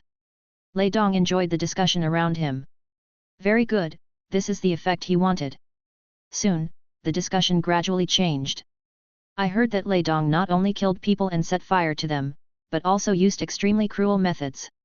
He even openly robbed women on the streets. I have also heard that this man is extremely lustful and has robbed countless decent women over the years. The power of the Thunder Palace is indeed not to be underestimated. Many cultivators are afraid of this and dare not attack Lei Dong easily. When Lei Dong heard this, his face suddenly changed, and he ordered his men beside him in a deep voice. "Shut them up." As he finished speaking, a group of people in blue quickly moved, rushing towards the noisy crowd with great momentum, beating anyone they saw. Not long after, the crowd quickly dispersed like clouds blown away by the wind, and Lei Dong only then showed his cunning and obscene smile again. Lei Dong turned his gaze to the girl at this moment, and said in a gentle and obscene voice, "Young lady, are you willing to follow me back to Leiting Mansion so that we can discuss this in depth? If you are willing to follow me, I promise to make you an inner disciple of the Thunder Palace and enjoy endless glory and resources." The girl heard this and instantly showed a look of disgust on her face. She stared at Lei Dong coldly and said in a cold voice, "Get away, fatty." The blue-clothed people around him seemed to have heard something horrifying. Their bodies seemed to be restrained by invisible forces and they dared not move at all. They turned their heads mechanically and cast their eyes on Lei Dong. Lei Dong's face was grim, his teeth were gnashed, and his anger was overflowing, as if he wanted to devour everything around him. "Fatty. I hate being called a fat guy the most in my life. Anyone who dared to say these 3 words to me has turned into a cold corpse." Lei Dong was furious, staring at the girl, then he turned to the people around him and ordered, "Catch her for me." Several people in blue rushed towards the girl. The girl's face changed immediately and she started a fierce fight with them. However, the other side was more powerful and the girl tried her best, but she was unable to resist and was defeated. "Ha ha ha ha." Lei Dong laughed when he saw the girl lose. 2 strong men in blue brought the girl to Lei Dong. Her expression was still full of stubborn pride. The girl stared at Lei Dong without fear and said something in a stern voice, revealing her unyielding determination. "Fatty, kill me if you dare." Lei Dong did not show any anger after hearing the word fatty. Instead, he stared at the girl in front of him calmly and said leisurely, "I won't kill you, I will love you well, ha ha ha ha. You guys hold her up." Lei Dong ordered. Then Lei Dong closed his eyes, pursed his sexy lips, and was about to kiss the girl on the cheek. When the girl saw Lei Dong's expression, she felt a strong disgust and aversion in her heart. She tried her best to break free, but she was held by someone and the strength was too different. No matter how she struggled, she couldn't break free. She could only turn her head as much as possible to distance herself from Lei Dong, her heart full of helplessness and despair. At this moment, the space between Lei Dong and the girl seemed to be touched by some mysterious force, and ripples appeared. Then these ripples gradually expanded until a narrow crack slowly appeared in the space. Yamachan was about to walk out of the space, and Mu Ran saw an extremely wretched big face, with his eyes closed, pouting sexy lips, slowly approaching his face. The sexy lips were only 3 fingers away from Yamachan's cheek. At that moment, Yamachan's stomach was churning, as if an invisible force was stirring up a turbulent storm. This turbulence, it was not a simple physiological reaction, but came from the complex and intertwined emotions deep in his heart. His mood was like a lake blown by a hurricane, turbulent and difficult to calm down. His heart was filled with all kinds of complex emotions, including fear of the unknown, confusion about the future, regret for the past, and helplessness about reality. These emotions were like invisible chains, tightly binding his mind, making him feel heavy and depressed. These emotions intertwined together to form a strong sense of nausea that made Yamachan almost unbearable. His face was pale, and beads of sweat kept sliding down his forehead, as if even breathing had become difficult. He tried to calm the waves in his heart with deep breaths, but the nausea was like a thorn in his bones, and it never went away. At that moment, Yamachan felt as if he was in a dark vortex, surrounded by chaos and uneasiness. He didn't know how to get rid of this predicament, so he could only silently endure the torment in his heart and look forward to the arrival of dawn. Boom! Accompanied by a loud noise that resounded through the 9 heavens and 10 earths. At this moment, Yamachan felt that the whole world seemed to be covered with a layer of brilliant brilliance, which seemed incomparably beautiful. He looked up and saw the bright sunshine falling on his body, warm and soft, as if it could penetrate the haze in his heart and dispel all the sorrows. He took a deep breath, feeling the freshness and tranquility in the air, and his heart was filled with gratitude and love for life again. The 2 men in blue who were holding the girl didn't know what had happened, and saw a deep and heart-pounding gap suddenly appear. This gap seemed to lead to an endless abyss, bottomless, and extending tens of thousands of meters away, and its end could not be seen until the end of the sight. However, Lei Dong was at the beginning of this gap before. At this moment, the place where Lei Dong originally stood was empty, and his figure was no longer traceable, as if he had evaporated from the world in an instant and disappeared without a trace. Chapter 18. However, Lei Dong was at the beginning of the chasm before. At this moment, the place where Lei Dong originally stood was empty. His figure was nowhere to be found, as if he had evaporated from the face of the earth in an instant. At this time, one of the only 2 remaining men in blue stammered and said, "What happened?" Another blue-clothed man's voice followed closely. "Young master, where is the young master? Where did this gap come from?" Before the 2 of them had time to investigate, a figure suddenly appeared out of thin air in front of them, and behind this person, another figure appeared immediately. The 2 men in blue looked at the 2 people who appeared out of thin air in disbelief and said, "Who are you? Where is our young master? What did you do to our master?" Yamachan had not yet recovered from the nausea he had felt before, when 2 voices suddenly came from behind him. Yamachan and Huoyun slowly turned around and looked behind them. They saw 2 people in blue clothes, one on the left and one on the right, holding a young girl. The girl's face was pale, with a trace of unyielding and despair in her expression. When she saw Yamachan and the others looking at her, she also looked at Yamachan and the others in confusion. Ding! A person with the immortal body talent has been found. The host can accept this person as a disciple. Another immortal body talent. Yamachan looked at the girl and hurriedly opened the system panel. Name, Zhongli Xuet. Sect, Lingyun Sect. Cultivation, first level of the Divine Power Realm. Talent, Immortal Body Talent. Constitution, None. Introduction, Zhongli Xuet, a former inner sect disciple of Lingyun Sect. Because the son of the Lingyun Sect's great elder coveted her beauty, the son pestered Zhongli Xuet in every way, but was rejected. He became angry and planned to use force. Zhongli Xuet received the news in advance and fled from Lingyun Sect.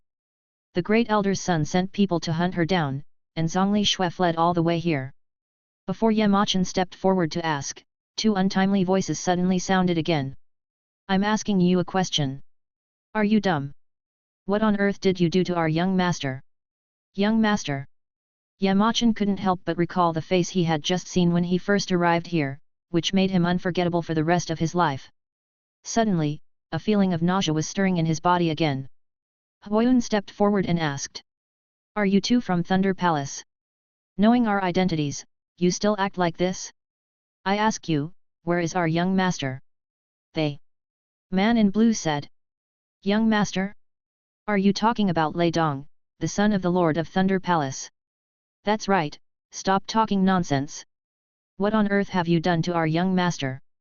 Huoyun had heard a little about Lei Dong, but most of the comments were bad. He didn't know what happened before.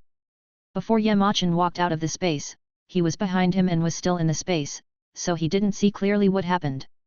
He only knew that when he was in the space, Yamachan was about to walk out of the space, but suddenly paused for a few breaths. Then he saw Yamachan seemed to raise his hand subconsciously and swung a blow. When he walked out of the space, he saw a bottomless chasm appearing on the ground. He was so moved at the time. Sir is really an unparalleled strong man. A casual blow is so powerful. He didn't think much about why Yamachan swung this blow, just thinking that he was slapping a mosquito without holding back his strength. Humph! How did your master know this? Huoyun was displeased and thought to himself. How dare these two juniors talk to me in such a tone? Don't deny it. Do you see the gap? After this gap appeared, you two suddenly appeared, and behind you is where our master was before. One of the men in blue said while pointing behind Yamachan. Huoyun suddenly had a bad idea. Didn't the blow just now hit a mosquito? Was it Lei Dong? Your young master has turned into ashes, Yamachan said calmly. What? You killed the young master. Just a disgusting ant. The palace master will not let you go. Ha ha ha, is that so? Yamachan suddenly laughed, as if he had heard something interesting. The two men in blue saw the attitude shown by Yamachan, as if they had really crushed an ant. Coupled with the huge gap in front of them, they could not help but believe it. The two looked at each other, and saw shock in each other's eyes. They whispered. What to do? He killed the young master. We are no match for this man's previous tactics. If we charge forward, we will be dead. But the young master is gone here with us, and the lord of the mansion will definitely not let us go when we return. We will die anyway. Oh, what should I do? Since the young master is gone, we are all going to die anyway, so we might as well hurry up. Escape. Run. After the two finished speaking, they left Zhong Lixiu behind and fled, fearing that they would be beheaded if they were a step late. Yamachan and Huoyun didn't care about the two people, and looked at Zhong Lixiu. Maybe it was because she was injured in the previous fight with several people. As soon as the two ran away, Zhong Lixiu's body softened and she was about to fall down. Yamachan was quick-witted and moved forward, holding Zhong Lixiu's hand with one hand to avoid too much physical contact. Perhaps it was due to inertia, when Yamachan reached out to help Zhong Lixiu turned to the side, changed her trajectory, and fell directly into Yamachan's warm embrace.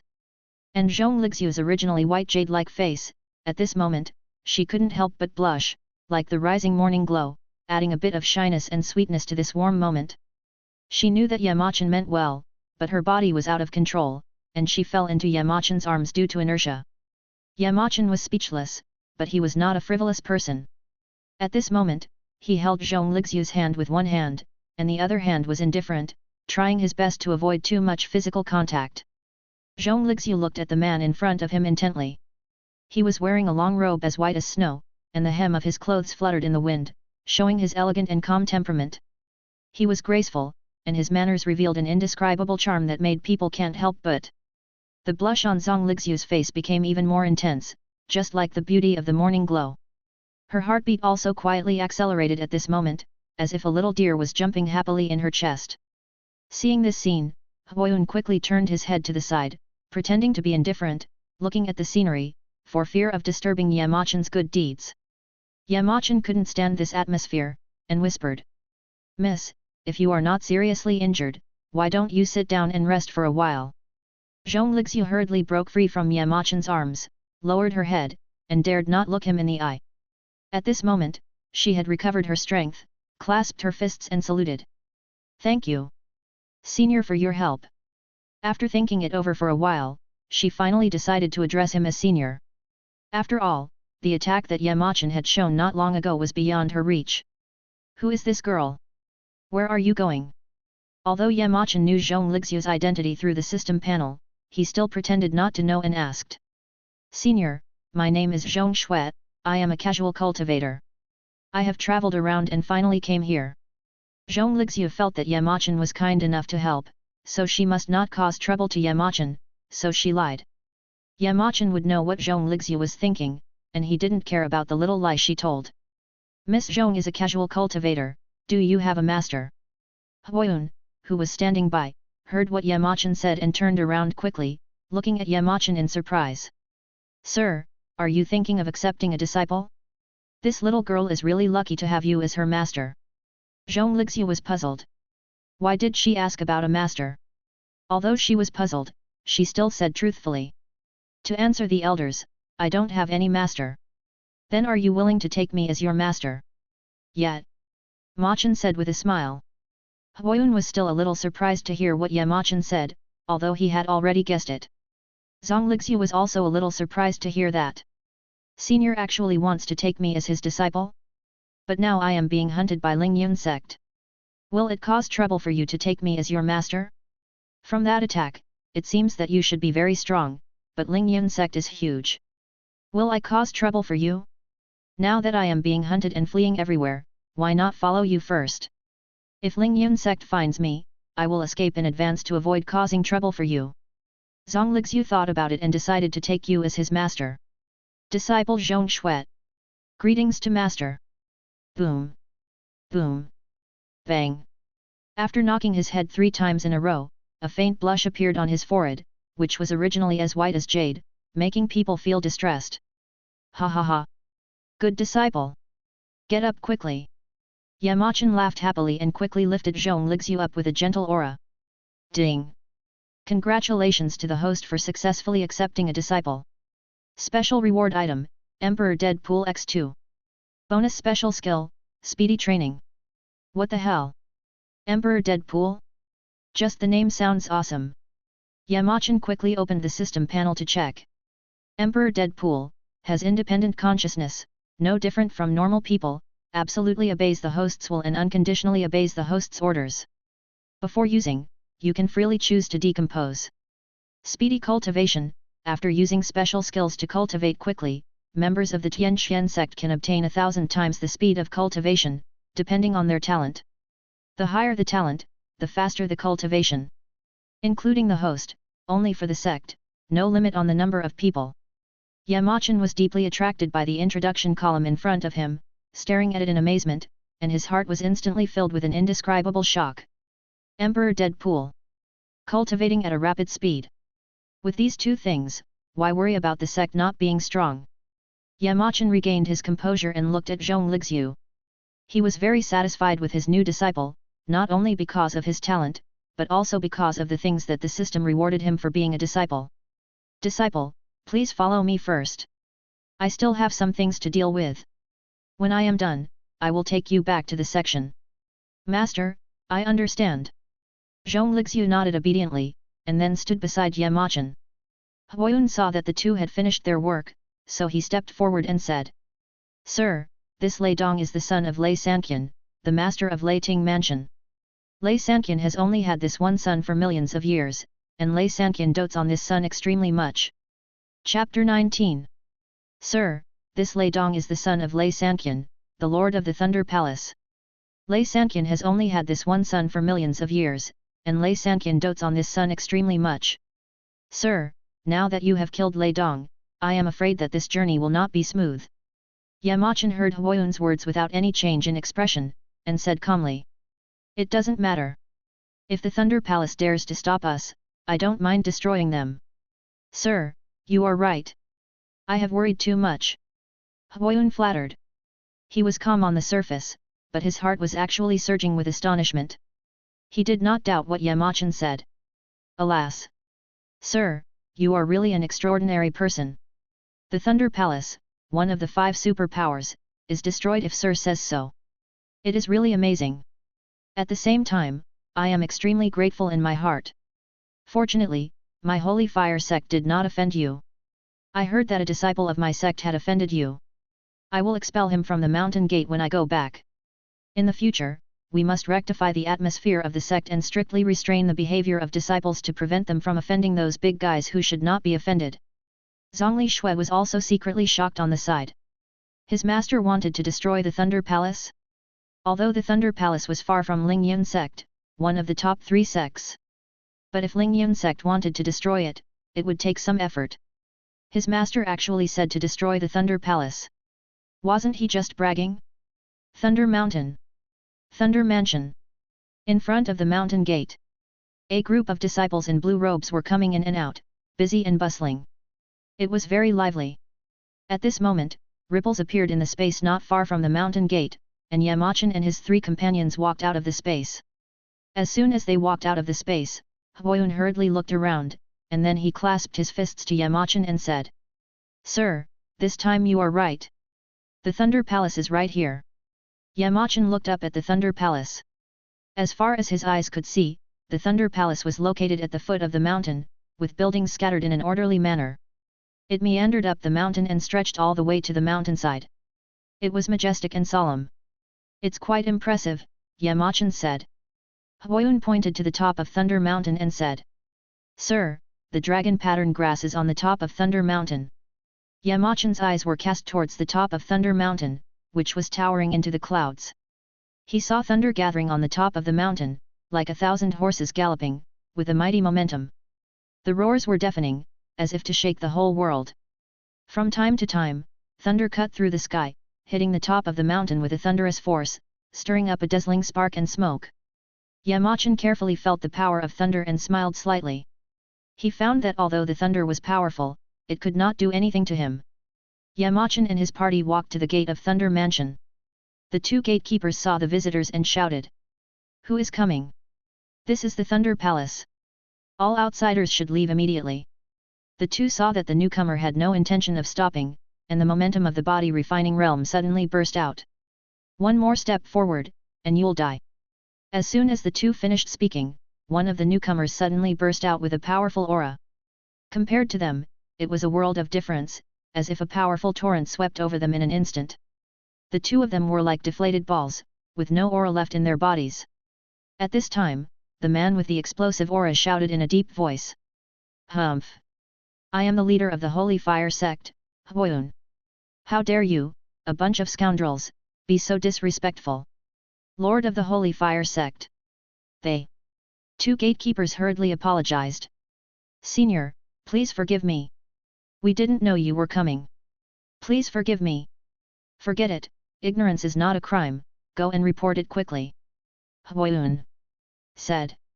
The 2 were overjoyed to hear this, and one of them even ran to the mountain gate in high spirits, his face showing joy. When they arrived at the Thunder Palace, Huoyun didn't want to force his way in, nor did he want to cause trouble and waste Yamachan's time. If it were normal times, if someone dared to yell at him, he would definitely teach him a lesson. Even if they were the juniors of the Thunder Palace, they couldn't be so rude to him. In the solemn and simple hall of the Thunder Mansion, a middle-aged man was humming a light tune leisurely. He held an exquisite bird cage in his hand, carefully taking care of the cheerful bird in the cage, his expression revealing endless love and tenderness. This bird, named crab dee, is a rare species in the world. Because the saliva secreted from its mouth has the magical effect of nourishing the body and strengthening the physique, it is often raised by people of noble status and prominent status. This saliva is also praised by the world as dsining, which means that it is extremely precious, as smooth as silk, and condenses the essence of heaven and earth. The man who amused the bird was Lei Sanqian, the master of the Thunder Mansion. He was dressed in a blue robe and looked solemn. His hair stood up like fried hair, giving people a majestic and strange feeling. A breeze blew quietly, but the man's hair seemed to be fixed by some mysterious power, without the slightest wavering. "Crab, crab, I want the silk of love. Crab, crab, I want the silk of love. Crab, crab. Palace Master! Palace Master!" An urgent shout suddenly sounded, instantly interrupting Lei Sanqian's melodious humming. Lei Sanqian frowned slightly, looking quite dissatisfied, and said in a deep voice, "You are so impatient and unbecoming. Why are you making such a fuss? The disciple who had shouted earlier now hurried to Lei Sanqian, panting and reporting. Holy, the lord of the holy fire sect. Huo. Huoyun. He's coming. Lei Sanqian fell into deep thought after hearing this, and his brows unconsciously furrowed even deeper. Huoyun? What is he doing in my Leiting mansion? I don't know, he brought 2 young people, a man and a woman, and they are waiting in front of the mountain gate now.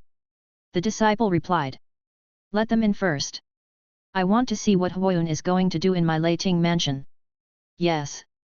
The disciples received the order and rushed out of the hall, running all the way to the mountain gate. After the disciples left, Lei Sanqian fell into deep thought again. Why did the Fire Cloud sect suddenly visit the Thunder Palace? The 2 sects rarely interacted with each other, so this matter was quite strange. Senior. The palace master invites you. The disciple who went to make the announcement came back breathlessly. Then, Yamachan and the others followed the disciple who made the announcement and reappeared in the solemn palace. Ha ha ha, fellow Daoist Lei, I haven't seen you for many years, and you are still as energetic as ever. Huoyun spoke first. There is no need for you and me to be so hypocritical. Let's talk about the matter. Lei Sanqian said directly. Huoyun saw that he was being so polite to Baigu, and he felt an indescribable embarrassment in his heart. He was silent for a moment, and after his emotions calmed down a little, he continued to speak. Fellow Daoist Lei is always straightforward and outspoken, so I won't waste any more words. This time, I came here to borrow your way and go to the top of Thunder Mountain. Fellow Daoist Lei, can you help me? Lei Sanqian laughed out loud when he heard this, and a disdainful arc appeared on his lips. Ha ha ha! Borrowing your way? You think too highly of yourself. How can you borrow my Thunder Palace whenever you want? If you know what's best for you, go back to where you came from, and don't make yourself miserable here. Huoyun was furious when he heard this. He was about to get angry and open his mouth.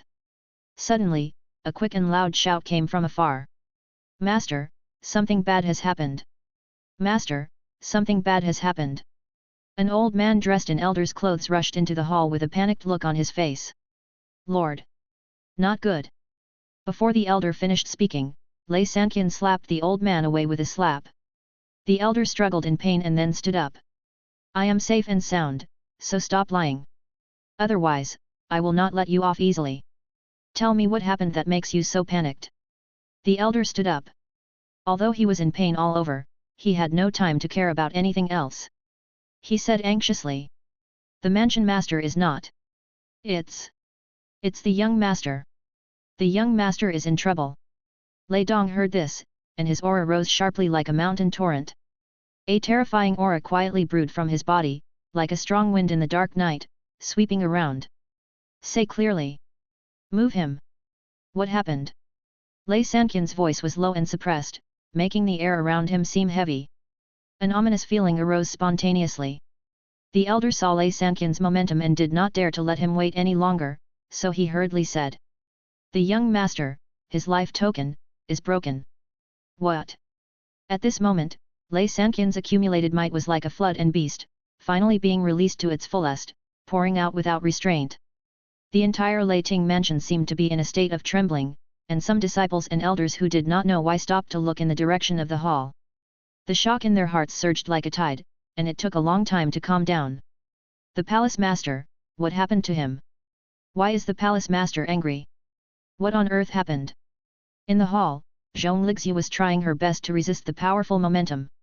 Just when she was about to run out of energy and could no longer hold on, a figure quietly and slowly stood in front of her. She suddenly felt that the pressure on her body was blown away by the wind and disappeared in an instant. Is it master? After a while, Lei Sanqian's breath was instantly restrained, and his eyes were cold as frost. He stared at the elder who was in charge of guarding the life card, and said in an extremely cold tone. Who did this? I will make him live a life worse than death. Huoyun heard this and looked at Yamachan quietly. Seeing that Yamachan was still calm and indifferent, Huoyun couldn't help but sneer secretly. Haha, you, Lei Sanqian, want to make the young master live a life worse than death? I think you, Lei Sanqian, are the ones who don't know how to write the word death. Palace master, I don't know either. The information of the disciples who accompanied you on your outings has been registered. After checking, I found that 2 disciples' life cards were intact. Based on the clues provided by the life cards, I have quickly dispatched personnel to arrest them. I guess they are on their way back now, and they will be able to bring the suspect back soon and hand him over to the palace master for punishment. As soon as the elder finished speaking, another voice sounded outside the hall, accompanied by a little noise. Go! Go in! Outside the main hall, several disciples were escorting 2 fellow disciples. The 2 disciples seemed to have just experienced a fierce battle. At this moment, their clothes were already tattered, revealing a bit of embarrassment and fatigue. Chapter 20. The 2 disciples seemed to have just experienced a fierce battle. Their clothes were tattered and they looked a bit embarrassed and exhausted. Several disciples escorted the 2 to the main hall. At this moment, one of the disciples in charge of escorting them walked up to Lei Sanqian and humbly reported. Report to the Lord. The person has been brought to. Well, you guys should leave first, Lei Sanqian said with a gloomy face. Several disciples noticed that Lei Sanqian was angry at the moment, and they were afraid in their hearts. They did not dare to stay for a moment, and hurriedly left. The 2 people who were left in the hall were kneeling in the hall at this moment. They lowered their heads to avoid meeting Lei Sanqian's sharp eyes. Their faces were full of fear and panic, and they dared not breathe. Because they kept their heads down, they did not notice the existence of Yamachan and others. Who killed my son? Lei Sanqian said gloomily. Master, I really don't know those 2. Please investigate. The 2 men's voices were filled with anxiety, fearing that they would end up with nothing left. In front of Lei Sanqian's thunderous momentum, they could only answer carefully, not daring to slack off. Since you don't know, then die. As soon as Lei Sanqian finished speaking, he waved his hand, and a fierce palm wind whistled out, pointing directly at the disciple who had spoken earlier. In an instant, there was a deafening roar. Bang! The disciple was like being hit by a giant hammer. His body instantly collapsed and turned into a pile of bloody and fleshy fragments, which scattered all over the ground. The blood and flesh splattered all over the place, splashing onto another disciple with a thrilling and tragic look, causing him to scream in fear. What about you? Do you know who killed my son? The remaining disciple was now filled with fear and panic, his face distorted due to excessive fear. Lord! I know! I know! Those 2 people, one old and one young. While the disciple was talking, he didn't dare to look directly at Lei Sanqian, his eyes wandered around. Suddenly, his eyes fell on Yamachan. Seeing the other party looking at him, Yamachan slightly tilted his head, his eyes met with his, and smiled back. It's him! It's him! It's him! The disciple jumped up excitedly, quickly bounced up from the ground, pointed directly at Yamachan, and said in a loud and excited voice. They were the ones who killed the son. Upon hearing this, Lei Sanqian's eyes instantly locked onto Yamachan and the other 2, and his gaze seemed to be burning with blazing flames. Then, an even stronger aura suddenly burst out from his body, sweeping towards Yamachan and the other 2 like a violent storm. Fire cloud! You dare to kill my son? Give me your life! After Lei Sanqian finished speaking, his figure rushed out like lightning in just a moment. 2 figures, one red and one blue, intertwined fiercely like fallen leaves blown up by the wind, and launched a thrilling contest. Huoyun felt extremely helpless. It was such a big black pot, inexplicably, that he almost vomited blood. He did not dare to accuse Yamachan of being the murderer, so he had to silently endure this unwarranted blame and carry this heavy black pot alone. The person involved, Yamachan, brought his clever and cute little apprentice Zhong Lixiu, watching this scene with interest. At this time, Zhong Lixiu said, Master, won't you take action? Yamachan replied casually. Don't worry, they are both at the same level, and it will be hard to tell who will win for now. Zhong Lixiu heard this and didn't worry too much. She just stood quietly behind Yamachan, silently watching the fierce fight between the 2. Lei Sanqian. I was not the one who killed your son. Huoyun said as he resisted Lei Sanqian's fierce attack. Stop talking nonsense and give me your life. Before Lei Sanqian finished speaking, he suddenly slashed at Huoyun with his palm, and the palm wind was as sharp as a knife. Seeing this, Huoyun hurriedly concentrated his mind and stretched out his hand to block the attack. When Huoyun was resisting, Lei Sanqian suddenly turned his palm into a claw and rushed straight between Huoyun's legs at a speed faster than lightning. Huoyun was horrified. His brain was working rapidly. Then, he slowly made an extremely strange posture in the air. The posture was like the downward dog pose in yoga. His lower body was desperately pushed up, trying to distance himself from Lei Sanqian's claws. It was said that it was too late. There was a sound. Hiss. In a flash, Huoyun quickly distanced himself from Lei Sanqian. At this moment, Lei Sanqian was holding a piece of tattered cloth tightly in his hand, staring at Huoyun with a sneer on his face.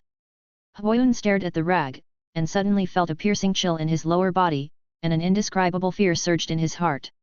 He swallowed nervously, and cold sweat involuntarily slid down his forehead, soaking his clothes.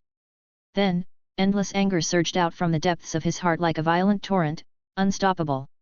Lei Qunzhen. You have no moral integrity. You. Dog. Yamachen's face was full of black lines, and he watched this scene speechlessly. However, Zhong Lixu had quietly turned her eyes to the side when Lei Sanqian started to show his lack of martial ethics, and her pretty face was flushed at this moment. She was at a loss, and seemed to have no idea how to deal with this sudden embarrassing situation. She could only pray silently in her heart that all this would pass as soon as possible. Facing Huoyun's vulgar words, Yamachen took the initiative to build a soundproof barrier for Zhong Lixu. All the noisy sounds around her were completely blocked. Lei Sanqian listened quietly to Huoyun's vicious curses, and was not angry. He then slowly opened his mouth and said, Huoyun, since you have cut off my rear, I will dig up your roots. Only in this way can we achieve a balance and not owe each other anything. In the Leiting mansion, the disciples who were watching the battle felt a chill in their lower body after hearing this, and some even raised their hands to cover their lower body. Mansion Master, this is too unethical. Huoyun's blood boiled instantly after hearing Lei Sanqian's words, and he immediately wanted to rush towards Lei Sanqian to fight him to the death. However, at this critical moment, Yamachen's voice rang out like a clear spring. I killed your son. While Yamachen was speaking, he slowly stretched out his hand to the void beside him and slowly pulled out a translucent long sword from the void.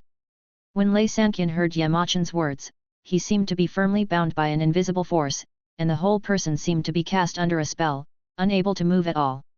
He stood still, as if even time had frozen.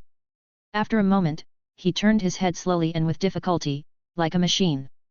At the same time, he unconsciously uttered words, his voice was a little stiff, as if he had not yet fully recovered from the shock just now. You killed my son. Real. What a great kill. Lei Sanqian suddenly laughed, but the laughter seemed a little bit out of place. Ha ha ha. Yamachen frowned slightly. Did Lei Sanqian take the wrong medicine? Why did his attitude change so quickly? Lei Sanqian could not bear to be unhappy. The moment he turned his head, he saw the translucent sword in Yamachen's hand. The sword seemed to release an indescribable breath invisibly. The breath was so strong and deep that he felt almost unable to breathe. It was as if a demon from the nine nether hell was staring at him closely, which made him shudder. He firmly believed that Yamachen only needed to gently wave the sharp sword. He would dissipate into the invisible like dust, turning into a wisp of light smoke and dissipating in the air. Lei Sanqian hurriedly drove down and continued to say in a deep voice. Senior, my son is a bad person. He is reckless and has no scruples. He dared to forcibly occupy a decent woman and bully the weak by relying on his power. Such behavior is really heartbreaking and intolerable. I have long wanted to kill my own relatives for the sake of justice, to serve as a warning to others, but I have never been able to find a suitable opportunity.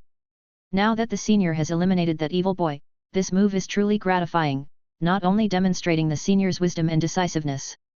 It also helped me to untie a knot that had been in my heart for a long time, which is a blessing. After Lei Sanqian finished his impassioned speech, he felt the invisible pressure from the long sword disappearing quietly. The god-slaying sword had not noticed Lei Sanqian's hostility, so it inadvertently restrained its pressure on Lei Sanqian. Yamachen seemed to be unaware of all these subtle changes, as if he was completely out of the matter. You won't avenge your son? Yamachen was still puzzled, and he couldn't help but ask. Senior, you are joking. My son has committed many evil deeds and deserves death. There is no way I can avenge him. Lei Sanqian said with a smile. Revenge? Can this revenge be avenged? I still want to live a few more years. If my son is gone, I can have another one. If this life is gone, it is really gone. Ha ha ha, Lei Sanqian, I heard that Lei Dong is your most precious son. Huoyun once again caught everyone's attention at this moment, and he had quietly changed into a pair of trousers without knowing when. Upon hearing this, Yamachen's eyes shifted slightly and glanced at Lei Sanqian. This light glance seemed to carry some unspeakable deep meaning, which made Lei Sanqian feel a strong sense of oppression in an instant.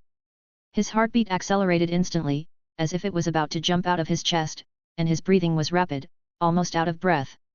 Lei Sanqian quickly turned his gaze to look at Huoyun, a hint of ferocity flashed in his eyes, and then he put on a smile and said, "Ha ha ha, fellow Daoist Huo is joking. That wicked boy is inherently bad-tempered, how can he be precious?" Huoyun laughed. "Ha ha ha ha ha, brother Lei Daoist is so righteous and resolute that he resolutely chose the path of exterminating his relatives. This is really admirable. Your noble character and fearless spirit are truly a role model for our generation." Chapter 21. Ha ha ha ha ha, brother Lei is so righteous and resolute that he has resolutely chosen the path of exterminating his relatives. This is really admirable. Your noble character and fearless spirit are really a role model for our generation. Lei Sanqian's expression looked extremely strange, but he had to be careful of Yamachan in front of him. Therefore, he did not dare to show his emotions easily. He had to suppress the anger in his heart and stared at Huoyun fiercely. If eyes could kill, Huoyun would probably have been riddled with holes and died countless times. Although Lei Sanqian was extremely angry with Huoyun, he had to smile and said, "Ha ha ha. What are you talking about, Daoist Huo? I gave birth to such a bad son, but I didn't discipline him, which led to the current situation." Huoyun saw Lei Sanqian like this and didn't say anything more. After all, he lost his son, and the pain of losing his son was like a knife in his heart. "Okay, take me to get the dragon pattern grass." Yamachan didn't want to listen to the two people's nonsense. "Senior, please take a rest here for a while. I will go get the dragon pattern grass right away," Lei Sanqian said. "Oh." Yamachan seemed a little surprised. "Brother Lei, do you know that the power of this thunder is hard for you and me to resist? If we want to take it, how should we start?" Huoyun asked in surprise.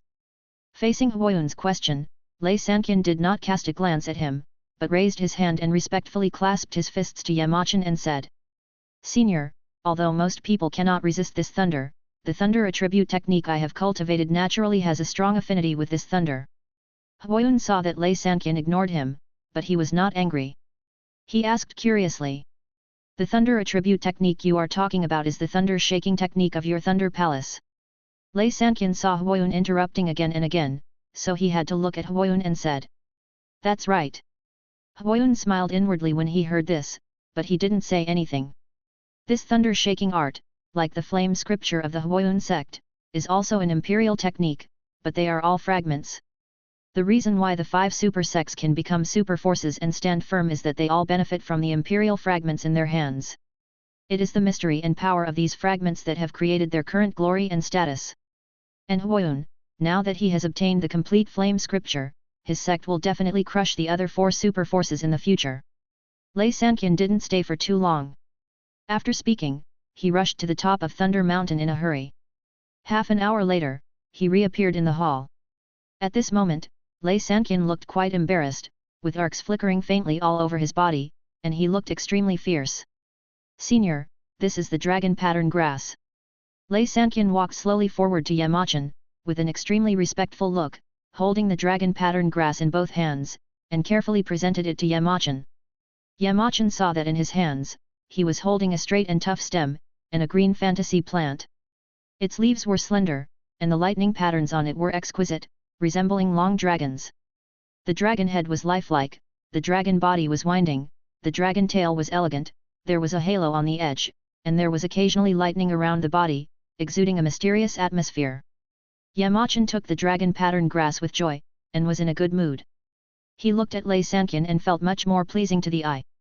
"Ha ha ha ha, I am very happy to get this dragon pattern grass, and I will reward it to show my appreciation." Huoyun was shocked when he heard this. It was obvious that the master was very satisfied with Lei Sanqian's performance. "I just don't know what kind of rare treasure the master will give him as a reward next. It's really enviable." Lei Sanqian looked at his embarrassed appearance and couldn't help but sigh that all the efforts were worth it. "As long as this big Buddha is satisfied, if it makes it unhappy, my Leiting mansion will be destroyed." He didn't care much about the reward. I remember that you practiced the thunder-shaking art, right? Let me take a look. Yamachan said, and he searched in the system space, scanning it with his spiritual sense. Huayun, Lei Sanqian and Zhonglixu heard this, and each of them had an inexplicable wave of fluctuations in their hearts, quietly starting a stir in their hearts. Huayun, sir, do you have the complete thunder-shaking art? In this case, Lei Sanqian really picked up a huge bargain.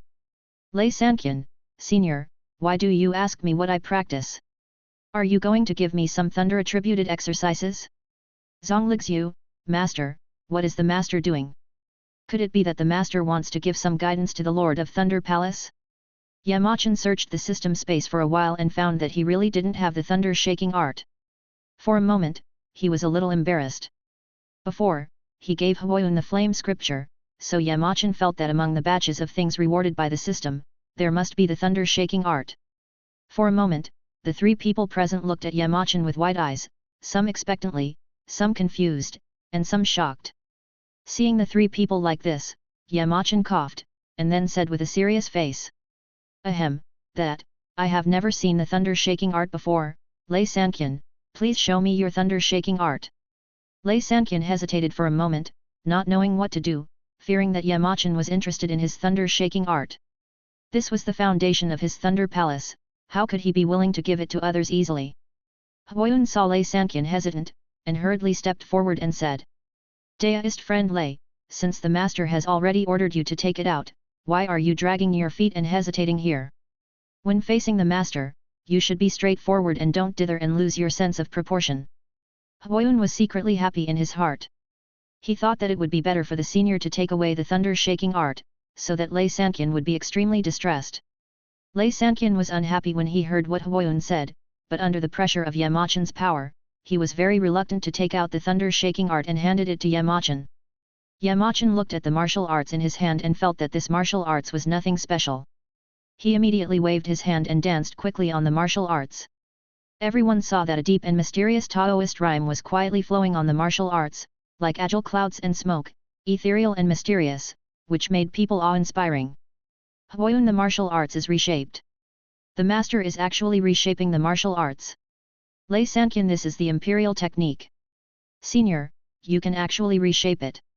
Zhonglixu, master, what is this? As Yamachan stopped swinging the technique, the aura around it slowly dissipated, and a brand new thunder-shaking technique slowly appeared in everyone's sight. Yamachan handed the technique to Lei Sanqian, who took it and quickly flipped through it, as if he had seen something incredible, and said in shock. This technique, is so mysterious. Lei Sanqian discovered that this technique was not only a complete imperial technique, but also more profound than the previous thunder-shaking technique. It was clearly marked, and he had not yet cultivated many levels, but he knew at a glance that it was extremely mysterious. Even if the complete thunder-shaking technique was here, it would definitely not be as good as this technique. Zhonglixu suddenly asked curiously. What is the remodeling of the technique? Huayun heard this and the opportunity to show off came. Although he was also shocked by Yamachan's hand, he still hurriedly seized the opportunity and clasped his fists and said. Master Zhong, the reshaping of the technique, as the name suggests, is to reshape a technique. Even if it is an ordinary technique, the person who reshapes it must have a deep understanding of the principles of the Tao. The higher the level of the technique, the deeper the understanding of the principles of the Tao must be for the person who reshapes it.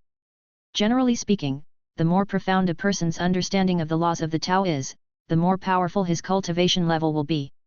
What the master has reshaped now is an imperial technique. Anyone who can reshape an imperial technique is unparalleled in the world. Although Huayun explained, he did not forget to flatter Yamachan at the end. Zhongli Shui was shocked after listening to Huayun's explanation. Master. Master is so powerful. How powerful is Master? This is simply a walking technique maker. In her cognition, the leader of Lingyun sect, one of the top 3 sects, is already a figure who knows everything, and the technique he practices is nothing more than an imperial technique. But Yamachan directly reshaped a brand new imperial technique. Usually, reshaping a technique is more difficult than directly creating one.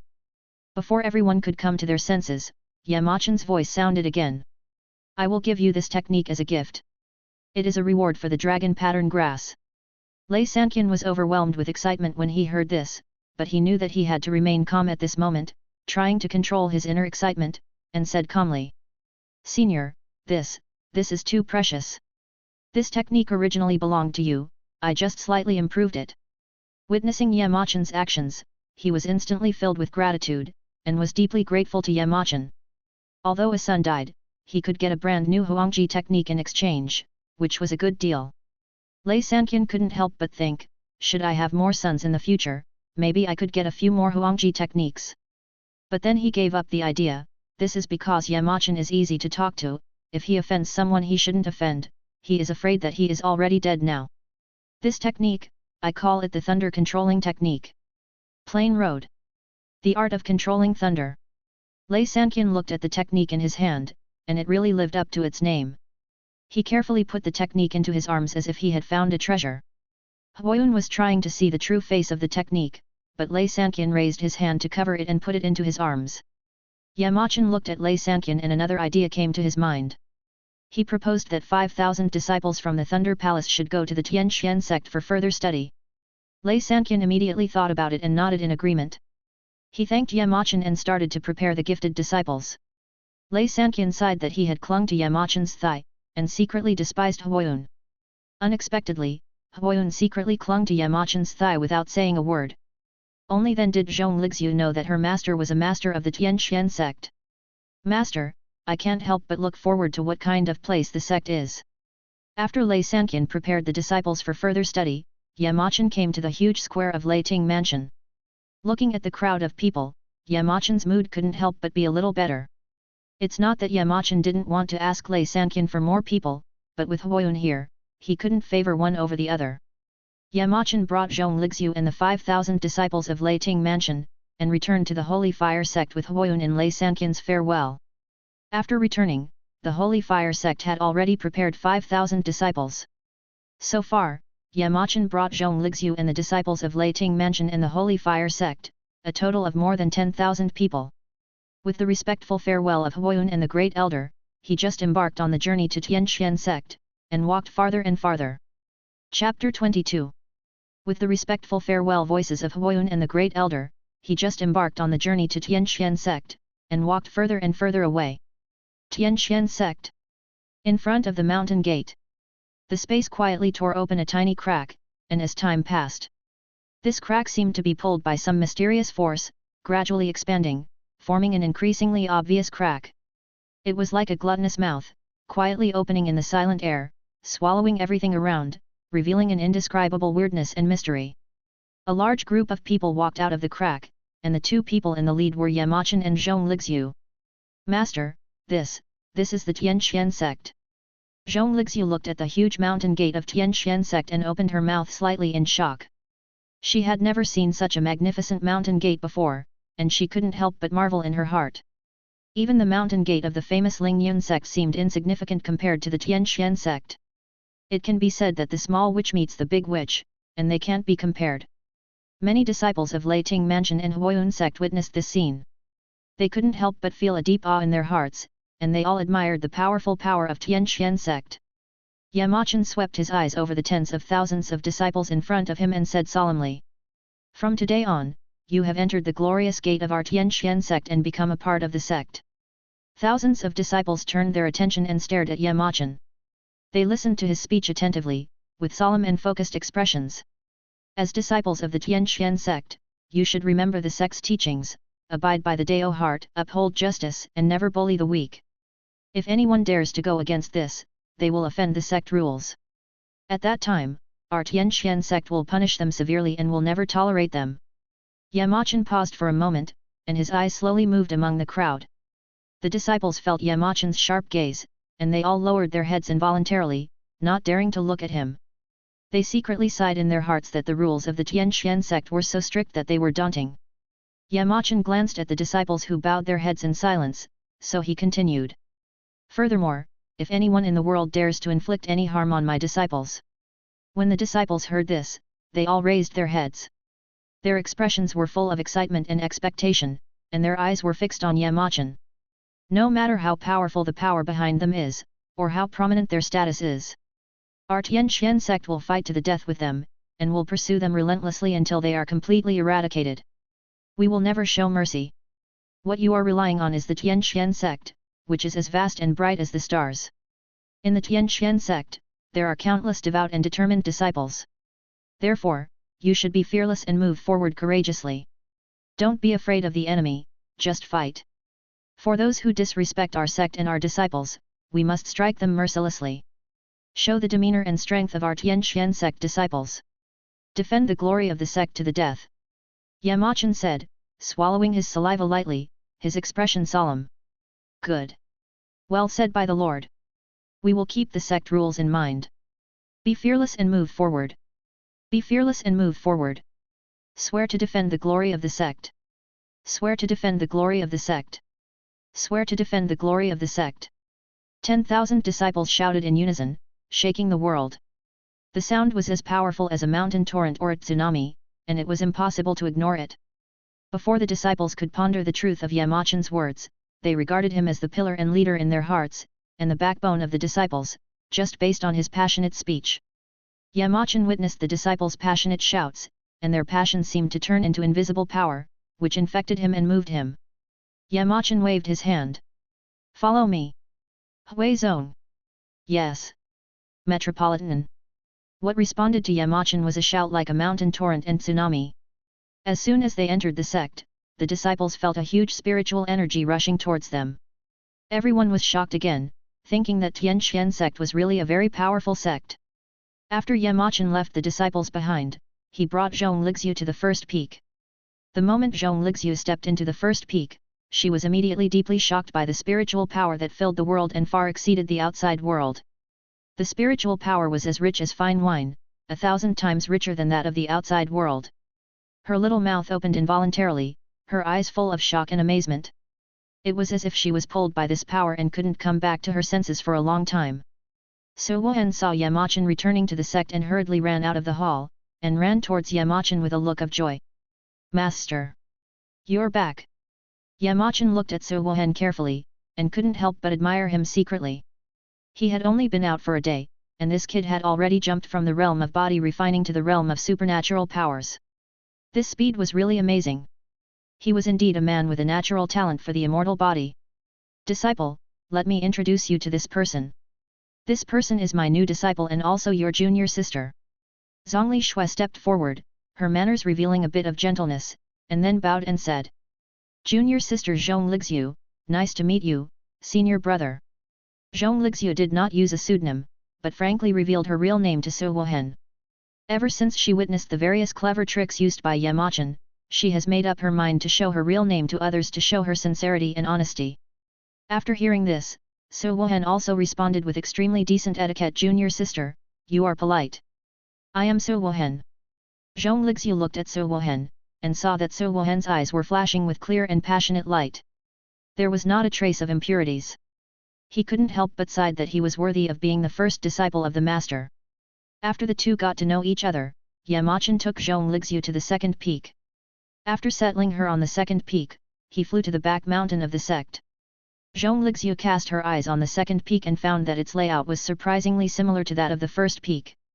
Not only was the overall structure similar, but the richness of the spiritual energy in the air was exactly the same. After Yamachan left the sect and came to the back mountain, he called out the system. System. Ding. The system is here. What instructions does the host have? Use a Deadpool and disassemble it. Ding. Emperor Deadpool is decomposing. The host can choose from the following options to decompose. Supreme Deadpool X1000. Holy King Deadpool X10000. Saint Deadpool X1000000. Yamachan stared at it, his eyes fell on the system panel, and he couldn't help but exclaimed. WTF! One great emperor is actually equal to 100,000 saints. 10,000 saint kings? When I thought about myself, I had just reached the great perfection of saint realm. This great emperor is actually equal to 100,000 of myself? How strong is this great emperor? Alas! I am still too weak. Fortunately, I still have one great emperor after decomposing myself. It seems that I have to take this top bodyguard with me when I go out in the future. Yamachan thought about the 10,000 disciples he had just accepted. If they were decomposed into 10,000 saint kings, one-on-one guidance would be just right. Thinking of this, Yamachan immediately said. System. Use one Great Emperor Deadpool and split another Great Emperor Deadpool into 10,000 Saint King Deadpools. Ding. Emperor Deadpool is being generated. Ding. Emperor Deadpool is decomposing. Host, please wait for a moment. Yamachan looked at the system panel with excitement. In a moment, the dark clouds on the top of the back mountain of Tianxian sect were rolling like huge waves. It covered the originally bright sky tightly, as if it was going to completely swallow up the vast sky. The entire sky was shrouded by this thick dark cloud. It was like a huge black curtain, swallowing up all the light between heaven and earth. The thunder kept rumbling in the depths of the clouds, deafening. It was as if the gods were roaring angrily, wanting to pour their anger on the world. The shocking sound echoed between the whole world. It seemed to shake the whole world. In this deafening thunder, a vague figure gradually condensed in front of Yamachan's eyes and gradually became clear. He seemed like a ghost quietly walking out of the endless darkness, with an indescribable weirdness and deep mystery. An indescribable aura permeated his body, as if it contained endless vicissitudes and depth. It made people hold their breath, and an inexplicable sense of oppression surged in their hearts. Yamachan was stunned by this sudden change, and his teeth trembled in the cold wind. His eyes were filled with unbelievable astonishment, staring straight at everything happening in front of him. Great Emperor! A middle-aged man slowly opened his eyes. His eyes were as vast as the deep starry sky, and seemed to contain endless mysteries and stories. He took a step forward, and this step seemed to break through the boundaries of the 9 heavens and 10 earths, shocking people. The face of the middle-aged man gradually became clear. His facial lines were firm and deep, and his sharp edges and corners portrayed his tenacity and fortitude, exuding a masculine charm that could not be ignored. The terrifying aura on him also slowly converged, and he walked to Yamachan with steady steps. He knelt on one knee, clasped his hands and said, "I am Jiyu, your subordinate, and I pay my respects to my master." Jiyu's voice was deep and powerful, showing his unique charm. Yamachan stared at Jiyu in front of him, and an indescribable fear surged in his heart, and his teeth trembled because of nervousness. The aura that Jiyu exuded invisibly was as turbulent as a surging river, making people irresistible. This is the Great Emperor. The Supreme Great Emperor realm. Yamachan looked at Jiyu, feeling extremely lucky that this was a great emperor who would absolutely obey his orders. Before Yamachan could pause for a moment, the system's voice sounded. Ding! Emperor Deadpool used successfully. Ding! Emperor Deadpool was decomposed successfully. Ding! Holy King X10000 is being generated. Before the thick dark clouds completely dissipated, the sky suddenly exploded with continuous muffled thunder again. Although it lacked the thrilling momentum of the previous one, its coverage was more than 10 times larger than the previous one. Chapter 23. The sound of continuous muffled thunder exploded again. Although it lacked the thrilling momentum of the previous one, its coverage area was more than 10 times larger than the previous time. A moment later, tens of thousands of figures gathered and crowded in front of Yamachan. It was like a huge team, standing in a neat and uniform manner, waiting for his order. Yamachan's sight fell on the mighty team in front of him. More than 10,000 figures were neatly arranged. Among these Saint Kings, there were old and strong, men and women, with different faces. The aura emanating from them was strong and majestic, as if an invisible pressure was blowing in his face, making him feel suffocated. More than 10,000 Saint Kings knelt on one knee in unison, facing Yamachan, and spoke respectfully. "Subordinate, meet the master." Yamachan stared at this huge team, and couldn't help but feel an inexplicable shock in his heart. Then he heard Yamachan say, "You are all members of my Xiantian sect. You are also the elders of my section. When you see me, you don't have to call me master, just call me patriarch. Do you understand?" Reply to the sect master. "I understand." Yamachan's eyes swept over the tens of thousands of Saint Kings and Jiyu, and a domineering aura rose from the bottom of his heart and spread around him. With these tens of thousands of Saint Kings, I'm afraid he can walk sideways in the entire Dongzhou. You all follow me back to the sect," Yamachan said. In an instant, a large group of figures rose into the air and followed Yamachan back to Tianxian sect. In Tianxian sect, many disciples saw the figures in the sky rushing like a tide. They flew towards Tianxian sect in an overwhelming manner, and the scene was extremely chaotic for a while. This is someone knocking on the door. One of the disciples shouted in horror. Then, the crowd began to get restless and a lot of noise came out. It's over. It's over. I didn't expect that we would have to go through a big battle as soon as we arrived at Tianxian sect. The aura of these people gives people a very powerful feeling. What should I do? Should I inform the clan leader? Quick! Quick! Let's go inform the master. At this time, a disciple's voice sounded in the crowd, and it sounded like he had seen something incredible. Look! That's the leader. What are you talking about? Hurry up and inform the master. No. Look, that really seems to be the clan leader. Really the lord? Why is the clan leader with the people on the opposite side? Could it be that the leader was held hostage? The disciples were all worried and terrified. They didn't know who had said the words that made them uneasy. No. It doesn't look like it. At this time, a reddish-haired disciple in the crowd said very calmly. If you say it's not the case, then it's not the case. What if the master is really held hostage? Another disciple retorted. At this time, a disciple in a dark blue robe said. Look, the people coming are led by the sect master, and look at the sect master's expression, is there any panic? After hearing this, all the disciples looked at the crowd in the sky. The leader was Yamachan, and behind him was a middle-aged man. Seeing Yamachan's calm demeanor, without any panic, he didn't look like a person who was held hostage. The leader does not look like he is being held hostage. Why is the sect leader with those people? The disciples speculated one after another, and couldn't help but look at the two disciples who had been calm and composed before, as if they wanted to get the answer from them. The disciple with slightly red hair saw everyone's eyes and said hurriedly, I don't know who those are. I do not know either. They. Blue-robed disciple followed closely. Although everyone was very curious, they stopped speculating as long as they were not enemies. Many disciples calmed down. One of the disciples saw the two disciples who spoke differently earlier and asked. May I know your names, brothers? The red-haired disciple, I am Yan Bin. The blue-robed disciple, I am Lei Xiao. The disciple who asked the question smiled and said. It turned out to be senior brother Yan Bin and senior brother Lei Xiao. Several disciples on the side said in surprise. You don't even know Yan Bin? He is the holy son of the Holy Fire sect. Before everyone could be surprised, another disciple stepped forward and said. Lei Xiao is the holy son of my Thunder Palace. What? It's actually brothers Yan Bin and Lei Xiao. Many disciples started to discuss again. However, when they saw Yamachan approaching, they stopped talking. From a distance, Yamachan saw a group of disciples laughing and talking happily. Seeing this, Yamachan couldn't help but smile knowingly. This was exactly the harmonious atmosphere he wanted. Yamachan came to the Tianxian sect square and ordered more than 10,000 Saint King elders to wait there. Then Yamachan looked at the disciples and asked them to gather in the square.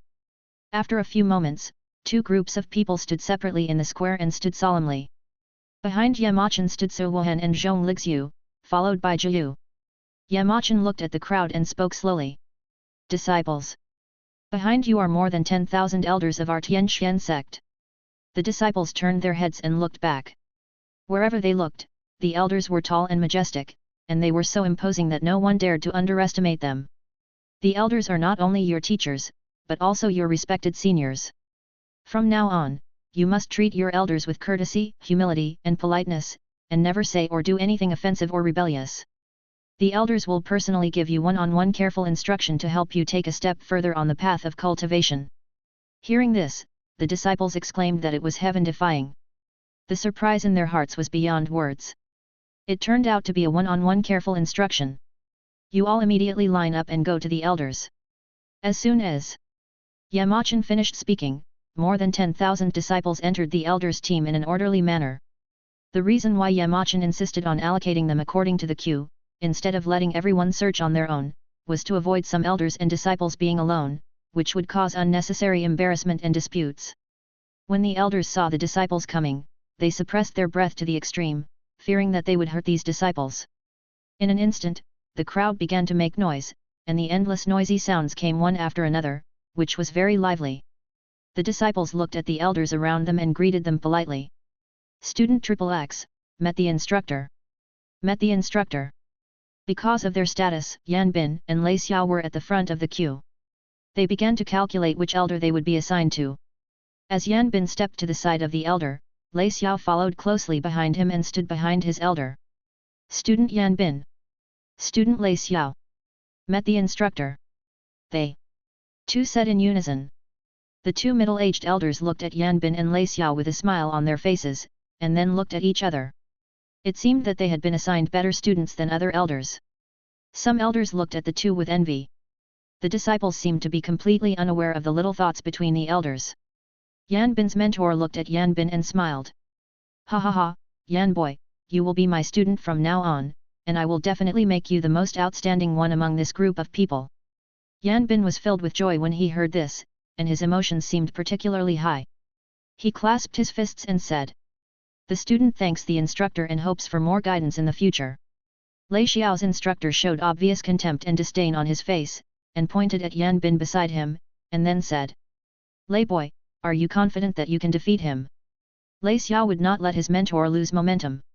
He knew the importance of maintaining the dignity and authority of his mentor. Students have confidence. Lei Xiao said seriously. Teacher Lei Xiao nodded with satisfaction, then looked at Teacher Yan Bin and raised his head slightly. Seeing this, Teacher Yan Bin was not angry, and immediately smiled and retorted. Xiang Er, you must not mislead the students, or you will cause endless harm. Lei Xiao's mentor Xiang Er showed displeasure. Xiang Dai, who is misleading the disciples? A similar scene was quietly playing out between the disciples and the elders, which was quite lively. Yamachan watched all this quietly without interfering too much. After all, there will be competition only when there is comparison, and competition is the driving force that drives the disciples to grow continuously. Only when the disciples become stronger can the sect prosper and continue to grow. Although there is a hidden competitive spirit among the elders, they can all abide by the limits and maintain a proper balance. Yamachan knew all this very well, and he firmly believed that these elders would obey his orders unconditionally. The obedience and loyalty between them have long been deeply rooted and cannot be shaken. After a moment, at the signal of Yamachan's hand, all the disciples and elders quieted down. Yamachan looked at Zhuyu behind him, and then introducing to the disciples and elders. This one is the sect deacon, Yi is the chief elder. All matters of the sect, big or small, will be managed by the great elder. Zhuyu took a steady step forward, and inadvertently released a deep and powerful aura. This aura slowly spread out like a trickle, and wherever it went, the disciples of the sect felt an indescribable sense of oppression, as if the whole world was trembling at this moment. There was only one thought in the minds of all the disciples. Strong. Incomparably strong. Unimaginably strong. Zhuyu's deep voice sounded. I am Zhuyu, the sect's great elder. All the disciples and elders clasped their fists and saluted, saying in unison. I'm waiting to see the elder. Disciple greets the great elder. Zhuyu nodded and retreated behind Yamachan. Then, Yamachan cast a subtle look at Su Wuhan and Zhong Lixiu, and the two immediately understood and stood beside Yamachan without hesitation. At this time, Su Wuhan's expression was extremely solemn, and his eyes flashed with a firm and focused light, as if he wanted to focus all his attention on this moment. His face was tense, revealing an unquestionable seriousness that made people dare not slack off. Zhong Lixiu was a different scene. Her face was as cold as frost, as if she could freeze all the air around her. Her eyes revealed a sharpness and determination that made people dare not look directly at her. Her existence was like an iceberg. Although it was silent, it exuded a heart-pounding chill. Chapter 24. Her presence was like an iceberg, silent but emitting a chill that made one's heart palpitate. The disciples of the sect raised their heads and looked at Su Wuhan and Zhong Lixiu. Seeing that they were young but had extraordinary bearings, they could not help but discuss. Who are these two people? I don't know, these two have been following the master from beginning to end. Could it be the clan leader's descendant? It is possible. Brothers, you can see that these two have extraordinary auras and sharp eyes. You can vaguely see that they are talented disciples. With such an imposing manner, if he is really the descendant of the clan leader, he must be incomparable to us. Before Yamachan opened his mouth, he saw the disciples of the sect began to talk about it. Especially when they heard that it was his offspring, their faces darkened and they fell into self-doubt. Am I that old? I'm not even married yet. Yamachan said in a deep voice. These two people are my personal disciples. Su Wuhan took the lead and stepped forward, smiling slightly, and then said, "My fellow disciples, I am our master's eldest disciple, Su Wuhan. I hope you will give me more guidance in the future." Su Wuhan was gentle and well-mannered. His smile was warm and friendly, making people happy. His every move exuded charming charm, like a well-trained gentleman. Many of the female disciples spoke up. It turned out to be the eldest brother.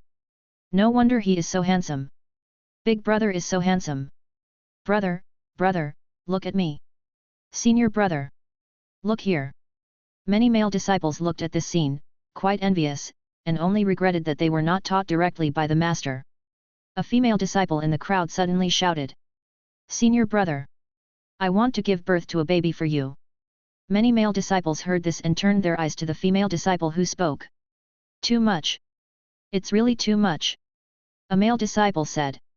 "Junior sister, how can you be so frivolous?" The female disciple said disdainfully. "What do you care?" Hearing this, the male disciple no longer wanted to make trouble and walked away in disgrace. Many male disciples saw this scene and couldn't help but feel envious. They all sighed that this was the extraordinary influence of the direct disciples. The elders looked at the disciples around them with interest, and did not stop them, allowing them to make trouble. Facing this scene, Su Wuhan's innocent face turned red, and his heart was suddenly filled with panic and helplessness. He sighed secretly. The junior sisters are so enthusiastic. Zhong Lixiu was watching quietly from the side, and when she saw Su Wuhan's slightly embarrassed look, she was secretly happy and couldn't help laughing secretly. Senior brother is in such an embarrassing state? Seeing that the junior sisters had calmed down, Zhong Lixiu stepped forward and said, "Junior brothers and sisters, I am also the master's disciple. My name is Zhongli Shui. I hope you can give me more guidance in the future." Zhongli Shui's originally cold face actually bloomed into a warm smile when she opened her mouth.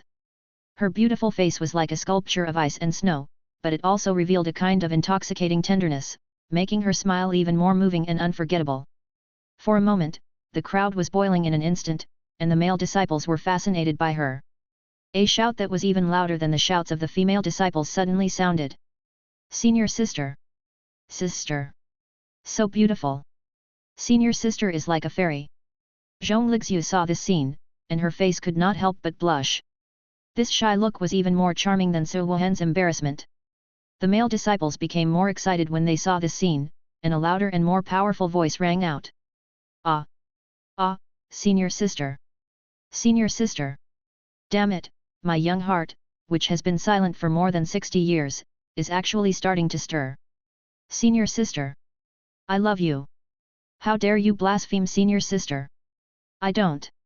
Stop talking nonsense and watch the fight! Fuck! Are you serious?" Many female disciples sneered at this scene. Men are really bad.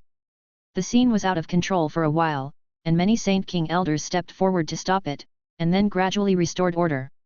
Yamachan looked at the scene in front of him, and an inexplicable helplessness surged in his heart, and he couldn't help laughing.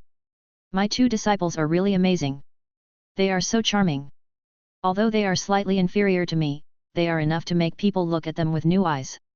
Yamachan glanced at the disciples present with a serious look, and said in a solemn tone, "Be patient." After hearing the sect master's words, the disciples calmed down and raised their heads, looking at it. "Although Su Wuhan and Zhong Lixiu are my personal disciples, you don't have to be discouraged. The sect competition will be held in 1 month, and those who perform outstandingly will be promoted to inner disciples. According to the ranking, 100 are core disciples. You can challenge the disciple within the 100. If the battle ends in a tie, I will accept him as my disciple. The treatment and rewards for the inner gate core members are different. As for what kind of achievements they make, it all depends on their own abilities. There is only one requirement for inner disciples, and that is to achieve the Dao realm." The disciples were excited when they heard that they could challenge the direct disciple and have the opportunity to become the direct disciple. But when they heard that the requirement for promotion to the inner sect was to achieve the Dao realm, they couldn't help but exclaimed. "What? The realm of enlightenment? The leader is talking about discussing the Tao, not proving the Tao, right? Did we hear it wrong? How is it possible to cultivate to the state of enlightenment in just 1 month? Impossible, absolutely impossible. Let alone 1 month, even if I were given 100 years, I might not be able to cultivate to the point of enlightenment. The leader must be joking. But looking at the sect leader's expression, it doesn't seem like he's joking. Oh. I don't want to work hard anymore. Destroy it. The world. I don't want to work hard anymore.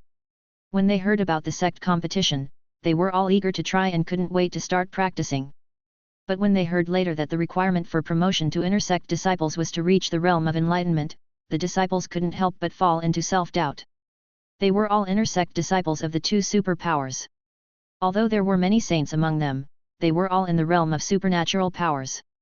The disciples thought that if it was the realm of enlightenment, they could still give it a try with the spiritual energy of the Tianxian sect, which was 100 times richer. But reaching the realm of enlightenment was absolutely impossible. In their sect, reaching the realm of enlightenment was already a level of the sect master or elder, but in the Tianxian sect, it was just a condition for entering the inner sect. Yamachan witnessed the negative emotions revealed by the disciples, but he didn't care much and spoke slowly. Since I can say this, how can I make things difficult for you? Yamachan waved his hand solemnly, and two simple and solemn black tokens appeared in his hand. This is the identity token of my direct disciple. It contains the mysterious power I have set up. Once you get the token, you only need to absorb its mysterious power, and your cultivation speed will increase by more than 1,000 times. Yet. Machan said. What? The speed of cultivation increased 1,000 times. This can't be true. Mysterious power? What is this? Unheard of. The sect leader said that this was set up by him. If it could really increase people's cultivation speed by 1,000 times, what kind of existence is the sect leader? If it can be improved 1,000 times, the realm of enlightenment is just around the corner. The disciples looked incredulous, doubting whether what Yamachan said was true. Su Wuhan and Zhong Lixiu also looked at Yamachan in shock, and Su Wuhan believed it without a doubt. Zhong Lixiu didn't disbelieve Yamachan, but this 1,000-fold cultivation speed was indeed incredible and unheard of. Yamachan quietly engraved cultivation speed into the token. As long as a disciple of Tianxian sect comes into contact with cultivation speed, it will be automatically attached, and the attachment will always exist. Then Yamachan handed the token to Su Wuhan and Zhong Lixiu. After the two took the token, they felt the mysterious power that Yamachan said, and then Su Wuhan and Zhong Lixiu felt that the power disappeared. At the same time, they seemed to feel that there seemed to be something strange on their bodies. The two immediately meditated and practiced, and found that the originally extremely slow cultivation was improving at a speed visible to the naked eye. The two were extremely shocked. The speed of cultivation has really increased by 1,000 times. This is actually true. A moment later, the two broke through a small realm one after another. The two were overjoyed and then walked towards Yamachan. Su Wuhan Master. Disciple has been promoted to a small realm. Zhongli Shui Master, I have also reached a higher realm. My cultivation speed has really increased 1,000 times. Yamachan smiled and looked at the two of them. He was very satisfied with this. The disciples were shocked again when they heard this. This is actually true. Senior brother and sister have really reached a higher level just now. Yamachan said again. Afterwards, you can go to the great elder Jiu to get the disciple token. Sect elders can also go and claim it. All the 10,000 Saint King elders were filled with excitement and joy, with endless excitement surging in their heads. I didn't expect that elders like us could also use it. Although this token has a mysterious power set by me, I have also imposed restrictions on it. If the token is obtained by someone else, people other than the Tianxian sect cannot trigger the mysterious power. Please remember to use the token as soon as you get it to avoid any trouble. After using it, the mysterious power will bless you for life. If you lose it before using it, you will miss the opportunity and you will be responsible for it. Do you understand? The disciples and elders shouted in succession. The disciples understand. I understand. It's not that Yamachan doesn't want to reissue the tokens to these disciples. The token is just a cover. Even if it is lost, he can cancel the speed of cultivation at any time. If he can't use this as a small punishment, how can he manage the sect? What's more, the identity token is a symbol of the sect's disciples' identity, how can it be lost at will? Afterwards, Yamachan threw all the affairs of the sect to Jiu, and asked him to make the disciple identity token and the elder identity token. Jiu had no complaints about this and carried out Yamachan's orders unconditionally. Yamachan was quite impressed by this. The system's product was really a masterpiece. A supreme emperor was so loyal to him. The appearance of the token was actually a replica of the sect master's order given to Yamachan by Taoist Zimu. After handing over all the Saint King elders to Jia for management, Yamachan became a hands-off boss. After everything was explained, Yamachan returned to the main peak. As soon as he arrived at the main peak, Yamachan opened the system panel to check. Host, Yamachan. Sect, Tianxian Sect. Cultivation, Great Perfection of the 9th layer of the Saint Realm. Apprentices, Su Wohen, Zhongli Shuet. Weapon, God-slaying sword. Constitution, innate holy body. Mount, polar ice bear, with ancient blood, black shadow turtle, divine beast blood, special skills, god level alchemy level, rapid cultivation. System mission, develop Tianxian sect into the number 1 sect in the border area. Chapter 25. After explaining everything, Yamachan returned to the main peak. Once he arrived at the main peak, Yamachan opened the system panel to check. Host, Yamachan. Sect, Tianxian Sect. Cultivation, Great Perfection of the 9th layer of the Saint Realm. Apprentices, Su Wohen, Zhongli Shuet. Weapon, God-slaying sword. Constitution, innate saint body. Mount, polar ice bear, with ancient bloodline, black shadow turtle, divine beast bloodline. Special skills, god level alchemy level, cultivation speed. System mission, develop Tianxian sect into the 1st sect in the border area. Oh! The system tasks have been updated. Develop Tianxian sect into the 1st sect in the border area. Yamachan couldn't help but ponder. How big is this border area? It seems that I should learn more about what forces there are in this border area when I have time. Although I now have a great emperor, it is still not my own strength. The most urgent task is to improve my own strength first. It happens that I have both the 9 sunflower and the dragon pattern grass, so I should enter the Saint King realm first. Inside the Ziwei Pavilion, a majestic hall stood in front of the room. In the hall, an old man of high moral character was sitting on the first seat. Is this true? The old man was staring at the woman sitting below with a puzzled look on his face, and his face suddenly darkened. The great elder. That Su Wohen, relying on this man's support, actually let this man kill the 7th elder and the 9th elder. The woman spoke angrily, her tone filled with uncontrollable anger, and she seemed extremely excited.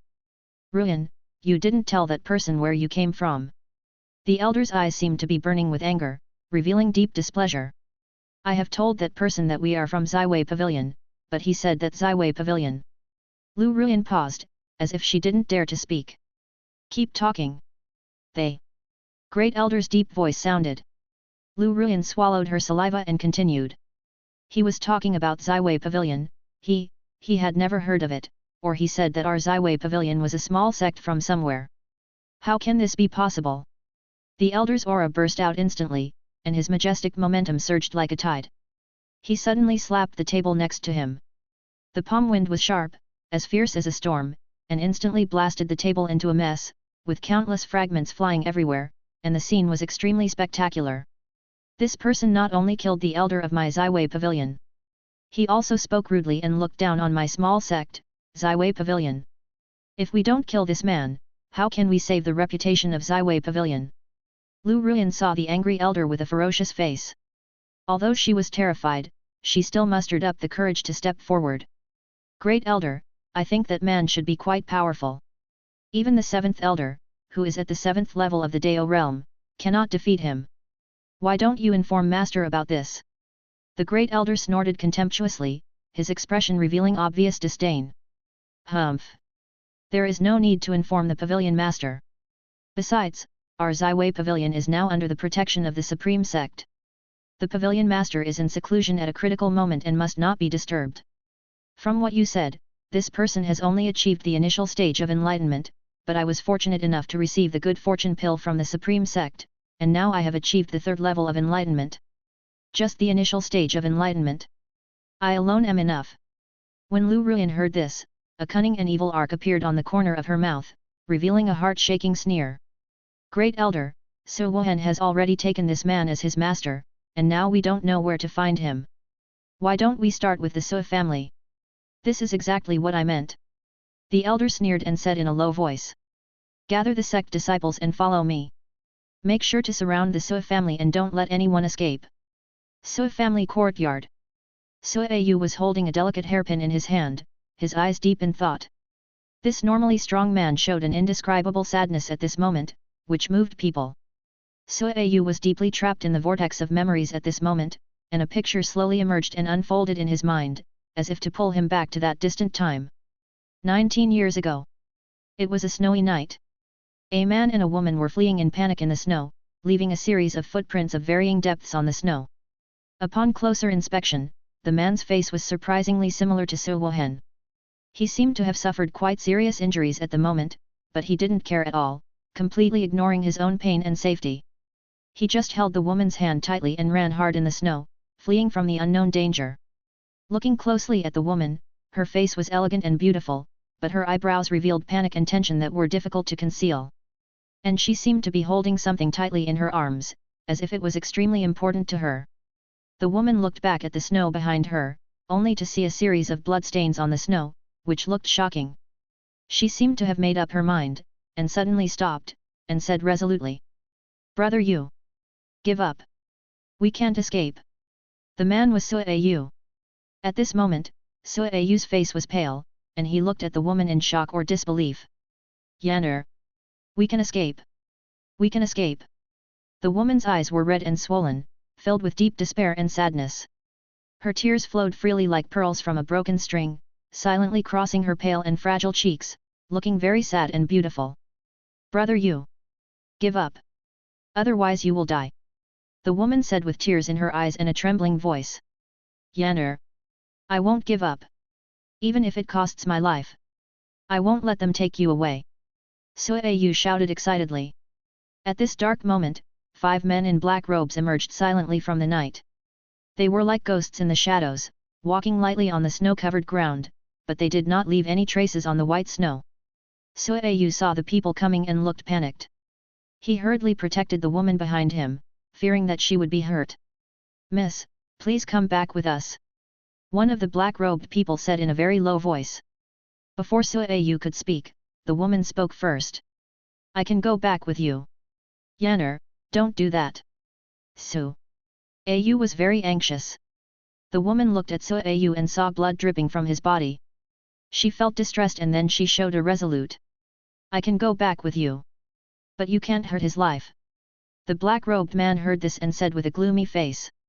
"We have been ordered to kill this man and take the young lady back.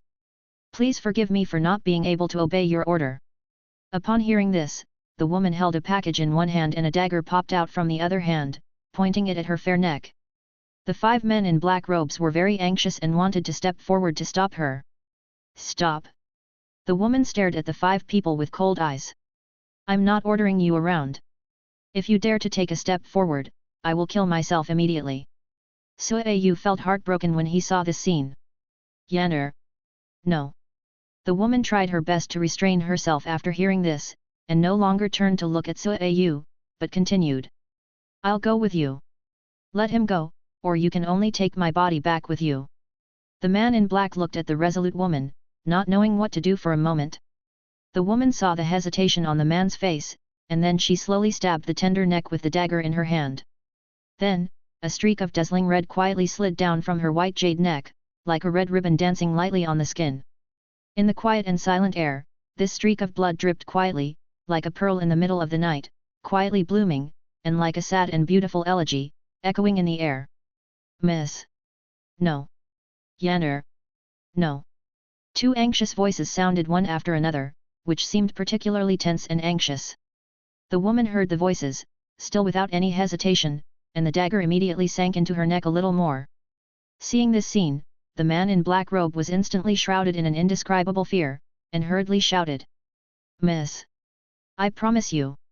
Stop it now." The woman stopped after hearing this, threw the dagger on the ground, looked at Sua Yu in despair, and said. "Brother Yu. I'm sorry.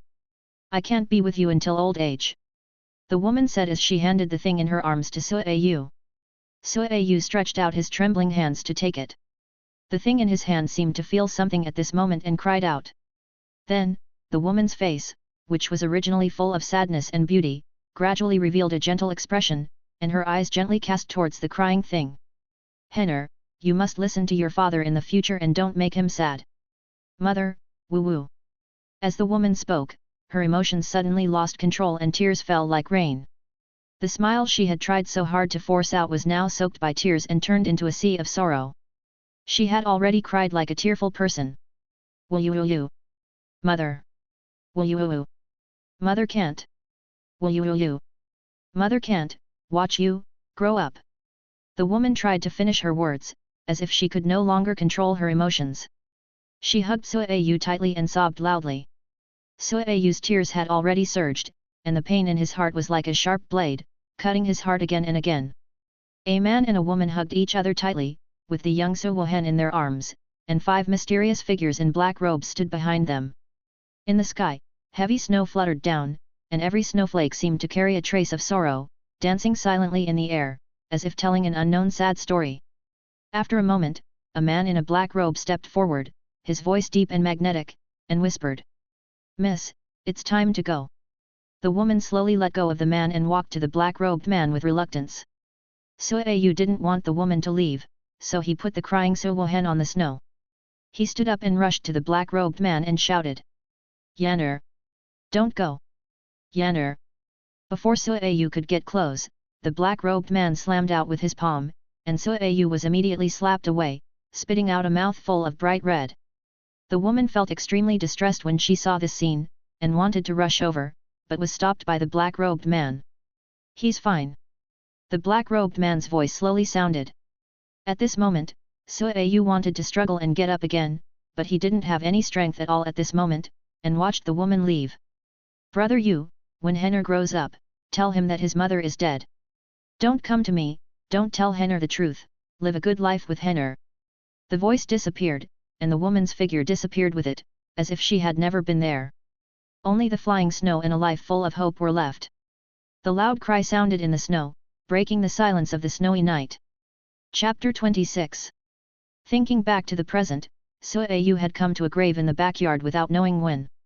Suayu stared at the grave, his eyes showing deep tenderness and attachment, as if he wanted to pour all his emotions into this resting place. Looking up, he saw a few big words engraved on the tombstone, Tomb of my beloved wife Zhao Yanner. Suayu looked at the grave affectionately, and an indescribable tenderness appeared on his face. He stared at the grave, whispering to himself, as if he was telling something. Yanner, Henner has been naughty since he was young, and it gave me a headache for a while. Yanner, our Henner has grown up.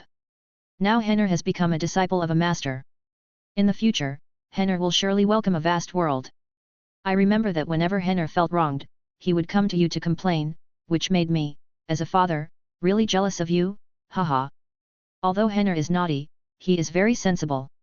I have seen him many times, and I envied other families who were enjoying themselves. He always acted like he didn't care in front of me, laughing and joking. But I knew that he longed for his mother's company.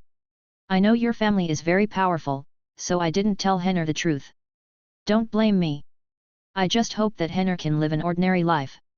If he lives a healthy and happy life, I, as a father, will be very satisfied. Suayu said slowly, as if he wanted to pour out all the emotions that had been accumulated for a long time, and appeal to this quiet time. Suddenly, Master! A quick shout broke the silence. Suayu heard the voice, and his eyes, which were originally full of tenderness, suddenly became serious again, and he resumed his usual serious attitude. Why are you in such a hurry? Suayu asked in confusion. The man looked flustered and said hurriedly. Patriarch! The people from Ziwei Pavilion are coming. There are so many people coming, and now they are almost surrounding my Sua family. What? Come with me to see. Suayu was extremely anxious, and hurriedly quickened his pace, walking towards the door in a hurry. When Suayu arrived at the door, he looked up and saw a group of people in the air scattering everywhere. Gradually gathering towards the direction of his Sua family, forming an encirclement, approaching step by step. The leader was an old man in purple robes, and beside the old man was Lu Ruyan. The old man in purple robes closed his eyes, showing a master's demeanor, while Lu Ruyan looked at Suayu with disdain. Suayu knew that the people of Ziwei Pavilion would never let his Sua family go, but he didn't expect them to come so quickly. At this time, Just one day after Su Wuhan left, Ziwei Pavilion had come to the door. Sui Yu looked at the old man and said neither humbly nor arrogantly, "Senior, what is your intention in coming to our Sui family this time?"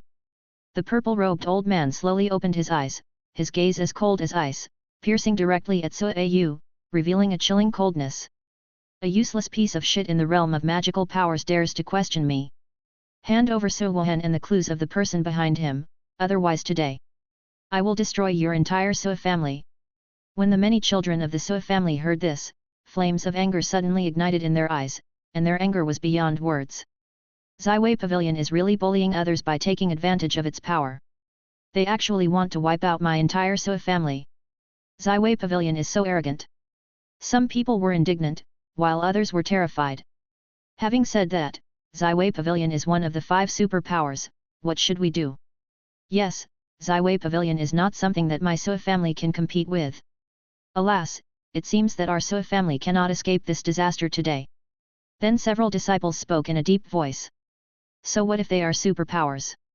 Since they have come to our doorstep, we cannot just sit there and wait for death. Yes. We can't just sit there and wait for death. Well said. Even if Ziwei Pavilion is powerful, we will fight to the death to bite off a piece of flesh from them. As a man of the Sui family, how can I be cowardly without fighting? We will defend the Sui family to the death. Defend the Sui family to the death. Defend the Sui family to the death. Swear to defend the Sui family to the death. Sui Yu looked at this scene and was deeply moved. Then he released a huge fighting spirit and fully released his supernatural power. Sui Yu looked at the purple-robed old man with a sharp gaze, without a trace of fear. If that's the case, then fight if you want. No need to say more. The purple-robed old man seemed to have seen something incredible, his eyes widened, looking at Sui Yu. A person in the supernatural realm was going to challenge the existence of the realm of enlightenment. At this moment, the purple-robed old man seemed to feel that he was being despised. Then his eyes widened with anger, and a monstrous aura emanated, suppressing Sui Yu. Sui Yu's legs were bent by the pressure of this aura, as if he was going to kneel down in the next moment. He showed a look of pain, and struggled to fight against this pressure with great difficulty. His body trembled, and he forcibly withstood this pressure. Lu Ruyan had a panoramic view of everything that happened from beginning to end. At this moment, she curled up a sneer at the corner of her mouth and looked at Sui Yu. At this moment, Lu Ruyan's heart was extremely satisfied. The Sui family must die today. Su Wuhan must die too. And the person behind the scenes must die even more. Thinking of the humiliation she had suffered, Lu Ruyan gritted her teeth, but looking at Sui Yu's miserable condition at this moment, her heart felt extremely comfortable. She imagined Su Wuhan suffering all kinds of torture in front of her eyes, falling down in pain, looking at her with regret in his eyes. Ah! That's the feeling. This feeling is so wonderful. Su Wuhan. Your pain really makes me physically and mentally happy. Ah! Let me feel this wonderfulness a little more. Su Wuhan. Painful? Ha ha ha ha ha ha. Lu Ruyan suddenly changed her morbid state and looked at Sui Yu coldly. Start with the Sui family. Let's start with Sui Yu. They all must die. At this moment, Lu Ruyan's body and mind were extremely distorted, and no one knew what she was thinking. The purple-robed old man was slightly surprised that Sui Yu actually withstood his pressure. He increased his strength and released it towards Sui Yu. At this moment, Sui Yu felt an even more terrifying pressure sweeping over him, and he desperately resisted this huge pressure. His face suddenly turned red, and the blue veins under his skin jumped angrily, like angry snakes. His expression was extremely painful, and he was suffering from unspeakable torment and torture. Perhaps he could not resist this pressure, and he couldn't help but spit out a touch of bright red, and his legs couldn't help but bend down again. Bend a little, and there is no more progress. At this moment, he resolutely withstood the heavy pressure again, and the light flashing in his eyes was exactly the same as Su Wuhan when he was a teenager, exactly the same. That indomitable perseverance seemed to have transmigrated. The image of Su Wuhan slowly emerged in front of him and smiled at him. The image of Su Wuhan came in front of Sui Yu. At this moment, the father and son were like one person, shouldering this magnificent pressure together, shouldering the entire Sui family. The Sui family members witnessed this scene and were deeply moved, with emotions surging in their chests. Head of the family. Master. Lu Ruyan enjoyed this scene very much, panting heavily, with an extremely comfortable expression. It was wonderful. It was really wonderful. The purple-robed old man was surprised again when he saw Suayu withstand the pressure again. This was a pressure that even the initial stage of the theory of Dao could not withstand, but he actually withstood it. The purple-robed old man felt that he seemed to have suffered a great humiliation. A person in the realm of magical powers had embarrassed himself again and again. Forget it, first destroy the Sua family, and then send people to wait here. I don't believe that the mysterious man will not show up. The purple-robed old man immediately decided not to hold back, he wanted to kill Suayu. The purple-robed old man slowly raised his right hand, and in the palm of his hand, a suffocating breath of terror gradually gathered. As if drawn from the endless abyss. It was terrifying. Suayu's face was as pale as paper. He stared at the scene in front of him intently, his heart full of helplessness and despair. He knew very well that the power of this attack was far beyond his ability. He had no way to retreat and could only let the wheel of fate crush him. Although he was unable to resist, he was still determined in his heart. Facing the impending attack, he did not show any fear. He knew very well that behind him was Su Wohen, the entire Sua family, and the entire Sua family. He could not retreat. Even if it meant death.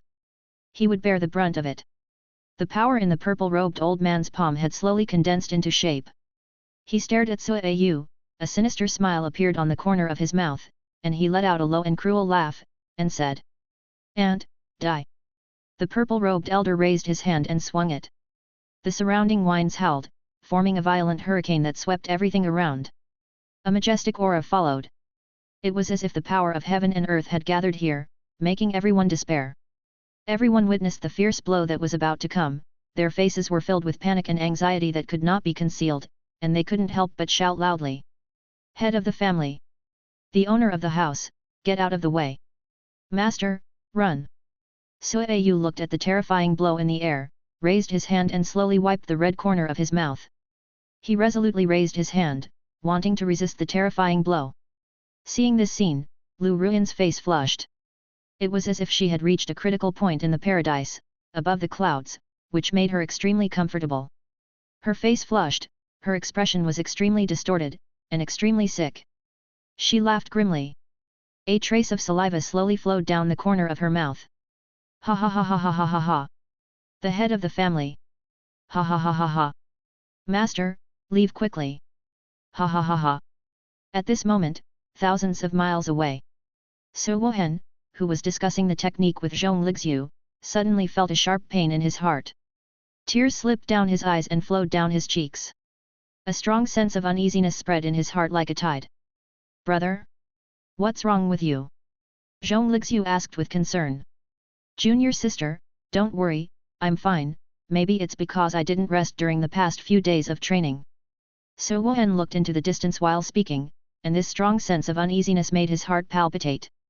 At this moment, he vaguely felt that it seemed that some important existence was about to leave him. Chapter 27. Suayu's eyes were fixed on the terrifying blow that was about to come. A firm belief surged in his heart, and he was ready to do his best to resist this fatal blow. Everyone stared at Suayu intently, and saw that he had no room to escape and was completely swallowed by the heavy blow. At this critical moment, a man in black robes suddenly appeared from the void, without attracting anyone's attention. The man in black robes wanted to stretch out his hand to resist the terrifying blow. Suddenly, before the man in black robes could make a move, something unexpected happened again. When the purple-robed old man's blow swallowed Suayu, he first smashed something in front of Suayu's chest. The object broke instantly, and a terrifying breath that made people's heart palpitate suddenly swept out. This breath gradually gathered and slowly condensed into a vague figure, whose face was difficult to see. He gently raised his hand and waved it, and the purple-robed old man's powerful blow was like a dream bubble, instantly dissipated and became invisible. Everyone didn't know what happened. They only saw the purple-robed old man swallow Suayu with his blow and then disappeared in an instant. What happened? I don't know, why did that palm disappear?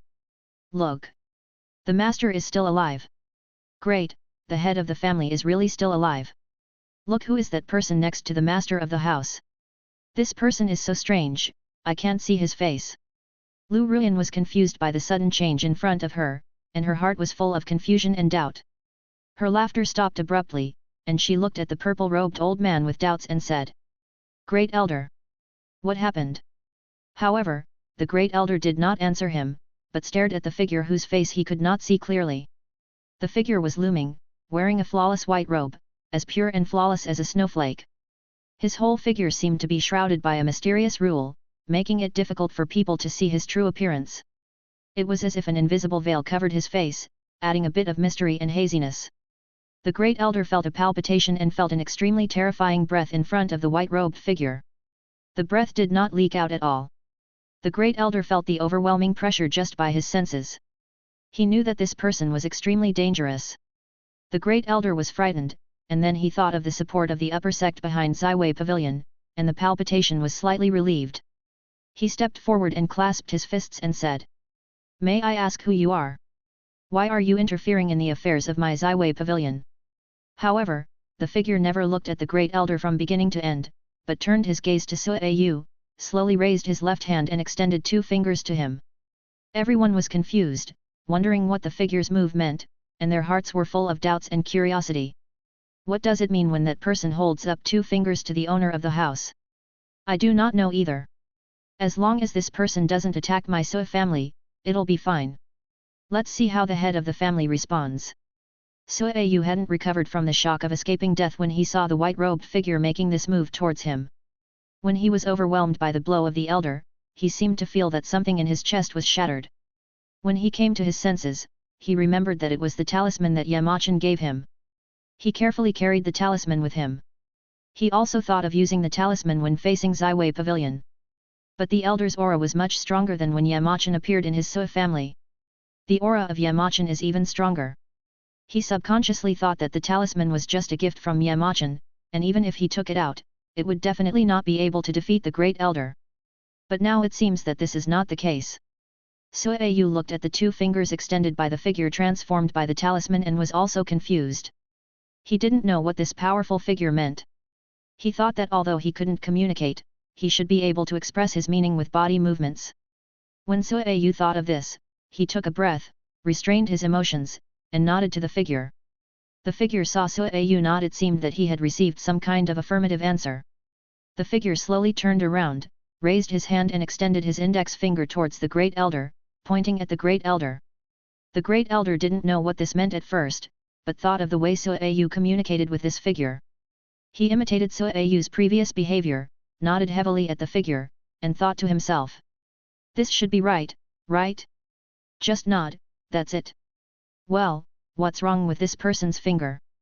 This terrifying power." Before the Great Elder could figure it out, the figure had already pointed and pointed. As soon as it pointed, the air around seemed to suddenly solidify, and the heavy sense of oppression made people breathless. The power surged like a storm, which made people feel awe. The Great Elder and some Zaiwei Pavilion disciples behind him seemed to evaporate in an instant under this finger. Disappeared without a trace, leaving only an empty and silent space. Zaiwei Pavilion disciples, Sua family disciples, Lu Ruyan, Suayu. Everyone present was deeply shocked, as if time had suddenly stopped at this moment, and everyone's expressions froze and there was silence. Gilu. After a moment, the silence was broken by the sound of someone swallowing. The Great Elder, is dead. The Great Elder is dead. Run! Run! Horrible! Run! Many Zaiwei Pavilion disciples saw this scene, all panicked and fled in all directions. Lu Ruyan also showed panic. At this moment, she clearly realized that the shadow of death was quietly approaching, so she did not hesitate to follow the Zaiwei Pavilion disciples and flee the scene. Sua family disciples were all excited at this moment, and their excitement was beyond words. They danced and cheered one after another, resounding through the sky. "Great, we won! Zaiwei Pavilion is defeated, ha ha ha ha!" The crowd did not cheer for long before they saw the figure who had made the move again. After killing the Great Elder of Zaiwei Pavilion, the figure turned his head and looked at the void.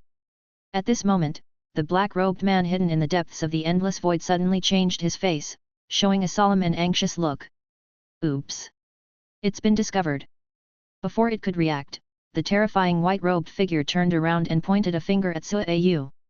Suayu initially thought that the white-robed figure wanted to attack him, and he was so frightened that he broke into a cold sweat. Then he saw that the white-robed figure had no intention of attacking him, and looked like he was asking. Suayu thought to himself. Just nod. Just like before. The black-robed man hidden in the void seemed to be wondering what the white-robed figure's action meant. Before he could figure it out, he saw Suayu slowly nodding at the white-robed figure. The white-robed figure seemed to have received an affirmative answer, and then slowly looked into the void, and then slowly raised his hand and pointed at the void. The black-robed man was immediately horrified. At this moment, how could he not know what the white-robed figure's action meant? It was basically a question. The white-robed figure had two chances to act. The first time he killed the Grand Elder of Zaiwei Pavilion. And this second time. The black-robed figure immediately cursed in the void. Suayu. You don't know what others mean. Why are you nodding your head? There was no time to think about it. The terrifying finger had already attacked the black-robed man. The black-robed man immediately resisted with all his strength. He used his own magic weapon. He sacrificed several terrifying magic weapons in a row and barely resisted the terrifying finger. Although he resisted the terrifying finger, he was also seriously injured. A mouthful of blood spurted out. The black-robed man no longer hesitated, and immediately tore the space and fled, barely saving his life. As for what happened, everyone didn't know. When Suayu saw the white-robed figure pointing a finger at him, he nodded, and the white-robed figure pointed the terrifying finger into the void again. Then the white-robed figure shook his head slowly, as if he was not satisfied with the power of that finger. Then everyone saw the white-robed figure shook his head and slowly dissipated. It seemed that he had never appeared, leaving only rune fragments on the ground. Suayu looked at the rune fragments and fell into thought. This rune is so terrifying. What kind of person is Henner's master? Deep in the secret realm that looked like a dreamland, there was a majestic and simple palace, whose solemn and elegant atmosphere was beyond words. At this moment, a woman was standing quietly in front of the window, looking up at the boundless sky. She seemed to be thinking about something, and fell into deep thought. At this time, the woman whispered to herself. Brother Yu, Henner, are you all right? This woman is Zhao Yanner, Su Wuhan's mother. Suayu's wife. At this time, the space behind Zhao Yanner slowly fluctuated, as if something was about to break through the air. Zhao Yanner noticed something strange, and instantly gathered her thoughts. Her face turned cold, and she looked like two different people. A crack suddenly appeared in the fluctuating space, and a man in a black robe walked out of the space. He looked a little embarrassed, as if he had suffered a lot of injuries. The man in the black robe showed a look of pain on his face, insisted on getting up, and said to Zhao Yanner. This old slave pays respect to the mistress. Zhao Yanner looked at the man in black robe with a slightly surprised expression, and then said. Where did your injury come from? The black-robed man asked. It is related to the matter that the mistress asked me to investigate. Zhao Yanner's face changed when she heard this, and she said quickly. Speak quickly. The old servant was ordered by the mistress to investigate the young master and learned that the Sui family had already established a foothold around Lanying City. And the young master has already become my disciple. Zhao Yanner was confused when she heard this. Who is Henner's master? The man in black robe asked. I have secretly investigated this person, but found nothing. What on earth is going on? Madam, this matter has to start with the Liu family's breaking off of the engagement. After Zhao Yanner learned the whole story, she felt deeply sad. My poor Henner, this daughter of the Liu family actually humiliated me like this. Why don't you kill them? The black-robed elder said with a wry smile. Madam, the young master's master, I cannot see through him, so I dare not act rashly. This time, the Sui family is in crisis, and Suayu is at the brink of life and death. The old slave is about to rescue him. I don't know what Suayu used to summon an extremely terrifying existence, and this old slave's injuries are also caused by it. Zhao Yanner's face changed drastically when she heard this. Do you know what that is? Chapter 28. Zhao Yanner's face changed drastically. Do you know what that is? The man in black robe couldn't help but recall that earth-shattering finger, and couldn't help but fall into a state of fear. Madam, I don't know what that is. When the old slave was about to rescue Suayu summoned the terrifying existence. However, I guess that being can only attack twice, once when he kills the Grand Elder of Zaiwei Pavilion. Alas! The man in black robe couldn't help but sighed when he said this, and then he slowly continued to narrate. The other time was to attack me. However, the man in black robes did not know that the mysterious man could actually attack 3 times, the first time was when he saved Suayu. Zhao Yan'er could not help but show a deep shock on her face. He could actually hurt you. The man in black robe recalled the scene when Suayu nodded, and a surge of resentment surged in his heart. Although he was dissatisfied, he decided to tell his thoughts. This old slave guessed that it must be a misunderstanding, but the figure in white robe was extremely powerful. This old slave also lost several holy artifacts, which saved his life. The shock on Zhao Yan'er's face became more intense, almost unable to conceal. Even you have to lose several holy artifacts to save your life? Where did brother you get such a powerful thing? The man in black robe slowly stretched out his hand, and his fingertips gently touched his chest, which was full of gloomy aura. There suddenly appeared a shocking big hole, as if it could swallow all light and vitality. Zhao Yan'er saw this scene and couldn't believe it. The figure in the white robe just pointed at the old slave, and the old slave became like this. I guess this has something to do with the young master. To be more precise, it should be related to the young master's master. They. Black-robed man guessed. After hearing this, Zhao Yan'er couldn't help but frowned, her expression full of thought. How could such a person exist in a small dongjou? Give orders to thoroughly investigate this person. I am always worried about this person being around Henner. And please make sure you keep an eye on the people from the Sui family. Yes. After receiving the order, the black-robed man slowly hid in the void and disappeared. After the black-robed man left, Zhao Yan'er thought to herself. No matter who you are. If you have other intentions towards Henner, I will make you live a life worse than death. In Tianqian. Yamachan closed his eyes and sat cross-legged quietly on the top of the main peak, his whole body emitting a calm and profound aura. Looking closely, it seemed that there were veins of the great Dao quietly surrounding his body, exuding a deep mystery. Suddenly, the aura in Yamachan's body suddenly surged, as fierce as a violent storm, and even dispersed a layer of clouds in the sky. Then, the majestic momentum gradually subsided and quietly gathered back into Yamachan's body. He suddenly opened his eyes were deep, as if there were endless mysteries hidden in them. Ha ha ha! It worked! This Saint King pill is really useful. The system really didn't lie to me. The God-level alchemy level is really terrifying. Yamachan returned to the sect 3 days ago. After explaining everything, he started to refine the Saint King pill. With the blessing of the God-level alchemy level, he finally succeeded in refining it a day ago. Yamachan immediately took the pill and finally broke through at this moment and successfully entered the Saint King realm. Master! Congratulations! A voice suddenly sounded. Yamachan looked in the direction of the voice and saw a turtle, its head hanging down from the pond to the edge of the pond. Yamachan looked at the turtle and smiled. Guiling, how is your recovery going? Guiling suddenly became interested when he heard this and jumped out of the pond. Master, you don't know that if I soak in this pond for a day, I can last for more than 10 years outside. In just a few years, I will be able to recover to my heyday. That's great. Gui Tian's expression suddenly became a little tangled, as if he was thinking about something.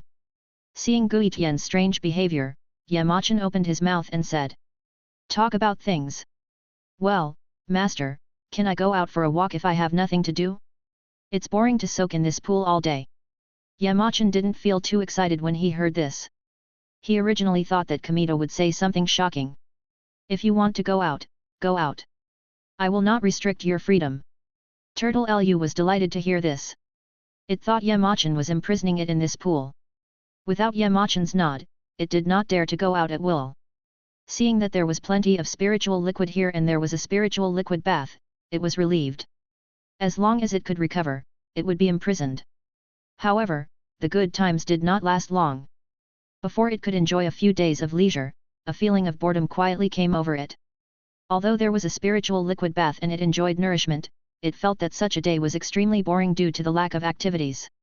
Now that it got Yamachan's nod, it couldn't help but feel an irrepressible joy in its heart. Turtle Lu then raised its short tortoise claws to Yamachan and bowed to him, gratefully saying, Thank you, Master. After saying that, he turned into a stream of light and flew out of the main peak. Yamachan looked at Guiling who was leaving, not caring much, and then continued to open the 1000-fold cultivation increase and immersed himself in cultivation. At this moment in the Tianxian sect, all the disciples were also immersed in hard training in preparation for the sect competition in a month. With the 1,000-fold increase in the speed of cultivation, the one-on-one guidance of the Saint King Elder, and the 100-fold spiritual energy in the sect. Basically, every day, there are disciples breaking through. The continuous breakthroughs make the disciples feel that it is not difficult to reach the Tao in a month. Among them, the most hard-working are Yan Bin and Lei Xiao. The two seem to be fighting. Whenever one of them breaks through, the other one person will try every possible way to break through even without eating or drinking. Elders Xiongda and Xiong witnessed this scene and were deeply gratified. When the students advance to the core, their status may also be improved, so the two elders are particularly attentive in their guidance. The Saint King elders are basically trying their best to guide their disciples. Therefore, in order to allow the disciples to improve their cultivation as quickly as possible, many Saint King elders personally do the miscellaneous work in the sect. For a while, the elders were busy, some focused on sweeping the floor, meticulously sweeping every inch of the floor. Others carefully wiped every corner of the temple, trying to clean it up to look brand new. After leaving the main peak, Guiling did not stay in Tianxian sect for too long. He just picked a direction and flew out. After flying for a while, Guiling smelled the aroma of wine, and saliva immediately flowed out of his mouth. Hee, Grandpa Turtle hasn't drunk wine for hundreds of years. It immediately turned into a stream of light and flew straight towards the place where the wine smelled. In the back mountain of Tianxian sect, several monsters of different shapes were gathering together at this moment. They drank the mellow wine and chewed the fragrant meat. The scene was very lively. At this moment, one of the monsters that looked like a hyena, holding the porcelain bowl in his hand, turned his eyes to the majestic monster that looked like a real tiger. He howled. Howl, howl, howl, big brother, I toast to you, and then he drank it all in one gulp. The tiger monster turned his gaze to the hyena monster and said, Hoo, let's drink together. Several monsters held in their hands mottled broken porcelain bowls that they had found from somewhere. They knocked against each other, making a crisp sound, and then they raised their heads and drank it all. When the monsters had finished drinking, the hyena turned its gaze to the tiger monster again and howled. Howl, howl, howl, big brother, I wonder why you summoned us this time. The tiger-shaped monster had a solemn expression on its face and slowly looked at the monsters. Roar, I summoned you all this time because the king asked me to tell you something. You should all be familiar with Tianxian sect, right? Hearing this, the hyena monster nodded and said. How could we not know that Tianxian sect suddenly appeared? The tiger-shaped monster continued. The king asked me to tell you that we must not approach the Tianxian sect, let alone hurt its disciples. The monsters were confused, not knowing what their king meant. A monkey-shaped monster suddenly spoke up and asked the monsters what they were worried about. Brother, why does the king say that? The king did not say it clearly, but only said that if you get close, you may die. Let us not harm the disciples of the sect. If we violate the rules, it will kill us. The monsters were terrified, as if they thought of the horror of the king they were talking about, and they all lowered their heads. After a moment, the hyena monster spoke. Since it is the king's will, we will certainly obey it. We will stay away from the Tianxian sect in the future. Many monsters agreed and nodded in agreement. The monkey monster said at this time. What do you think of the Tianxian sect? If I remember correctly, that place was originally the Tianxian sect, but it was in a dilapidated state before. This new Tianxian sect rose from the ground a few days ago with great momentum. I have never seen humans establish a sect like this. They. Last eagle-shaped monster said. I wonder if the strange celestial phenomena here a few days ago are related to the Tianxian sect. The monkey-shaped monster thought. The king told us to stop talking about the Tianxian sect, so it is better for us to keep quiet. They. Tiger-shaped monster said, and his eyes became stern. All the monsters shut up after hearing this, and the atmosphere became heavy for a while. No monster spoke anymore. Why think so much? We are all gathered together today, so we must have a good drink. They. Tiger monster was the first to break the silence. All the monsters howled and drank after hearing this. Not long after, the hyena monster suddenly looked up at the sky and saw a turtle flying in the sky. It rubbed its eyes and looked again, but there was no trace of the turtle in the sky. Big brother, have I drunk too much? I seem to see a turtle flying in the sky. When the monsters heard this, they burst into laughter. The tiger monster laughed and said, "Ha ha ha ha, third brother, you've had too much to drink. I was thinking that the turtle in the sky could speak human language." As soon as the tiger-shaped monster finished speaking, a voice suddenly rang out. "Oh, you little demons really know how to enjoy yourself." The demon beasts looked in the direction of the voice and saw a little turtle that had appeared beside them without them knowing when. The demon beasts rubbed their eyes and stared at the little turtle, but it was still stuck in the same place. "It seems I drank too much. Not only did I see the turtle, I also heard it talking. Ha ha ha ha." The monkey-shaped monster shook his head. "Second brother, you seem to be right, there really is a turtle." The tiger-shaped monster said anxiously. At this time, the little turtle actually spoke again. "Bring some wine to Grandpa Turtle." Chapter 29. Bring some wine to Grandpa Turtle. The monster that looked like an eagle cast its gaze towards Guiling with a look of surprise and doubt on its face. "Big brother, this turtle can really talk." Before the other monsters could say anything, Guiling had already spoken first. "The little demons who have achieved the state of enlightenment are quite good at enjoying themselves. Bring some wine to Grandpa Turtle. Grandpa Turtle will have a drink." The demon beasts looked at each other, and the smiles in each other's eyes were difficult to conceal. Puff! Ha ha ha ha! Ha ha ha ha ha ha! Seeing several monsters laughing loudly, Guiling was angry and didn't want to waste time talking to them. Then he slowly raised his short turtle claws, suddenly jumped up, and pounced on the eagle-shaped monster that spoke first. The eagle-shaped monster saw Guiling's seemingly harmless appearance, and couldn't help but feel contempt in his heart. He then put his face close to him, showing an obvious disdainful attitude. "Haha, I'll stand here and let you hit me, if you can." Bang! Before he finished speaking, a deafening roar suddenly sounded, shaking people's hearts. At the same time, scattered bird feathers were floating in the air, and the monsters present were silent. Many monsters were dumbfounded, and all cast their eyes on the eagle-shaped monster that was slapped away not far away. The eagle-shaped monster was lying on the ground, twitching from time to time, foaming at the mouth, and its eyes were dull. On its left face, there was a palm print shaped like a turtle seal, deeply embedded in the skin. Before the monsters could make any move, the turtle's voice sounded again, echoing in the ears of the monsters. "Why bother? Isn't this just looking for excitement?" All the monsters gathered, their eyes focused on Guiling's body, as if they were facing an enemy. All of them showed solemn expressions, ready to fight, not daring to slack off. "Who are you?" The tiger-shaped monster stared at Guiling intently, then opened its mouth and spoke in a low and majestic voice. Guiling didn't care, stretched out his claws, and began to pick his ears, then said in a calm tone. "Do you think you little monsters are qualified to know the name of Master Turtle?" When many monsters heard this, they were furious. The hyena monster couldn't hold back and wanted to rush out, but was stopped by the tiger monster next to him. The hyena monster was suspicious and was about to ask, but the tiger monster had already spoken first. "Second brother, don't be reckless. This turtle is not simple. Let's go together."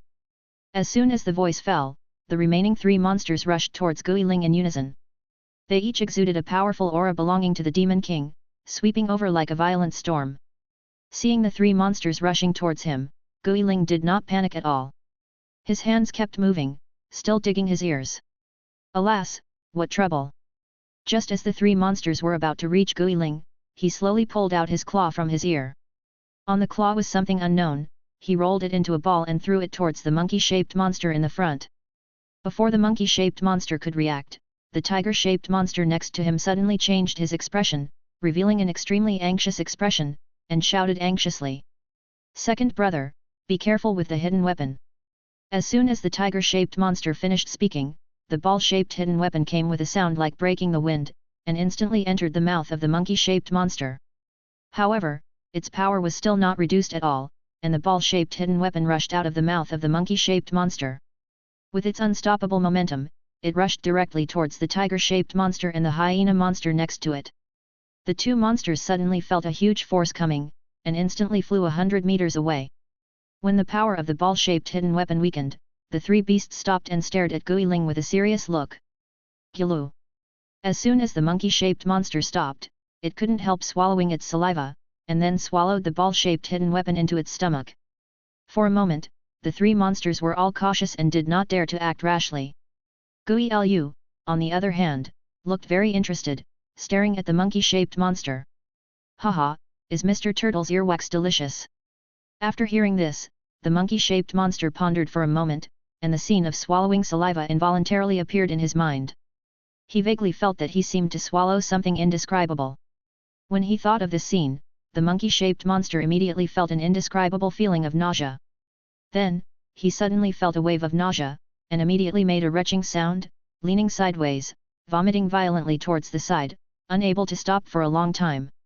Ugh, brother, ugh, I can't live, ugh. Woo woo, vomit. The tiger-shaped monster and the hyena monster saw this scene and couldn't help but move their feet slightly, secretly keeping a distance from the monkey-shaped monster, secretly frightened. It's so damn disgusting. Fortunately, it's not coming for me. The tiger-shaped monster knew that it couldn't beat the other party, so it looked at Gui Ling with a serious look and asked. May I ask which demon you are from? Why do you humiliate us like this? Gui Chi picked up the good wine and meat beside him and drank heartily. After seeing him finish 3 bowls in a row, he said. Although this wine is indeed a little hard to swallow, Grandpa Turtle hasn't drunk wine for hundreds of years, so let's just make do with it for now. The tiger-shaped monster saw that he was being ignored, and a nameless anger spread in his heart. Your Excellency is really bullying the beasts by acting like this. Hearing this, Gui Ling kept holding the bowl with one paw and glanced at the tiger-shaped monster lightly. Then he retracted his gaze, didn't care, and continued to drink. The tiger-shaped monster was frightened when he saw the other party looking at him, and then he breathed a sigh of relief when he saw Gui Ling retract his gaze. The beasts thought about it carefully and knew that they couldn't beat the other party. For a while, the other party stopped attacking them. So the beasts decided to ask their king to take action. After discussing it, they retreated with the eagle-shaped monster. I don't know how long it took. Maybe Gui Ling drank too much. At this moment, his face was flushed, holding the wine bowl in his hand, and muttering something. Ha ha ha ha, it's normal that you don't know Mr. Turtle's name, hiccup. Grandpa Turtle is. Hiccup. Gui Ling hiccup. Taejun. Hiccup. At this time, a tiger-shaped monster pointed at Gui Ling from a distance and said to the huge monster beside him. My lord, look, that's the turtle. The huge creature let out a deep roar, shocking everyone. The turtle was talking nonsense, and suddenly felt a huge breath, and the movement of his claws paused slightly. Is there a big guy who is half decent here? Okay, let Grandpa Turtle play with you. After saying that, he stood up and looked at a huge monster in the distance. The huge body slowly emerged from the deep darkness, and every step was accompanied by a deafening sound, as if the whole earth was trembling with the majestic footsteps. Chapter 30. The huge body slowly emerged from the deep darkness, and every step it took was accompanied by a deafening sound, as if the whole earth was trembling at the majestic footsteps. Gui Lu slightly raised his turtle eyes and looked at the behemoth. Wow! So big! In the distance, a huge white figure stood tall, like a majestic snow-capped mountain, quietly stretching across the sky. The white figure slowly walked in front of Gui Lu. From a distance, the contrast between the two was sharp. The former was like a majestic snow-capped mountain, standing in front of Gui Lu. And Gui Lu was like a piece of dull rubble, almost insignificant compared to the former. Gui Lu raised his head, fixed his eyes on the white figure, and studied it carefully. It turned out to be a white bear with an incredibly huge body, and its majestic posture was breathtaking. Roar! The white bear roared at Gui Ling with a deafening roar. The roar was like thunder, shocking everyone. The monsters nearby could not help but sigh with emotion when they saw this scene. The king is still so powerful. Hyena monster was filled with emotion. Haha, my king, this lowly turtle will definitely die. Monkey-shaped monster looked at the white bear, and was overjoyed. Then he thought of swallowing the filthy thing of the lowly turtle, and felt disgusted and angry. When the king kills this worthless turtle, I will drink turtle soup. The tiger-shaped monster stared at the monkey-shaped monster, slowly stepped forward, patted its shoulder, and said in a deep voice. Don't worry, brother. Let's first appreciate the king's demeanor. You know how terrifying the king is. Hearing this, the monsters trembled in their hearts, and scenes from a few days ago emerged in their minds. A few days ago, a huge monster suddenly came to the mountain and wanted to be the king. How could the monster brothers agree? The four monsters joined forces and tried to start a fierce battle with the white bear.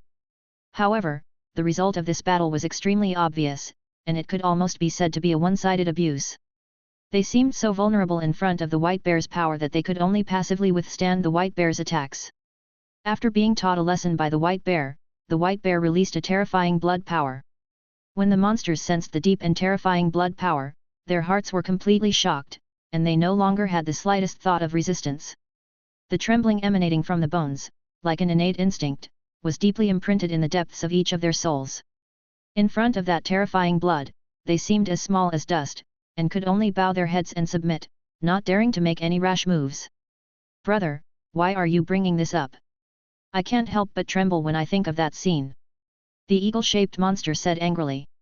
Several monsters nodded in agreement, as if they deeply agreed with what the eagle-shaped monster said. Before they could continue to discuss, the white bear had raised its huge bear paw and slapped Guiling.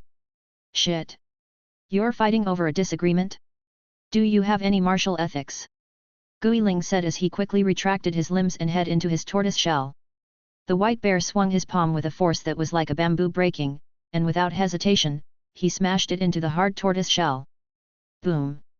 A deafening roar suddenly sounded, and in an instant, thick dust filled the air, covering the sky and the sun, making it impossible to see the scene ahead.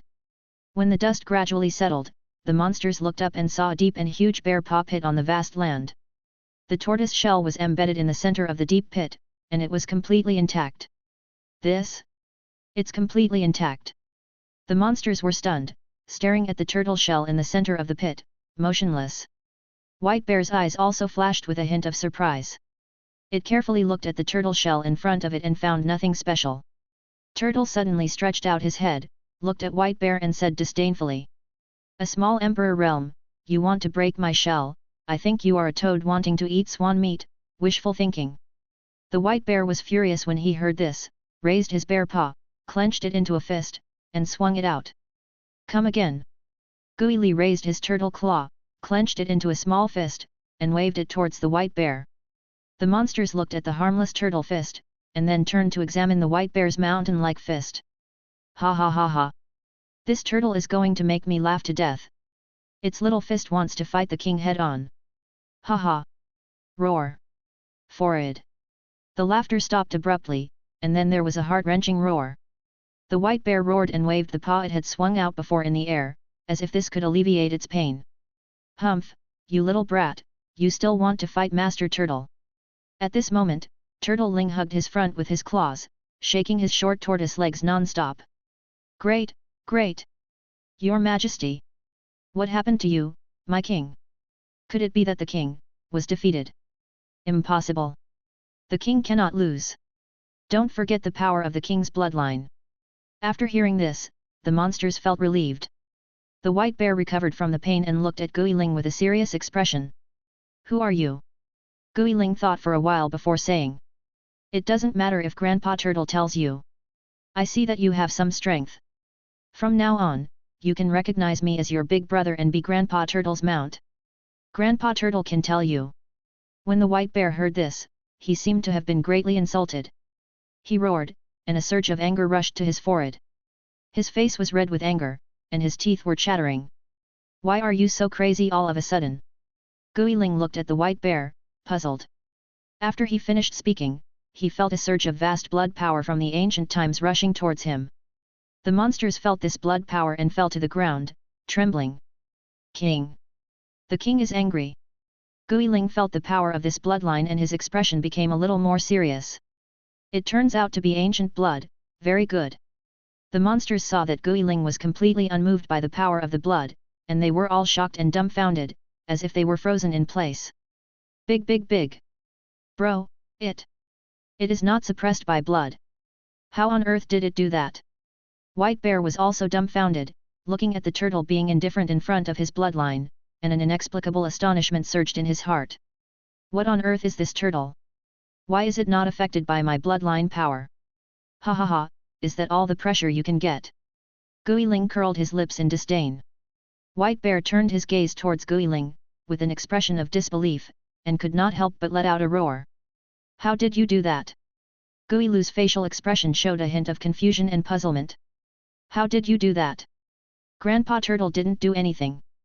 Look, Grandpa Turtle is standing here and moving a little. Guiling suddenly laughed disdainfully. You want to make Grandpa Turtle fall down with just this little bit of pressure? You may have some misunderstanding about the power of blood. Grandpa Turtle will let you feel what the real power of blood is. Chapter 31. You want Grandpa Turtle to lie down with just this little bit of pressure? You may have some misunderstanding about the power of blood. Grandpa Turtle will let you feel what the real power of blood is. After saying this, Guiling released his blood power. In an instant, a vast blood aura surged like a raging tide, instantly sweeping across the entire space. The monsters felt their heartbeats speed up. A blood aura different from that of the white bear suppressed them and made them unable to move. Their blood seemed to be about to burst out of their bodies. Every inch of their flesh and blood was trembling violently, as if telling the most primitive throbbing and calling of life. In that instant, they seemed to have seen through the essence of life, through billions of years of time and space, and glimpsed a horrifying behemoth. That terrifying body was vast and boundless, like a vast expanse of water. The vast continent is almost inaccessible. It is a god. Behind Guilu, the shadow of a giant turtle gradually solidified, and its outline gradually became clear in the void. The huge shadow was surprisingly similar to the behemoth. The giant turtle slowly opened its eyes, and a deep and ancient light shone in its eyes. As the shadow of the giant turtle emerged, Guilu instantly restrained his usual hip-hop spirit and showed an unprecedented solemn expression. The giant turtle slowly opened its wide and boundless mouth. At the same time, along with this action, Guilu let out a deafening roar. The sound echoed all around, making people's hearts palpitate. Kneel down. The four monsters suddenly felt a heat in their lower body, and a warm current flowed along with it. They did not laugh at each other, this was an instinctive reaction of the body. Moreover, at this moment, they had no time to laugh at each other. Under the powerful pressure like that of a god, they only felt that they were small and powerless. Upon hearing this, the white bear knelt down on the spot without hesitation. The flesh and blood in its bones drove it, making it unable to produce the slightest resistance. This was a drive from the essence of life. Seeing this scene, Guilu slowly gathered his own blood power. With the convergence of his blood power, the giant turtle phantom slowly dissipated between heaven and earth. Guilu once again showed his usual smug expression. Ha ha ha, how about it, were you scared to death by Grandpa Turtle? The huge shadow of the giant turtle gradually faded away, and many monsters immediately felt relieved, opening their mouths and gasping for breath. Big big big! Big brother!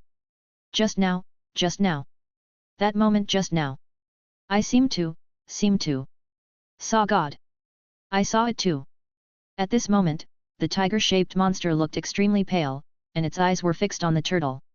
An indescribable awe surged in its heart, and it wanted to worship it as the supreme god. The monkey-shaped monster looked pale, and exclaimed in a trembling voice. What on earth was that statue we just saw? That should be the essence of your bloodline, and also the source of your bloodline.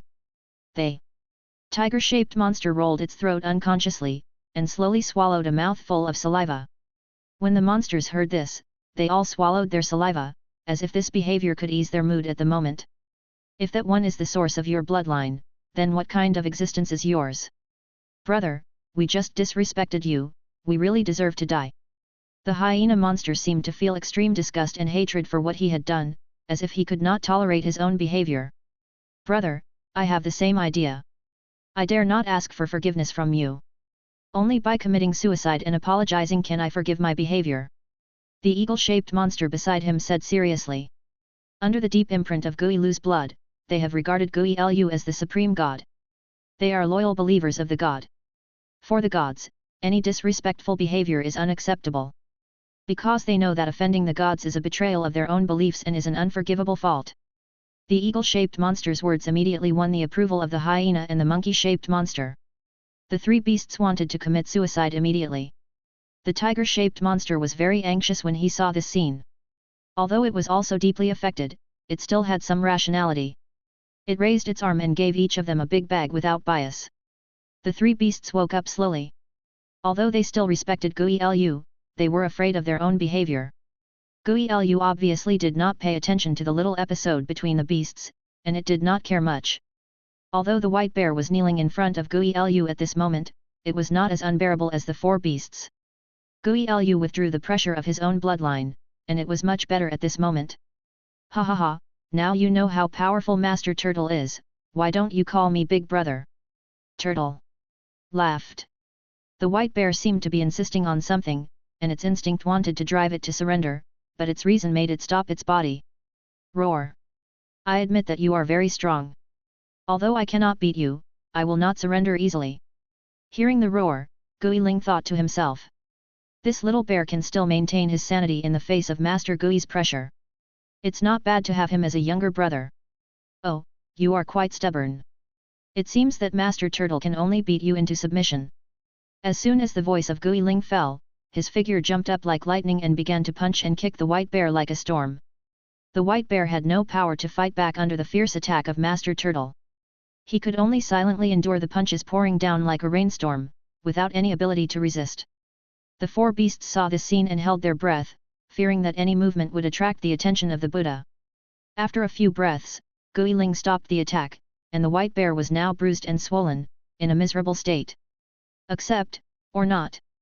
Perhaps because he hadn't exercised for a long time, Gui Ling was sticking out his tongue and breathing heavily, looking a little funny.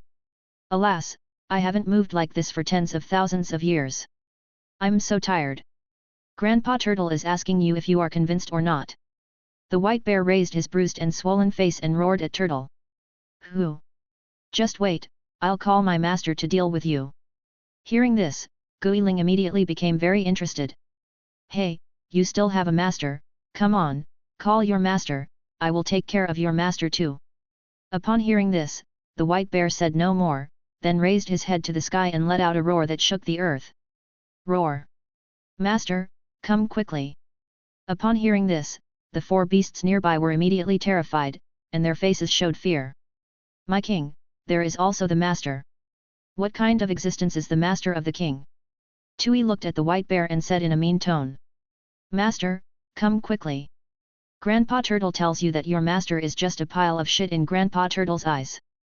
Grandpa Turtle is waiting here. When your master comes, Grandpa Turtle will beat your master and him together. Even his mother won't recognize him. Chapter 32. Master Turtle is waiting here. When your master comes, Master Turtle will beat him up, too. Even his mother won't recognize him. In Tianqian sect, Yamachan, who was immersed in the world of cultivation, suddenly opened his tightly closed eyes. This is Xiaobai. What happened to Xiaobai? Why did he suddenly call me? Forget it, let's go and take a look. After saying that, Yamachan stood up, tore open the void with his hands, and stepped into it. In the back mountain, Xiaobai had been beaten black and blue at this moment, his eye sockets were swollen, and the bruises on his face were clearly visible. He endured the pain and stared at Gui Ling with a sullen look on his face. Roar! You are finished. My master is coming. Ha ha ha, you sound so scared, ha ha ha, today I want to see what kind of person your master is. At this moment, Gui Ling was absent-mindedly picking his ears, his eyes were a little lazy, and he casually cast towards Xiao Bai. He didn't care about Xiao Bai's roar, thinking in his mind how to teach his master a lesson in front of this white bear. Roar! Don't insult the master! The white bear roared at Gui Lu. Deep in his heart, he was full of unquestionable loyalty to his master and would never allow anyone to offend his master in the slightest. Gui Lu watched this scene with great interest and thought to himself. It seems that this stupid bear is very loyal to his master. Hehe, I just wonder what his expression will be when I, Gui Lu, beat his master to a pulp. Thinking of this, Gui Lu mocked even more unscrupulously. Hey, you're the only one yelling. Grandpa Turtle likes to see you being so helpless and furious, ha ha ha ha, it really makes Grandpa Turtle laugh to death. White Bear saw the ugly face of Gui Ling, which was full of smirk, and his heart was already burning with anger. He wanted to tear Gui Ling into pieces immediately. However, the gap in strength forced him to suppress his anger, and he could only watch the anger surge in his chest. Why hasn't your shitty master come yet? Suddenly, the space beside Xiaobai seemed to be slowly torn apart by an invisible force, and then a figure emerged vaguely from the crack. Turtle Lord! Holy crap! Holy crap! How could it be him? It's over, it's over! Before Gui Lu finished speaking, he caught a glimpse of the figure of the person coming. He immediately felt his heart tighten, and the fear surged into his heart like a tide, difficult to suppress. His teeth trembled slightly uncontrollably, making a tiny knocking sound. How could it be the master? I am going to die. Master Gui, I don't want to die yet. When Xiao Bai saw the person coming, his heart was instantly overjoyed, his joy was beyond words, and his face was filled with joy that was difficult to conceal.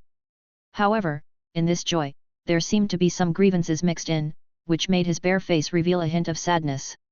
Xiao Bai couldn't wait to run towards the familiar figure, and a low and sad roar came out of his throat. The four beasts on the side saw the person coming, and they all widened their eyes and looked at the figure of the stranger intently. Is that the king's master? There's nothing special about it. Hush! Keep your voice down. Are you trying to kill yourself? Are we allowed to talk about humans that the king calls our master? Yamachan arrived here and saw that Xiao Bai looked quite embarrassed, with a bruised face and nose. This made him wonder, and he asked. Xiao Bai, what's wrong with you? Xiao Bai felt an indescribable sense of grievance when she heard this. Her emotions surged like a tide, almost making her unable to hold back her tears. Her eyes were filled with tears and were about to fall out. Roar! Master! Woo woo woo! I was beaten. Yamachan's doubts became more and more serious, and he couldn't help but feel more suspicious. Who beat you like this?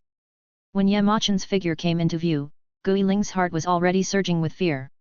It was now tiptoeing and almost out of sight of the beasts. Xiao Bai immediately turned its huge bare head and locked its sharp eyes on Gui Ling, then let out a thunderous roar. Roar! That's it! Hearing the roar, Gui Ling's steps suddenly froze, as if he was cast under a spell of immobilization, and he stopped abruptly in the air. It's over. Master Gui's fame for the rest of his life. Yamachan's gaze suddenly turned to Gui Ling. Seeing Gui Ling's appearance at the moment, he instantly understood what was going on, and immediately shouted angrily. Turtle! Come here! Turtle lowered its head, its steps seemed extremely heavy, and it slowly moved towards Yamachan. It took only a few steps, then suddenly jumped up, and rushed into the distance like an arrow from a bow. It slipped away, it slipped away. Humph, isn't it courting death to go over there? Master Turtle won't go over there. Seeing this, Yamachan couldn't help but frown slightly, and then raised his arm without hesitation. A powerful suction force instantly emerged, like an invisible magnetic field, violently attracting Turtle.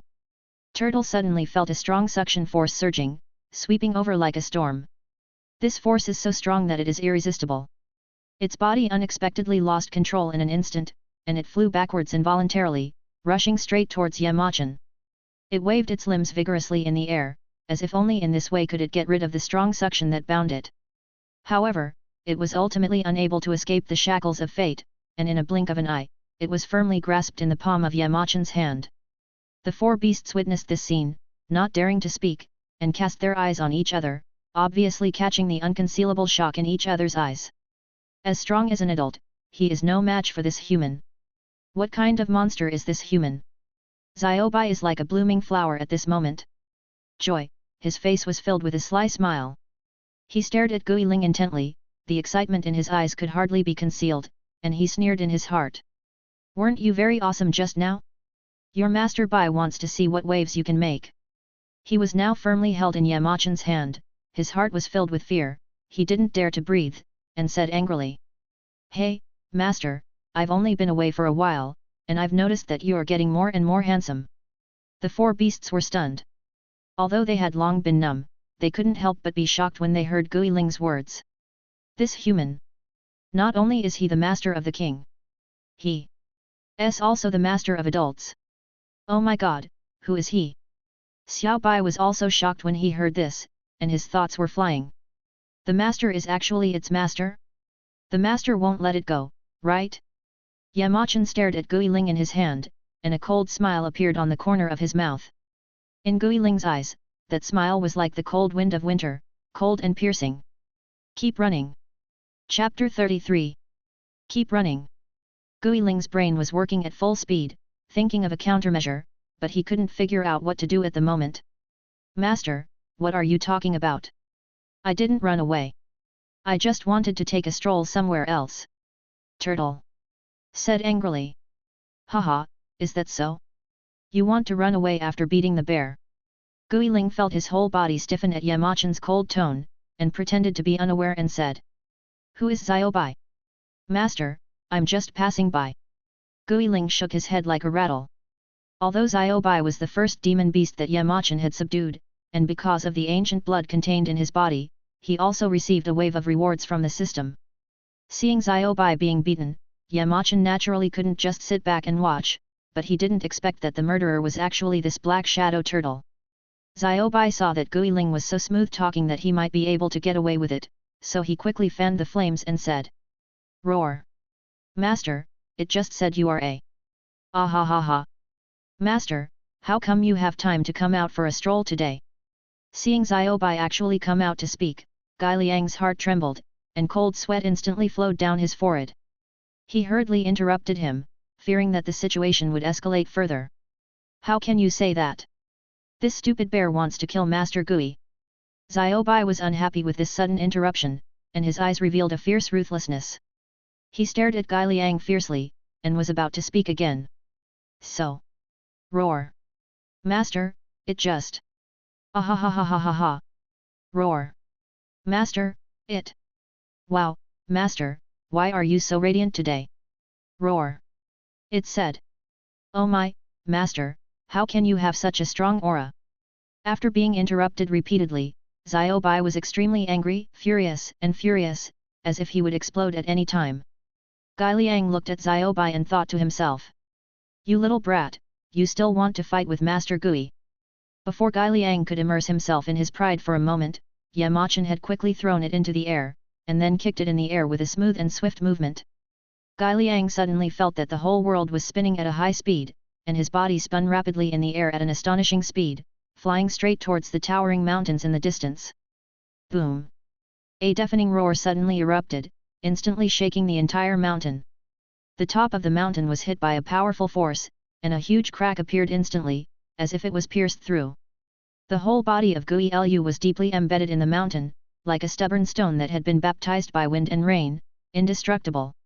At this moment, it was foaming at the mouth, its face was pale, and there was a golden light flashing in its eyes. It looked very painful and unable to struggle.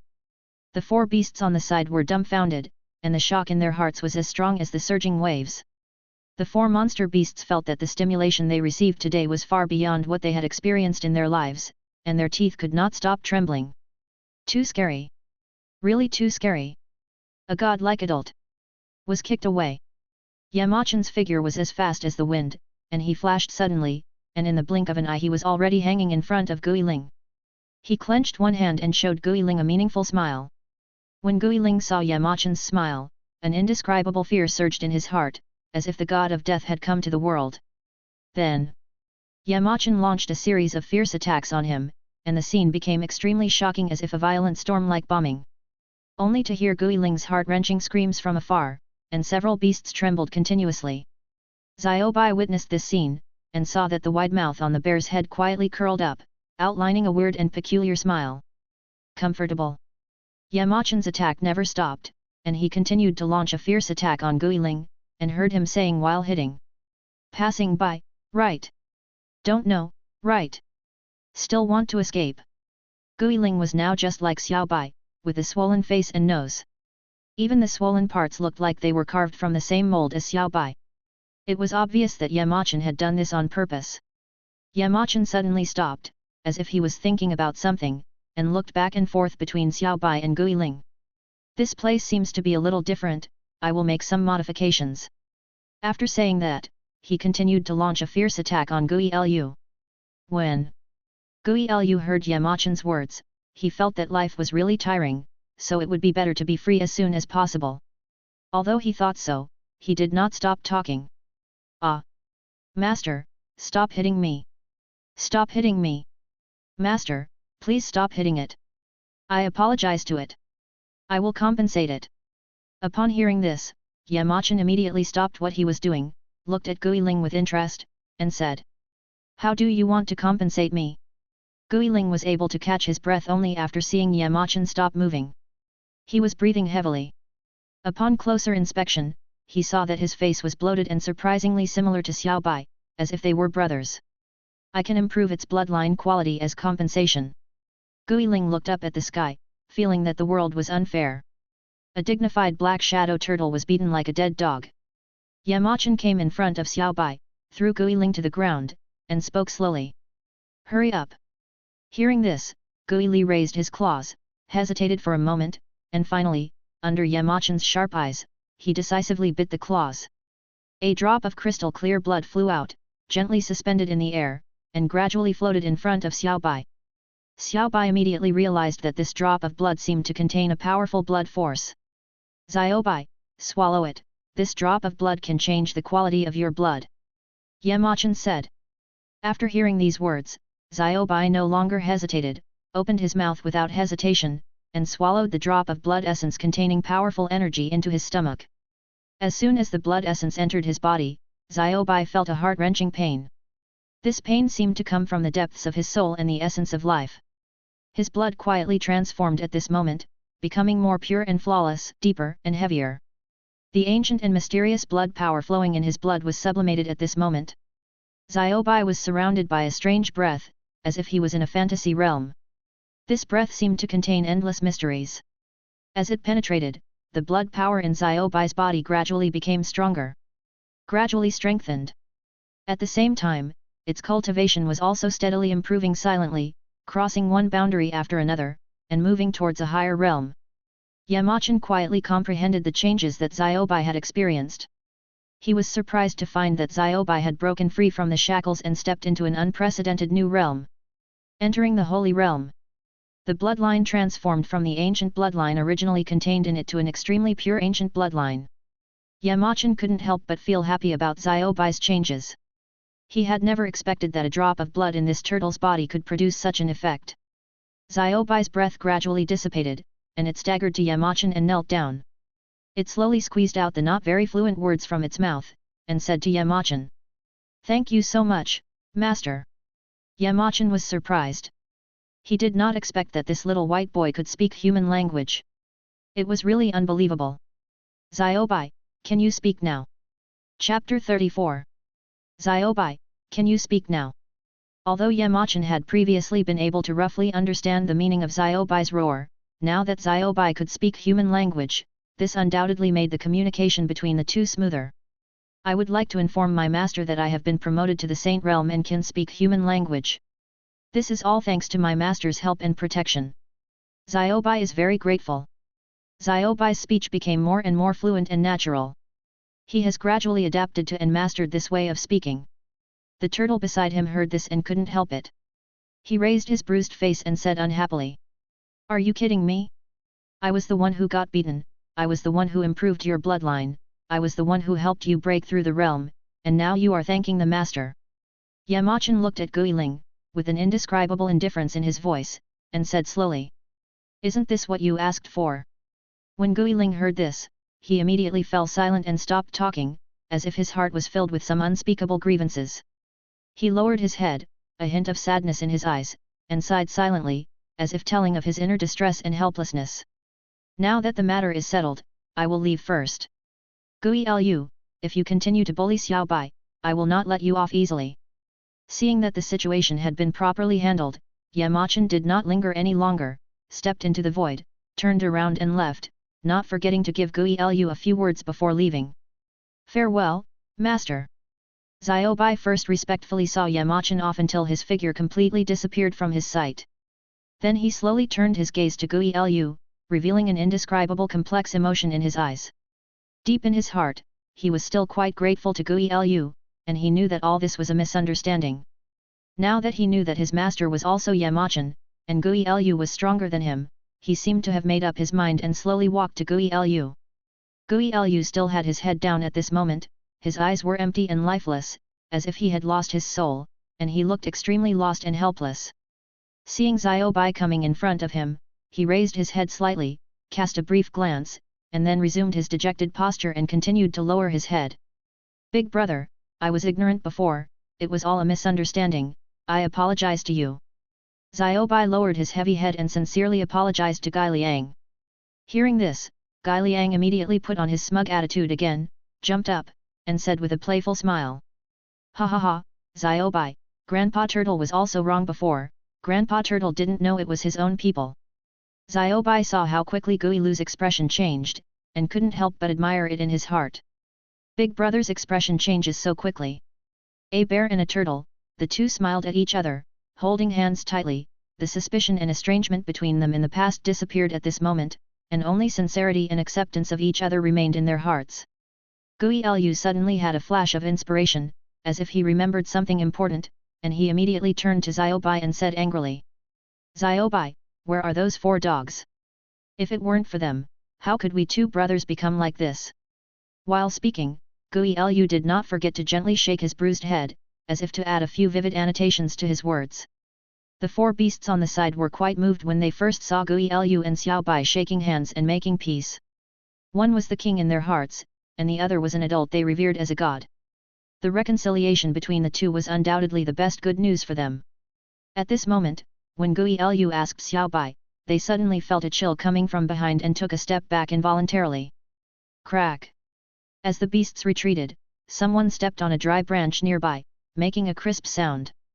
The 4 beasts suddenly felt that something was wrong, and they stood there in a daze, sweating profusely. Without waiting for Xiaobai's response, Gai Liang immediately turned his head and cast a sharp gaze towards the bushes in the distance.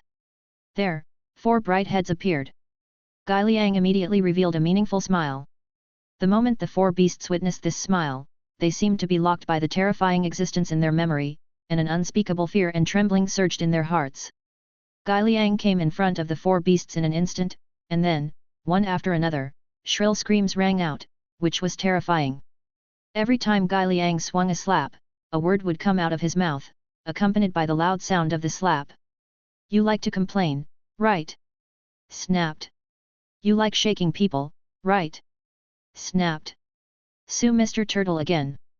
Snapped. Pa, pa, pa.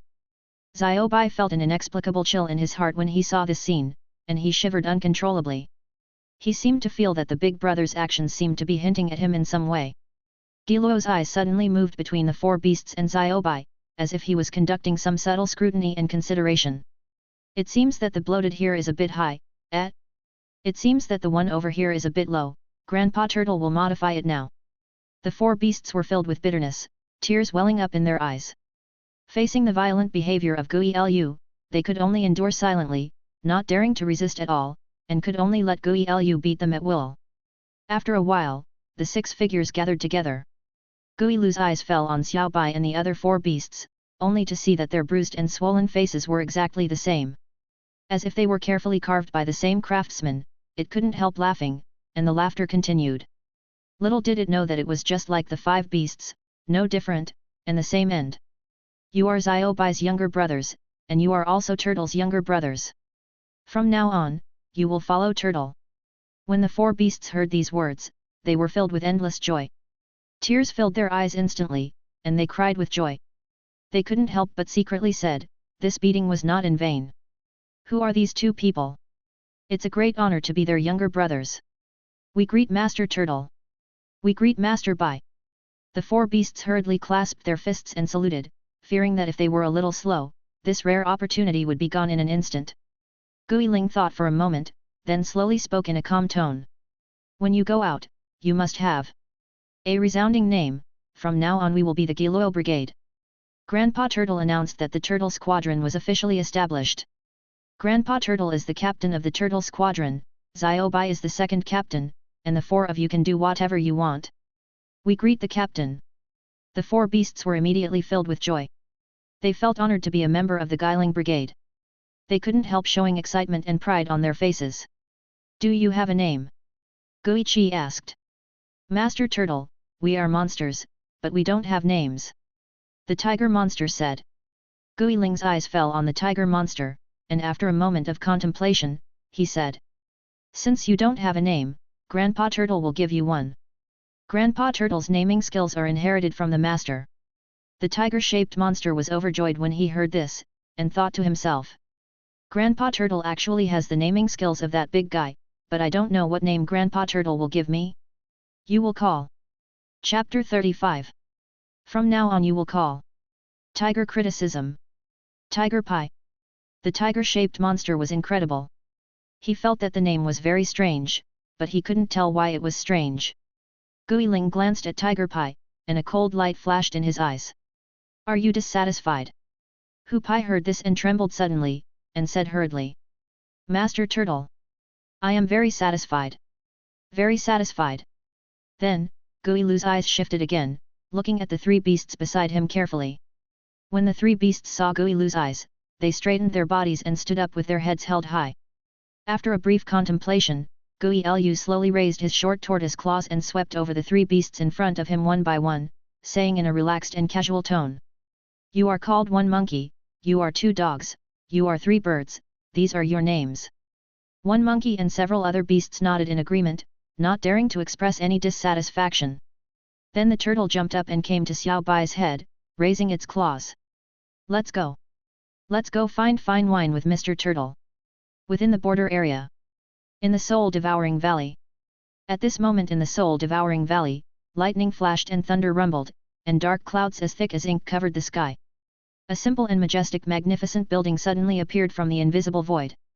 It was like a miracle that came out of thin air, standing on the vast land, showing its solemnity and magnificence. Several monks passing by had witnessed the strange scene between heaven and earth from a distance. They stopped their original flying momentum and hung in the air. The monks concentrated and looked from afar, only to see a powerful energy wave surging above the soul-devouring valley. The sky and the earth seemed to be shrouded by an invisible force, presenting a strange and mysterious scene. A monk asked curiously. What on earth has happened in the soul-devouring valley at this moment? Why is there such a strange scene between heaven and earth? There was a hint of doubt and curiosity in his voice, and he was obviously puzzled by the scene in front of him. At this time, another monk appeared quietly, his eyes revealed an unconcealable greed, and he said. There are strange phenomena in the world, it seems that a rare treasure is about to appear. Why don't we go together to find out what's going on? Some monks who have thought deeply about it stood up and expressed their opinions. Even if this strange sight in the world contains rare treasures, it is not something we can easily get hold of. Humph, being so cautious will not lead to greatness. How can we easily miss such a rare opportunity? Another cultivator said in a deep voice. As soon as the voice fell, several cultivators gathered and decided to go to the soul-devouring valley together to find the unknown opportunity. Similarly, many cultivators stopped and planned to report the matter to the sect. As a result, the strange scene between heaven and earth in the soul-devouring valley quickly spread throughout the border area, causing widespread attention and discussion. Many sects heard the news and sent elite disciples to the soul-devouring valley for exploration. After in-depth exploration, everyone was surprised to find that an ancient hall appeared in this deep and unpredictable soul-devouring valley. On both sides of the hall, small golden characters gradually emerged, looming in front of everyone. Everyone stared attentively, and finally the outlines of those characters gradually became clear in their sight, and some people couldn't help but recite softly. The secret realm of the saints is in the world, and it is difficult for those over 100 years old to approach. The mysterious realm contains mysteries, and the inheritance is waiting for the wise. A glance will open the spiritual door, and the glittering light will illuminate the sky. It attracts heroes to compete, wanting to find the holy way and dream. The long years are like iron, and the youthful vigor is brave to move forward. The wonders of the secret realm appear layer by layer, and the glory of the inheritance will last forever. This is a saint's secret realm. A monk who had just finished reading was shocked. In the border area, some monks began to discuss. Have you heard? A saint's secret realm has appeared in soul-devouring valley. The secret realm of the saint. Yes, I also heard that this saint's secret realm has saint's inheritance. Holy shit! The inheritance of the saint. What are you waiting for? I'm going there right now. Wait a minute, this secret realm will be open in half a month, and I heard that people over 100 years old are not allowed to enter. May I ask how old you are? Hey? I just got 101.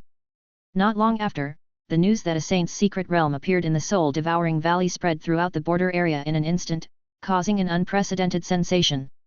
Even some monks from other regions got the news, and they rushed here one after another.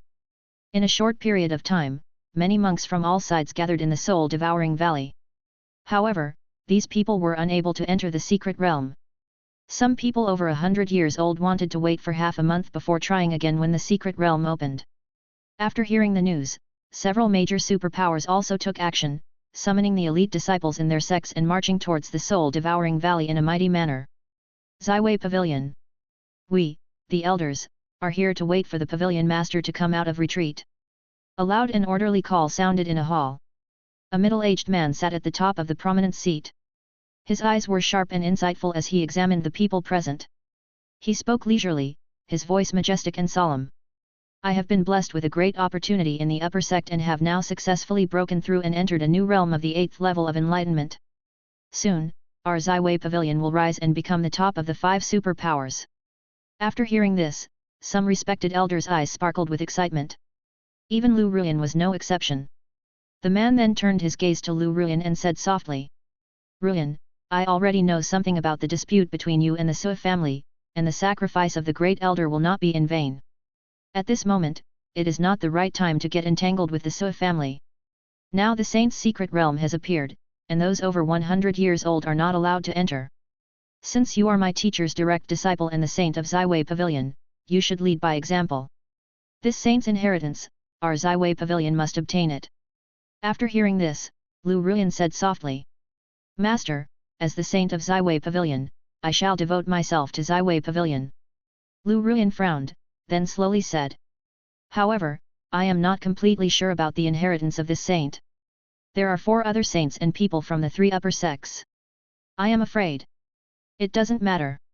Most of the saints of the 3 sects are over 100 years old. I have a fortune pill here. You can take it first and break through as soon as possible. Lu Ruyan was overjoyed when she heard this and wanted to thank him. Before she could open her mouth, the pavilion master's voice resounded in the air again, with a steady and deep voice. In addition, you must bring the magic weapon inherited from my Zaiwei Pavilion. A trace of deep shock flashed across Lu Ruyan's eyes, and she couldn't help but wonder. Magic weapon? Is it that magic weapon? The pavilion master's voice suddenly turned cold, as if carrying an imperceptible chill. With this magic weapon to help you, even if you meet the 3 saints, it will be no problem. You must take down the saint's inheritance. In the depths of Lu Ruyan's eyes, a sharp and resolute light suddenly flashed, like a sharp blade, revealing her inner determination and ruthlessness. The saint's inheritance, the disciple must obtain it. Chapter 36. The news of the saints coming to the world spread like wildfire, and soon caused an uproar among the disciples of the Tianxian sect. Brothers, have you heard? The legendary secret realm of the saint has quietly appeared in the depths of the soul-devouring valley. A disciple of the Tianxian sect announced to everyone with excitement and expectation. How could we miss such important news? We have already heard it a long time ago. All the major sects have learned about this and have sent their disciples to the scene. However, our sect has not taken any action or made any statement. Well, I asked my mentor. He said that this matter needs the approval of the master. Alas, we all have the ambition to gain experience and are eager to show our skills, but without the approval of the sect, we are helpless and cannot act on our own. Look, it's senior brother Yan Bin and senior brother Lei Xiao. At this moment, there was another round of noise in the crowd, and all the disciples looked over. They saw 2 young men with outstanding temperaments walking slowly towards the crowd, and in a blink of an eye, they had already walked in front of the many disciples. Many disciples greeted the 2 in unison. Senior brother Yan, senior brother Lei. Yan Bin and Lei Xiao both showed a polite and gentle smile to everyone present.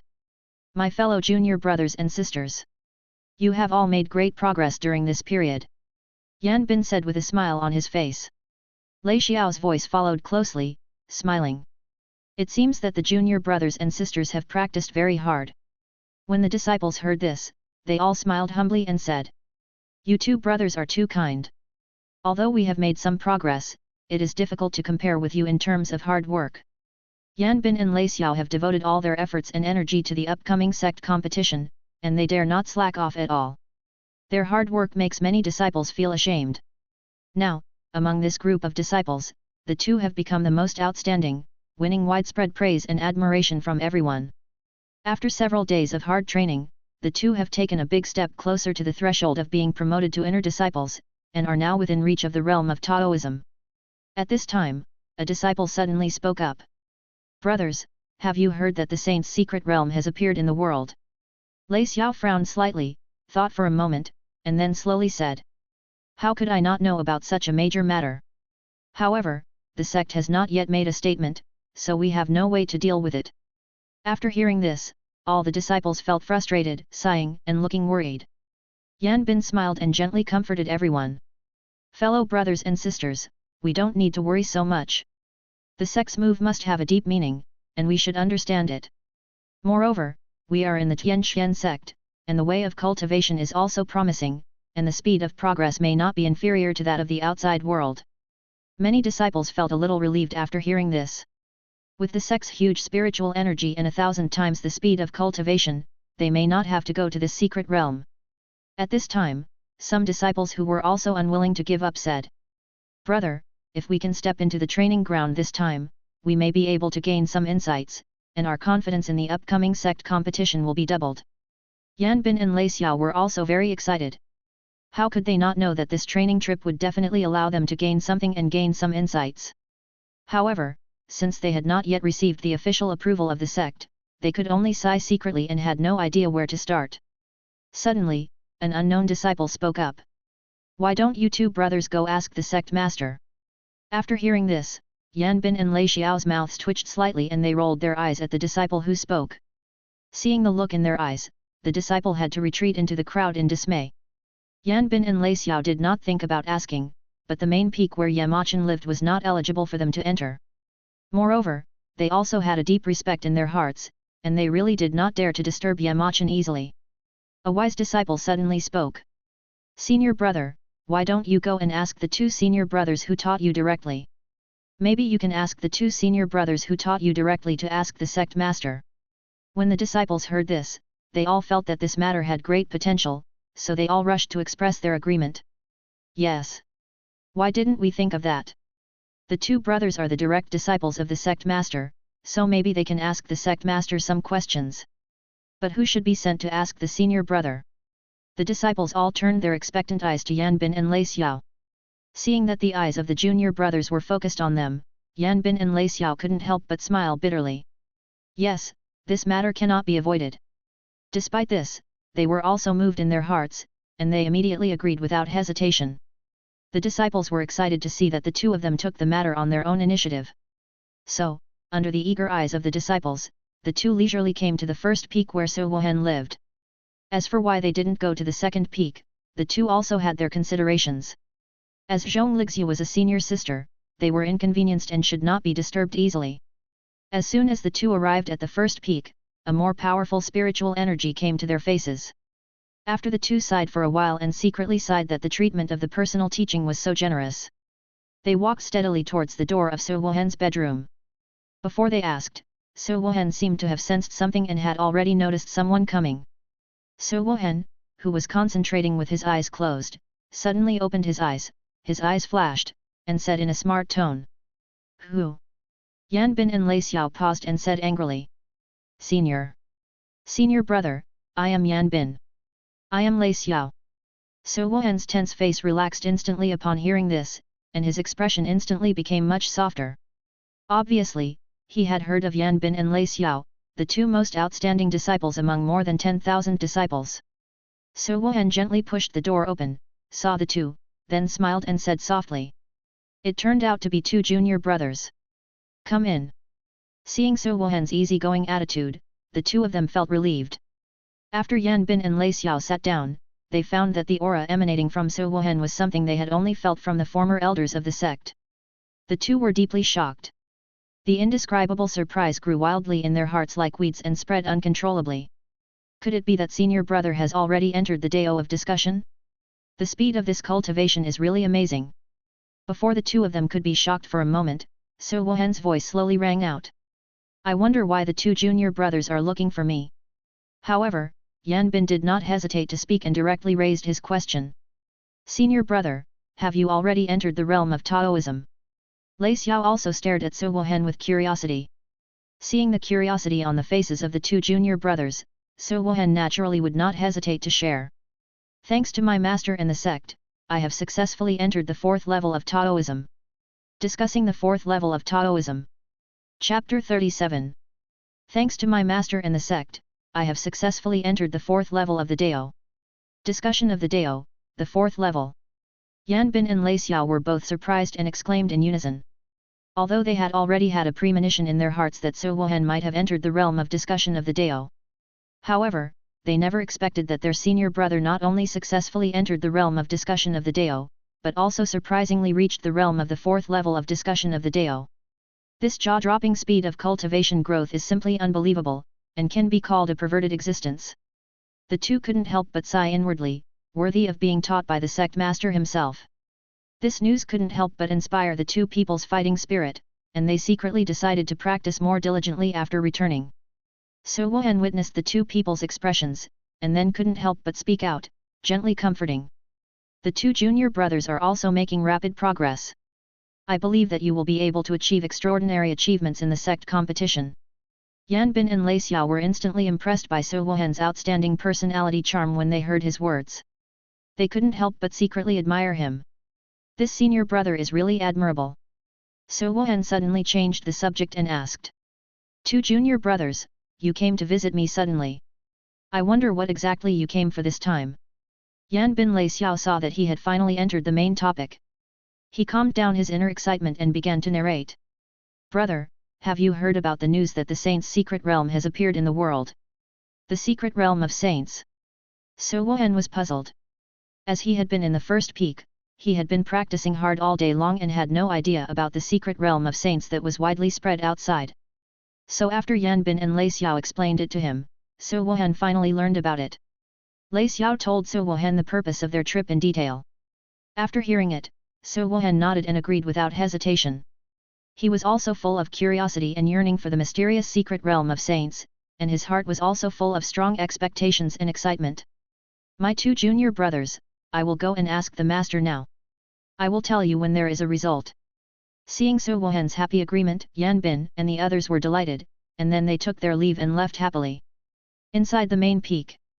Ever since Yamachan saw the system task, he has developed the Tianxian sect into the number one sect in the border area.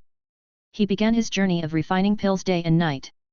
In order to complete the system task, the overall strength of the sect must be improved first. Now the elders of the sect are also considered powerful, but the disciples are slightly weaker. So Yamachan began to refine the good fortune pill. After the disciples of the sect are promoted to the Dao realm, he plans to distribute it to the disciples. Good fortune pill is of great benefit to low-level cultivators. Taking it can make them rapidly improve your cultivation comprehension, strengthen your cultivation comprehension, and quickly improve your cultivation. This good fortune pill is too simple to refine for Yamachan, who has a god-level alchemy level. Yamachan initially refined the pill with only one furnace, but felt that the mystery was not yet exhausted, so he gradually increased the number of furnaces, and today, he has refined 10 furnaces at the same time. At this moment, a low roar came from the furnace, like the melody of an ancient movement, echoing in the air. Then, a strong and fragrant pill fragrance filled the nose, like a spring day full of flowers, refreshing, and instantly filled the entire main peak. Yamachan opened the furnace and took out the pill. Looking carefully, there were 10 good fortune pills in one furnace, and each one was of 10 pattern quality. Completed another batch. Refining these good fortune pills is so boring. After Yamachan waved his hand to take out the pills, he sighed lightly, revealing a bit of helplessness, and then he began to think. It seems that if we have time, we need to find a group of people who specialize in alchemy for the section. Yet. Machan murmured. Master. A familiar voice came, and Yamachan recognized it as Su Wuhan's voice. Although he was a little surprised, he still smiled and said softly. Disciple, how come you have time today to come to me? In Yamachan's impression, this disciple is undoubtedly an extremely hard-working and diligent person. He always devotes himself to cultivation, as if he has no interest in other things in the world. On weekdays, he rarely steps out of the door, and almost devotes all his time and energy to cultivation. Unlike Zhong Lixiu, she often visits Yamachan's main peak to ask Yamachan various difficult questions and ask for advice humbly. Although Yamachan is quite helpless about Zhong Lixiu's frequent questions, he sees that her cultivation has not fallen behind and has reached the third level of Taoism. Yamachan also feels that some questions are redundant, but since he is his precious disciple, Yamachan still patiently answers them. Su Wuhan saw Yamachan asking questions, and a blush flashed across his face. Then he scratched his head embarrassedly and smiled. I haven't seen Master for a few days, I miss him so much, why don't I come to see master? So Wuhan said, looking a little embarrassed. Yamachan looked at this scene helplessly and shook his head. This silly boy. Tell me, what do you want to talk to me about? So Wuhan was a little embarrassed when he was exposed, but he recovered quickly and was about to speak.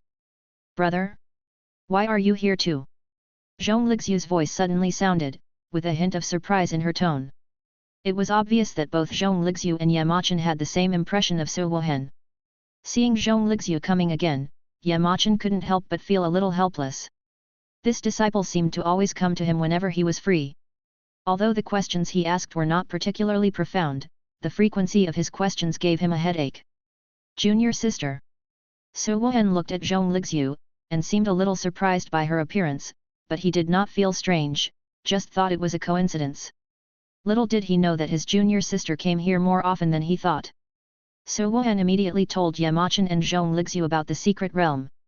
After knowing it, the two were a little surprised. Zhong Lixiu only ran to Yamachan when she had nothing to do, and did not pay much attention to the affairs of the sect disciples. Yamachan was just concentrating on refining pills, and did not know about the secret realm. After he learned that the sect disciples were eager to try, he first investigated and found that the disciples' cultivation was improving faster than he expected. Much faster.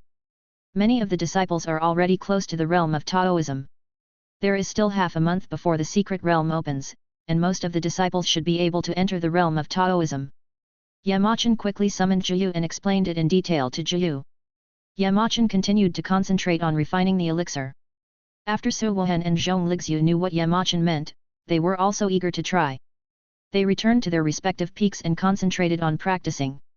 Without Zhong Lixiu's interruption, Yamachan felt a lot quieter. Soon, Zhiyu summoned all the disciples and elders to the sect's square. The disciples also got the gossip from Yanbin and Lei Xiao, and they were all excited and couldn't wait to head towards the square. Chapter 38.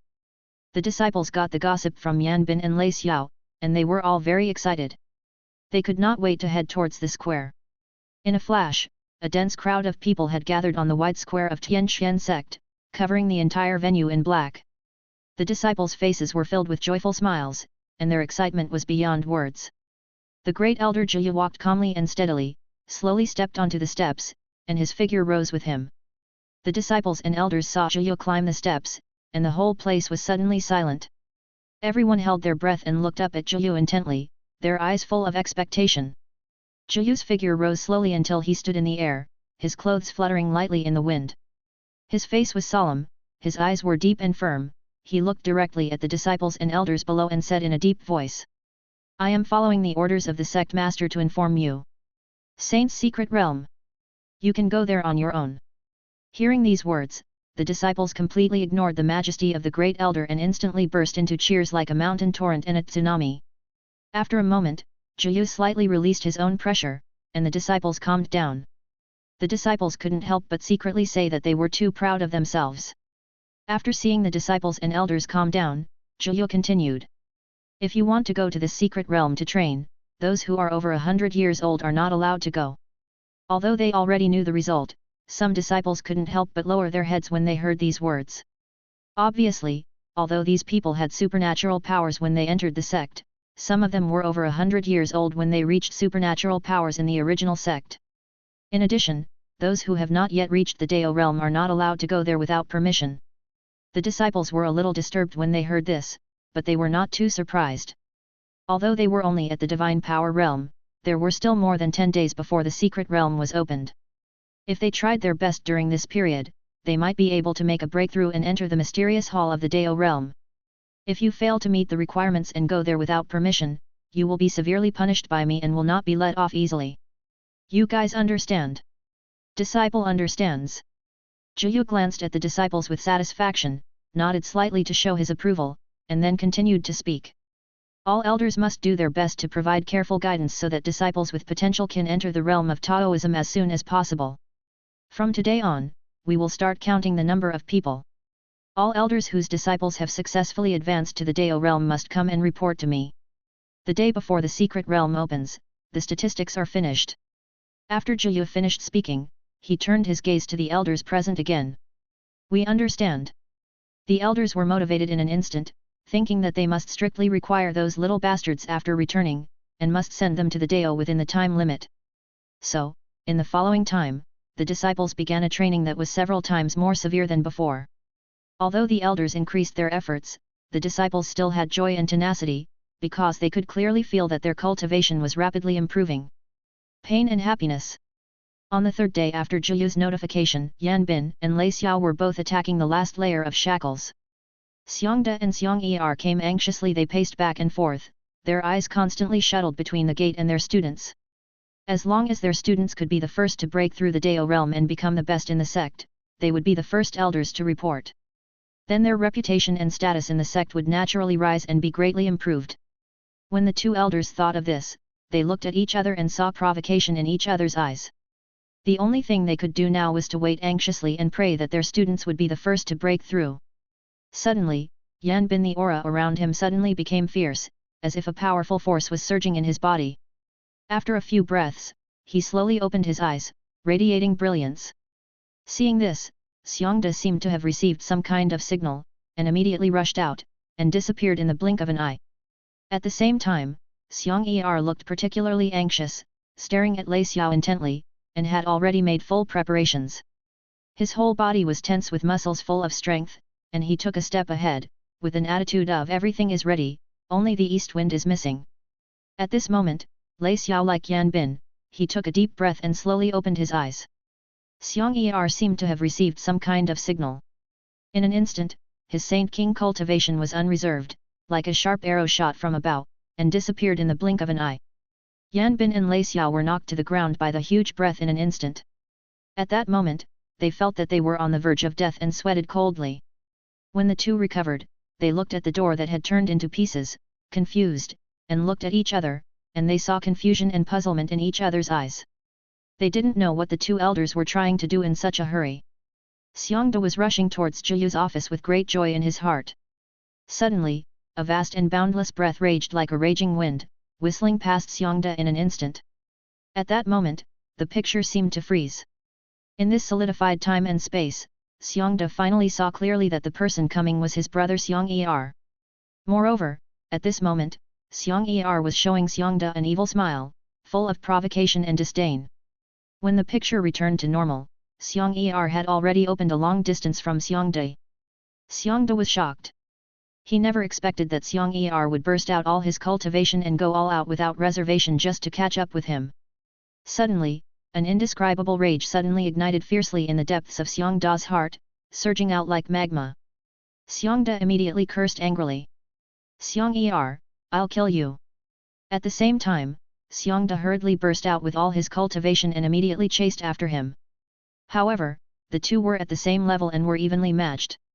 No matter how hard he tried to catch up, he always maintained an insurmountable distance with the other party. At this moment, Xiang Er suddenly turned his head and revealed a meaningful smile, the meaning of which was self-evident. Xiangda witnessed Xiang Er showing this smile, and the anger in his heart instantly rose, and his veins bulged. Then, Xiangda made a decisive move and suddenly chopped out a powerful palm force. The palm wind was as sharp as a knife, pointing directly at Xiang Er. The moment Xiang Er witnessed this fierce palm, the smile on his face instantly froze, and his eyes widened, as if he couldn't believe it. A sudden scene. He didn't expect that Xiangda was so shameless that he could not catch up and even attacked by surprise. Without thinking too much, Xiang Er dodged quickly, and at the moment of dodging, Xiangda had already passed by his side.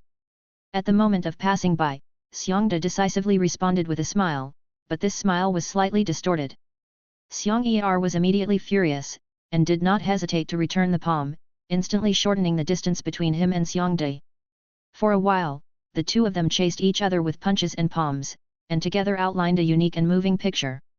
The disciples and elders looked at this strange scene in front of them with confusion, and their hearts were full of curiosity, and they all guessed what the two were doing. Chapter 39. Tianqian Sect. Time flies, and the opening of the secret realm is just around the corner, with only 5 days left. During this period, many disciples of the sect broke through the shackles and successfully reached the realm of the theory of Dao. Their cultivation has improved day by day, and their strength has increased sharply. Zhiyu needs to record the disciples who have passed the theory of Dao almost every day, excluding those who are already over 100 years old. So far, more than 4,000 disciples have successfully crossed the threshold of the theory of Dao, which is an astonishing number. Even Zhu, who has always been calm and self-sustaining, can't help but feel surprised. Now, within the sect, the disciples who have not yet entered the theory of Dao are all doing their best to launch the final sprint. Yan Bin and Lei Xiao, as the first disciples to break through the theory of Dao, they did not get complacent. Instead, they continued to practice and tirelessly pursued a higher realm. Now, their cultivation has reached the 7th level of the theory of Dao, and they can be said to be the best among the younger generation. As for the two direct disciples, they were even more daunting. Now they were both approaching that insurmountable shackle and had already reached the state of great perfection in the realm of Taoism. They only needed to wait for a suitable opportunity to break through that shackle. Even Ye Machen was amazed at the speed of their progress. He secretly admired them in his heart. The talents of these two were so amazing that they far exceeded his original expectations, and even half a month faster than he expected. In the soul-devouring valley. At this moment, in front of the main hall of the Saint's secret realm, a very wide open space has been opened up. At this moment, this area has already been surging with people, and dense crowds of people have gathered together. Disciples from various sects have come here one after another. In some places, people even set up stalls to sell secret manuals of martial arts and elixirs. And some monks who have just arrived all pointed their fingers at the bustling crowd, and the voices of discussion between them rose and fell. Daoist friend, look, that one is the genius of Fijian sect, that one is the genius of Kanglang sect, and that one is the genius of... A monk was introducing a new monk to him. Suddenly, there was a commotion in the crowd. The confused disciples looked up and looked around curiously. At this time, someone in the crowd shouted, "Look, the people from the 5 superpowers are here." Everyone turned their eyes to the entrance of the open space. A group of monks in red robes stepped into the venue first. They walked in unison. They found a suitable open space in the field, stopped, and began to rest in an orderly manner. Everyone's eyes were focused on them, and many monks talked about it. "Look, it's Huoyun. The Holy Fire sect's leader Huoyun is actually here to protect the sect." "Hey? The person next to Huoyun sect master? It seems to be Chen Hong." Some confused disciples asked one after another. "Fellow Daoist, who is this Chen Hong?" This Chen Hong is indeed a genius. At the age of 49, he has successfully entered the realm of supernatural powers. This person is the new son of the Holy Fire sect. It's actually the Holy Son?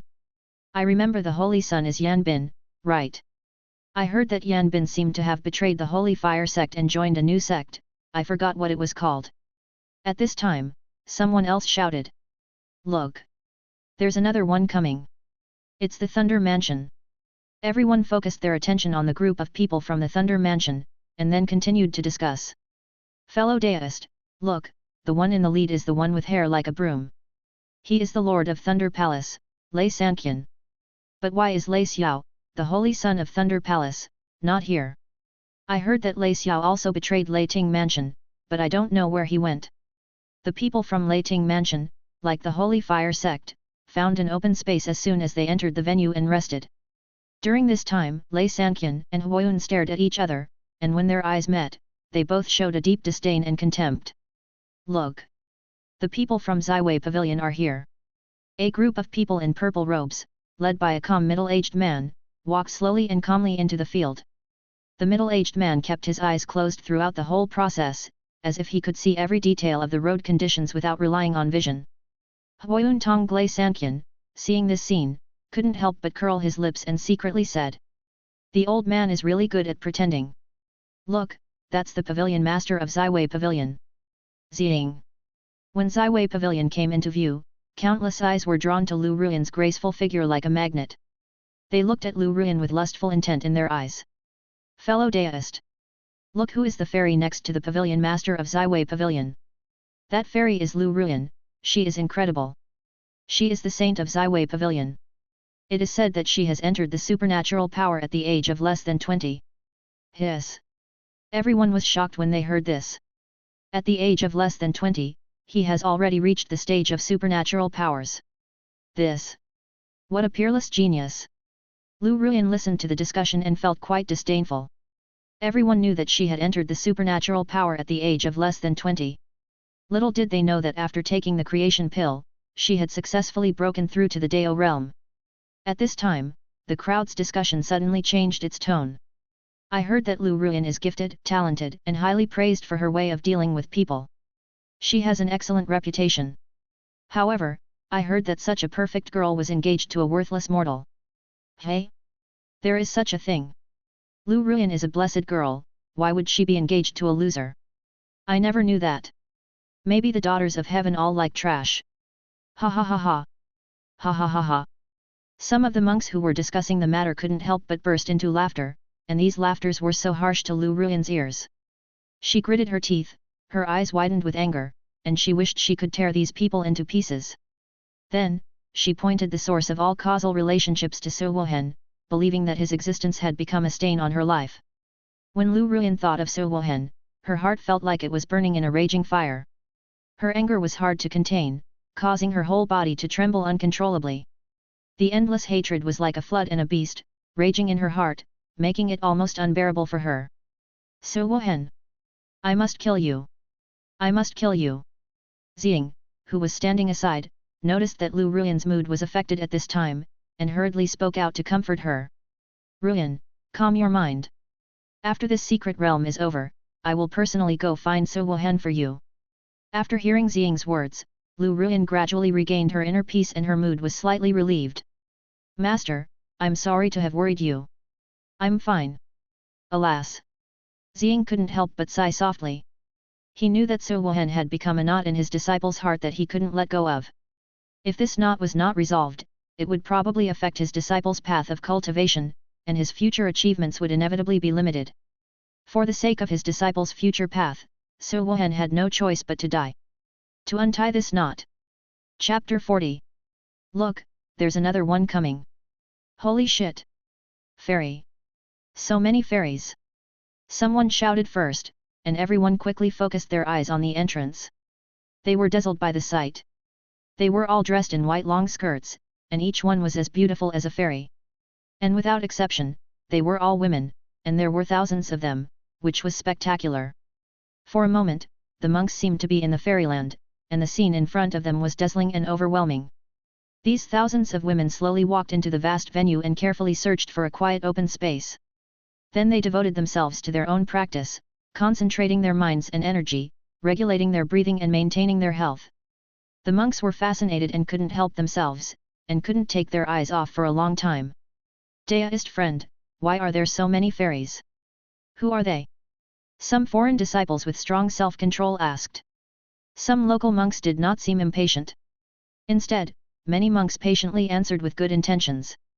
In my border area, the only force with such a large number of women is the Frost sect.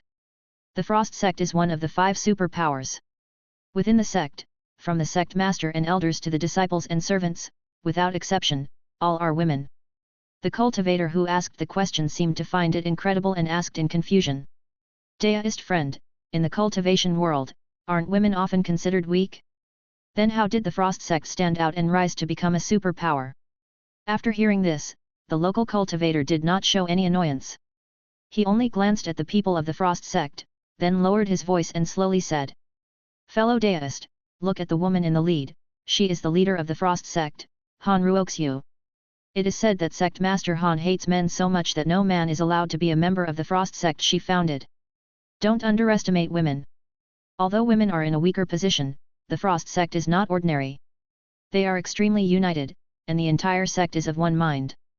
If any man dares to set his sights on the female disciples of their sect, he will be hunted down to death by the entire Frost sect.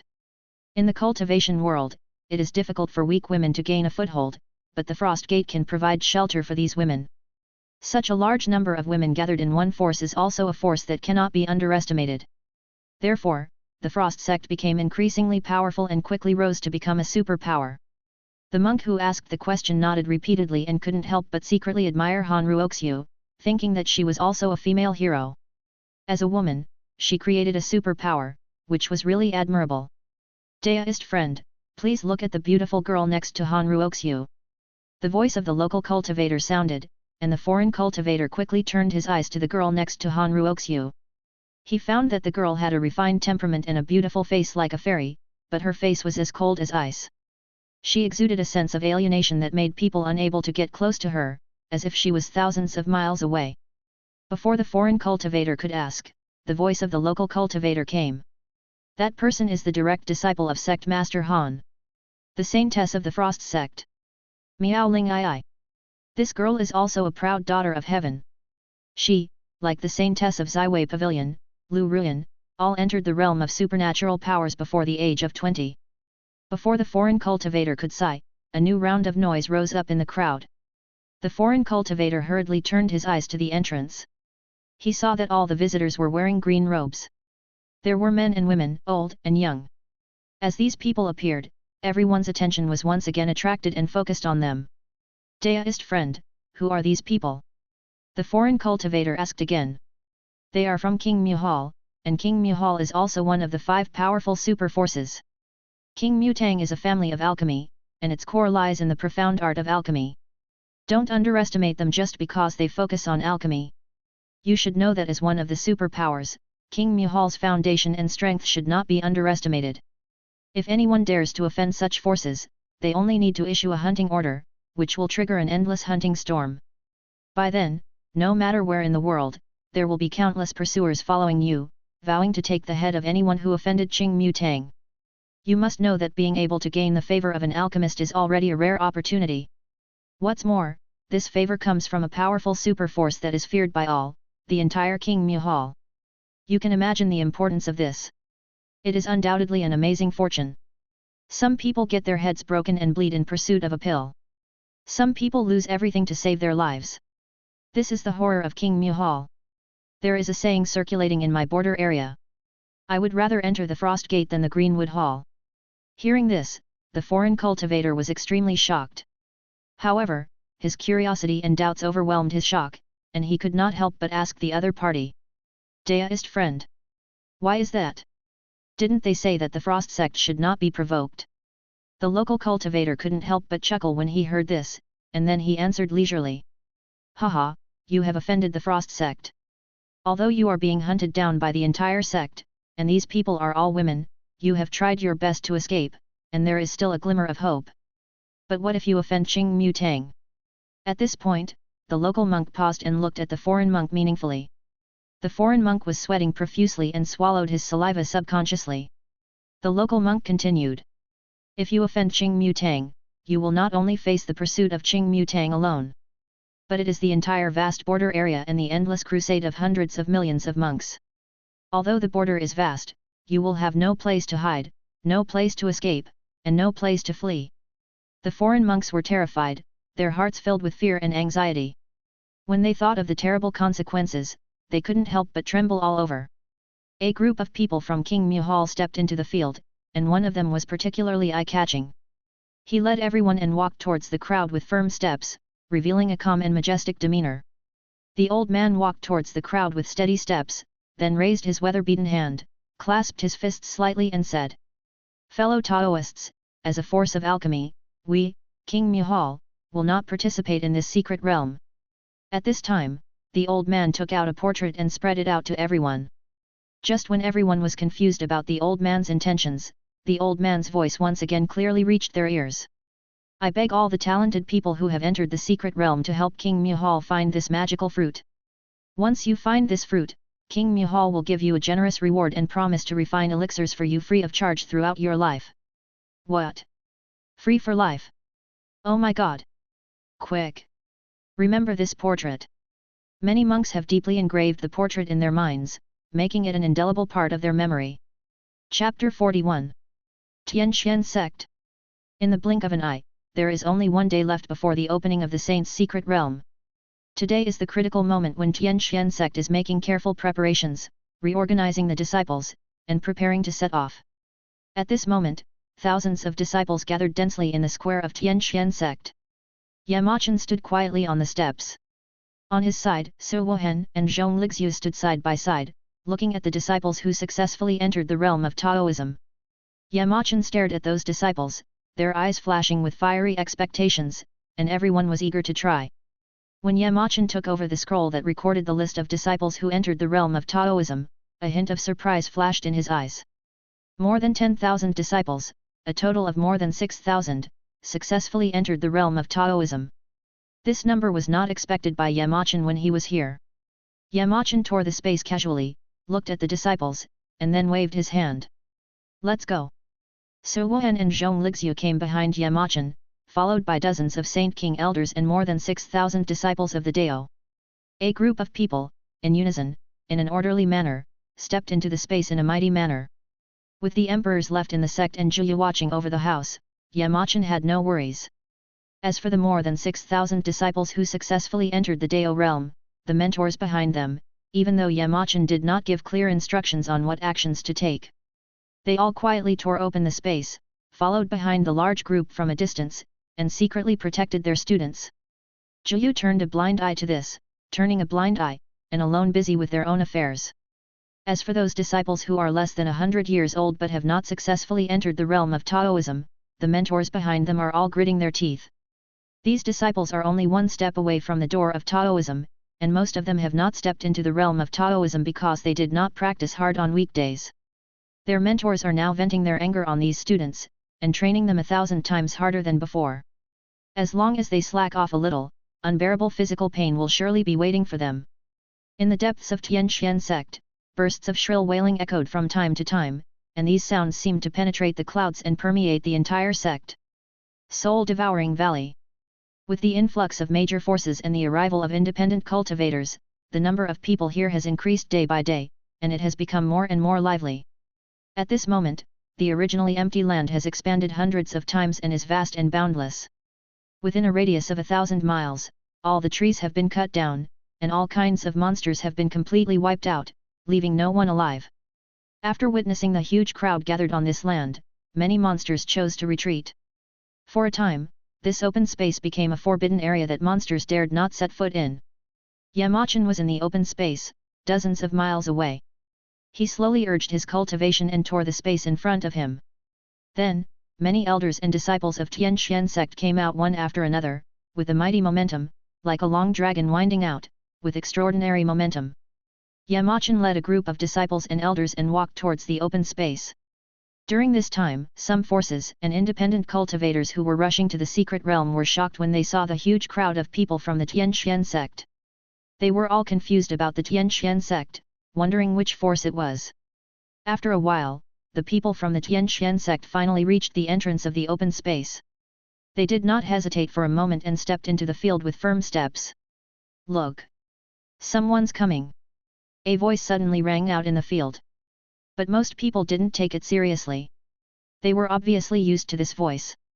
Shit! There are too many people here. The voice rang out again, and some people turned their eyes to the entrance. Then, there were more shouts. Holy shit! Why are there so many of them? Are all the people from the entire sect here? Who are these people? In an instant, millions of people at the scene looked towards the entrance with great curiosity. The crowd was immediately excited. Which sect is this? I do not know. Judging from the strong momentum of these people, they may be from some powerful force. Hey! Look, is that Yan Bin? Holy shit! Why is Yan Bin in there? Isn't that Lei Xiao? How come the two of them are among this group of people? The noises that rose and fell were like a surging wave, so loud that even the people from the 5 superpowers were startled and looked on. At the same time, Huayun and Lei Sanqian's eyes fell on Yamachan, the leader. They didn't dare to neglect it, and immediately stood up and rushed forward. Gentlemen! Senior! The two men slowly walked to Yamachan, clasped their fists and bowed, nodding and bowing. The crowd saw this scene and instantly became excited. The noise was even louder than before, and it was very lively. Holy crap! The Lord of Thunder Palace! And the Lord of Holy Fire Sect! They know each other. And look at how they are so respectful to that man. Who is that man? Zaiwei Pavilion and Han Huang sect needed to calm their minds, so they kept their eyes closed and meditated. In order to avoid the frequent noise of the crowd, they built a soundproof barrier to cover all the disciples of the sect to avoid being disturbed. As if they felt the subtle change in the surrounding atmosphere, they opened their eyes and looked at the crowd. It's him! Lu Ruyan saw Yamachan the first time, and her hatred slowly gathered. Then, she cast her eyes on Su Wohen beside Yamachan, and the deep hatred in her heart was like a wildfire, rising uncontrollably. Su Wohen. Lu Ruyan's hatred was almost impossible to conceal, and Ziying beside her hurriedly asked. What's wrong? Su Wohen has appeared. Lu Ruyan replied coldly with a gloomy tone. Ziying looked towards the direction of Tianxian sect, and then saw Huoyun and Lei Sanqian talking and laughing with a man.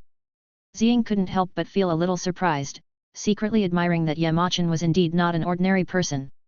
Ziying slowly said.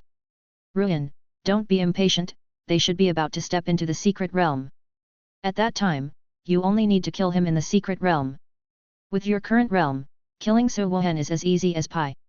After hearing this, Lu Ruyan adjusted her mood slightly. She was not worried about whether she could kill Su Wohen. The only thing that worried her was that she could not find this person's trace. With her current cultivation in the primary realm of Taoism, it would be easy to take Su Wohen's life. Su Wohen, you must not die in the hands of others. Su Wohen had already discovered her the moment Lu Ruyan looked over. In the Sui family, Su Wohen's spies had informed him that Ziwei Pavilion wanted to destroy the Sui family. His eyes were red at this moment, and he wanted to kill this woman immediately. So, the two of them faced each other from a distance, their eyes met, and when enemies meet, they are particularly jealous. Chapter 42. When the Tianxian sect's group arrived, the Frost sect was a little surprised by their number, but did not pay too much attention to it. However, they were secretly a little surprised by the respectful attitude shown by Huoyun and Lei Sanqian.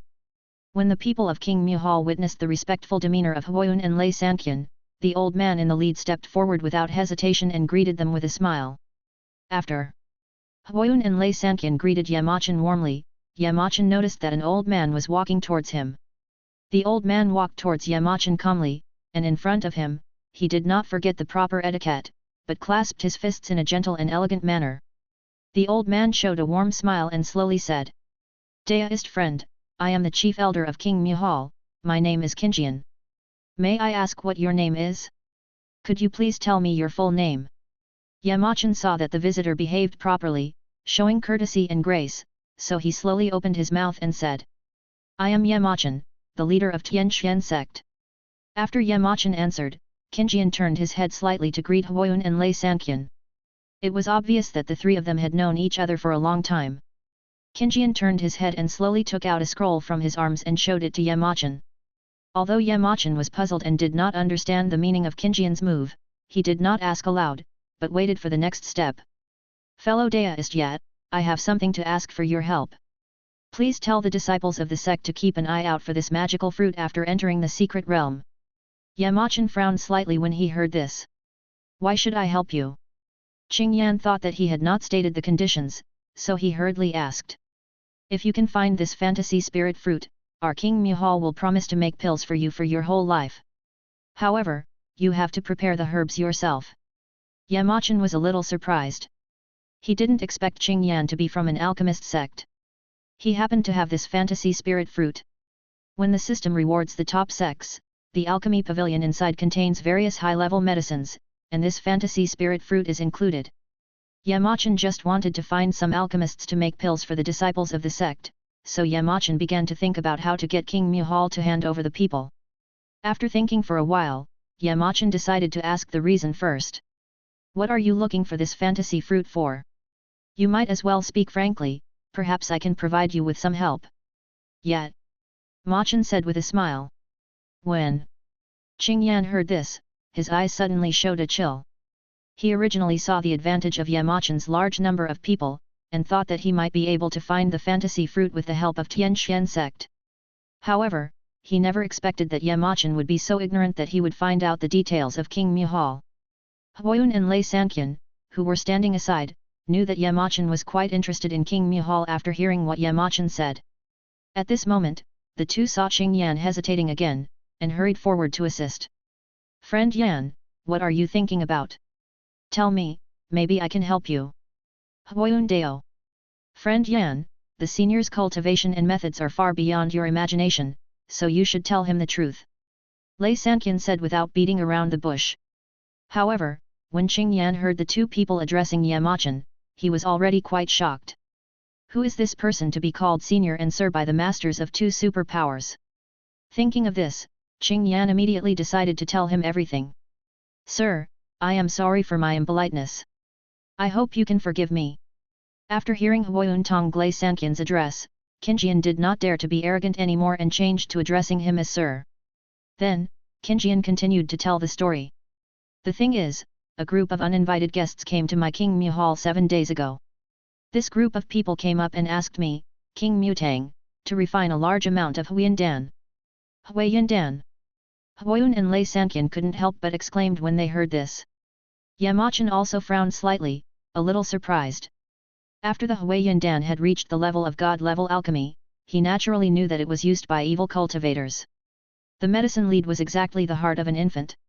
After being carefully refined, the Huayandan was undoubtedly an excellent helper for the evil cultivators to increase their cultivation. This Huayandan was also called Huiyingdan by some people. After being interrupted, Qing Yan did not show the slightest anger. He knew that the Huayandan was enough to make people amazed, so he continued. We naturally won't agree to such an evil thing, but this group of people have extremely high cultivation levels, and the leader may have reached the emperor level. Huayun and Lei Sanqian couldn't help but exclaimed again when they heard this. The emperor realm was an existence that was countless times stronger than them. Although they knew that Yamachan was unfathomable, they were still shocked when they heard about the emperor realm. Qinjian also knew that the emperor realm was incredible. After the two of them calmed down, he continued. Now the hall master has been drained of a lot of soul power by that group of people, and now the hall master's soul is on the verge of breaking. I have consulted a lot of books and learned that only this soul-nourishing pill, which is of at least 5 pattern quality, can save the life of the hall master. This soul-nourishing pill is a pill of the highest grade, but if you want to save the hall master, you need to have a quality of 5 patterns. And this fantasy spirit fruit is the main ingredient. Even if I find this fruit, I only have 30% chance of refining a pill of the imperial grade and 5 pattern quality. This phantom fruit is of the highest grade, extremely precious, and even Qing Mutang has never had it. I have heard that the saint's secret realm has appeared in the world, so I can only come here in person. I implore all Taoist friends to pay more attention. If you can find this fruit, I will be very grateful. Now I can only find this phantom fruit first, and then make other plans.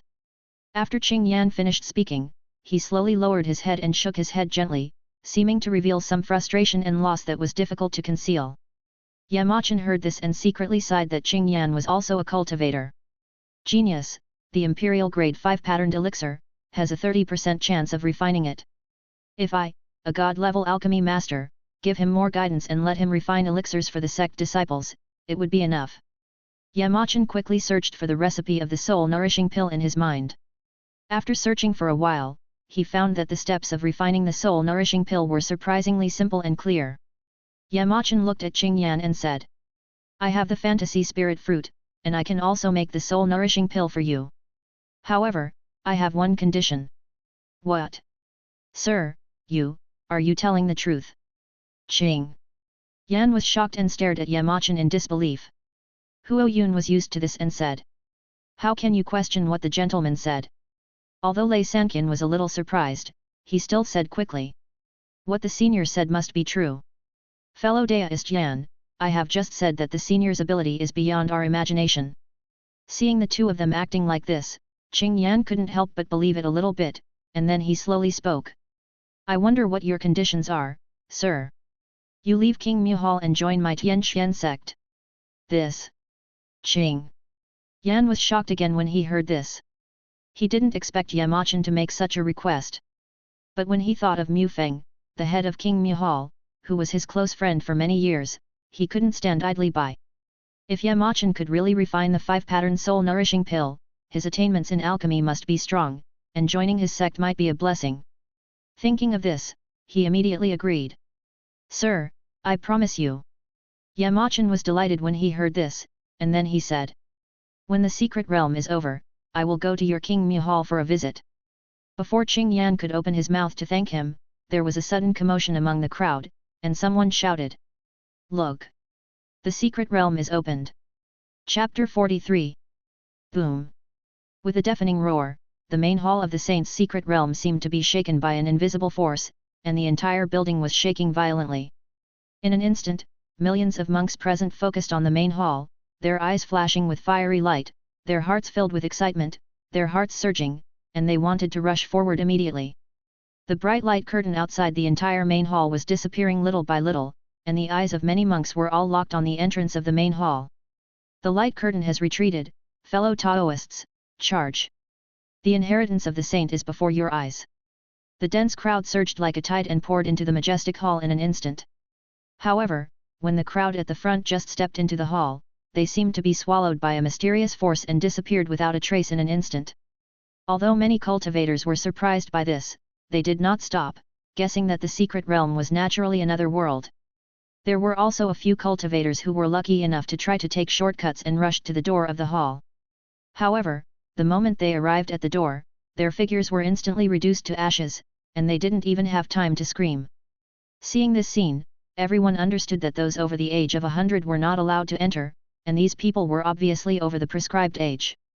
After talking with Yamachan, Qing Yan stood beside Yamachan like Huayun Lei Sanqian. They had no idea of entering the secret realm. The disciples of Tianxian sect were anxious, but helplessly, before Yamachan gave any instructions, they could only force he held back his inner urgency and did not dare to act rashly.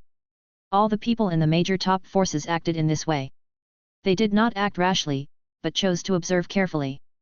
Although those who entered first could seize the opportunity, they were often accompanied by countless unpredictable dangers. Yamachan did not think deeply about this matter. He just felt that there were too many people entering and it was crowded, so he decided to wait for a while so that he could enter more comfortably. After he learned that the saint's secret realm was opened, he entered here to explore it as soon as possible. Naturally, the light curtain covering the hall was not a problem for Yamachan. He found that the only ones who could pose a threat to this secret realm were those cultivators in the divine power realm. For cultivators in the theory of Tao, entering it would not be a life-threatening matter. Because of this, he strictly stipulated that disciples must reach the theory of Tao before they are qualified to enter this secret realm. After a while, Yamachan saw that although the number of people present was still considerable, it no longer posed a risk of crowding to the disciples of the sect. Yamachan waved his hand. All disciples of Tianxian sect will go to the secret realm immediately. After saying goodbye to Yamachan, Su Wuhan and Zhongli Shui led a group of disciples and walked towards the hall. Han Zhuangmin saw the disciples of Tianxian sect entering the hall, and their eyes moved among the remaining 40% of the people in the venue. At this time, Han Ruoxiu turned her eyes to Yamachan and said leisurely. Previously, seeing Huayun and Lei Sanqian being respectful to this person, they thought he was a powerful descendant from an outside world, but this person actually allowed the disciples of the sect to get involved so hastily. Didn't he understand that the earlier he got involved, the more severe and unpredictable the dangers and difficulties he would face? After Han Ruoxiu finished speaking, she slowly turned her gaze to Miao Ling Ai and said earnestly. Ling Ai, the path of cultivation is long and arduous, you must not be too eager for quick success and overestimate yourself. Miao Ling Ai's clear and pleasant voice sounded. Disciple will follow master's instruction. The figures of the Tianxian sect disciples gradually faded away, slowly disappearing at the entrance of the secret realm, and finally completely blending into the depths of the hall, disappearing without a trace. Following closely behind were the disciples of the Thunder Palace and the Holy Fire sect, who disappeared into the hall. When Lu Ruyan saw Su Wuhan leading the Tianxian sect disciples into the hall, she thought to herself. He, Su Wuhan. You'd better not die so soon. Lu Ruyan then turned her eyes slightly to Xianying and said slowly. Master, shall we set off too? Xiang glanced at the few people in the crowd, then slowly turned around and faced the disciples of Zaiwei Pavilion, and said calmly. Zaiwei Pavilion disciples. Set off immediately. When the Zaiwei Pavilion people stood up and started to move, the people from the Frost sect started to move. Ling Ai, you must obtain the saint's inheritance. Han Ruoxiu instructed. Disciples obey your orders. Miao Ling Ai said, and then she led a group of female disciples into the hall, and finally disappeared. For a while, although there were still many figures in the field, they were all elders and sect masters from major sects. Yamachan and Huayun Lei Sanqian both sat cross-legged, closed their eyes and waited for good news. After Su Wuhan and Zhong Lixiu led the disciples of Tianxian sect into the hall, their eyes went dark. When Su Wuhan slowly opened his eyes, he was surprised to find that he seemed to be in a completely different world. However, at this moment, he looked around and found himself in a lonely place with no one around. Su Wuhan couldn't help but feel a little surprised, and secretly speculated in his heart that perhaps there was some kind of mysterious teleportation power in this secret realm, which teleport them to different places. He gradually began to look at this world carefully. The vast desert stretched to the horizon. Everywhere he looked, there was a desolate and lonely scene. The air was filled with unbearable heat, and the gusts of wind carried gravel, like sharp wind blades, ruthlessly cutting his face and bringing bursts of piercing pain. Hiss! Why does it hurt so much when the sand hits my face? Su Wuhan didn't have time to think too much. He immediately urged the spiritual energy in his body to form a protective shield around his body, and then he dared to continue staring into the distance. Looking at the end of the sky, he saw a bright pillar of light that was like a giant pillar that pierced straight into the sky, as if it was guiding people in a certain direction. Su Wuhan immediately decided to walk towards the pillar of light. At this time, under the light column, 6 figures raised their heads and looked at the light column that pierced the sky. A monster that looked like a tiger suddenly spoke. "Master Turtle, we are finally here." His voice revealed a trace of fatigue that was difficult to conceal.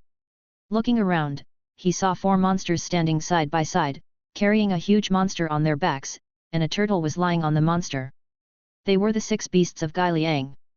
Gai Liang rubbed his sleepy eyes, and then spoke in a slightly lazy way. "Oh?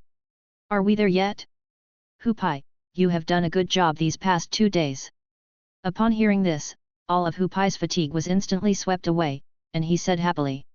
"Grandpa Turtle, this is what I should do." The monkeys beside him were immediately unhappy, and one monkey hurriedly said. "Mr. Turtle. We also contributed." "Well, you 3 are all good." Gui Lu didn't care at all and looked up at the beam of light. At this time, the giant creature under Gui Lu woke up slowly, rubbed its eyes like Gui Lu and said. "Brother, have we reached the ladder yet?" Chapter 44. 3 days before the door to the secret realm was about to open, Gui Lu had already led many spirit beasts on a journey to find fine wine. After searching for many ordinary wines in the world, Gui Lu always felt that the taste was too bland and difficult to drink.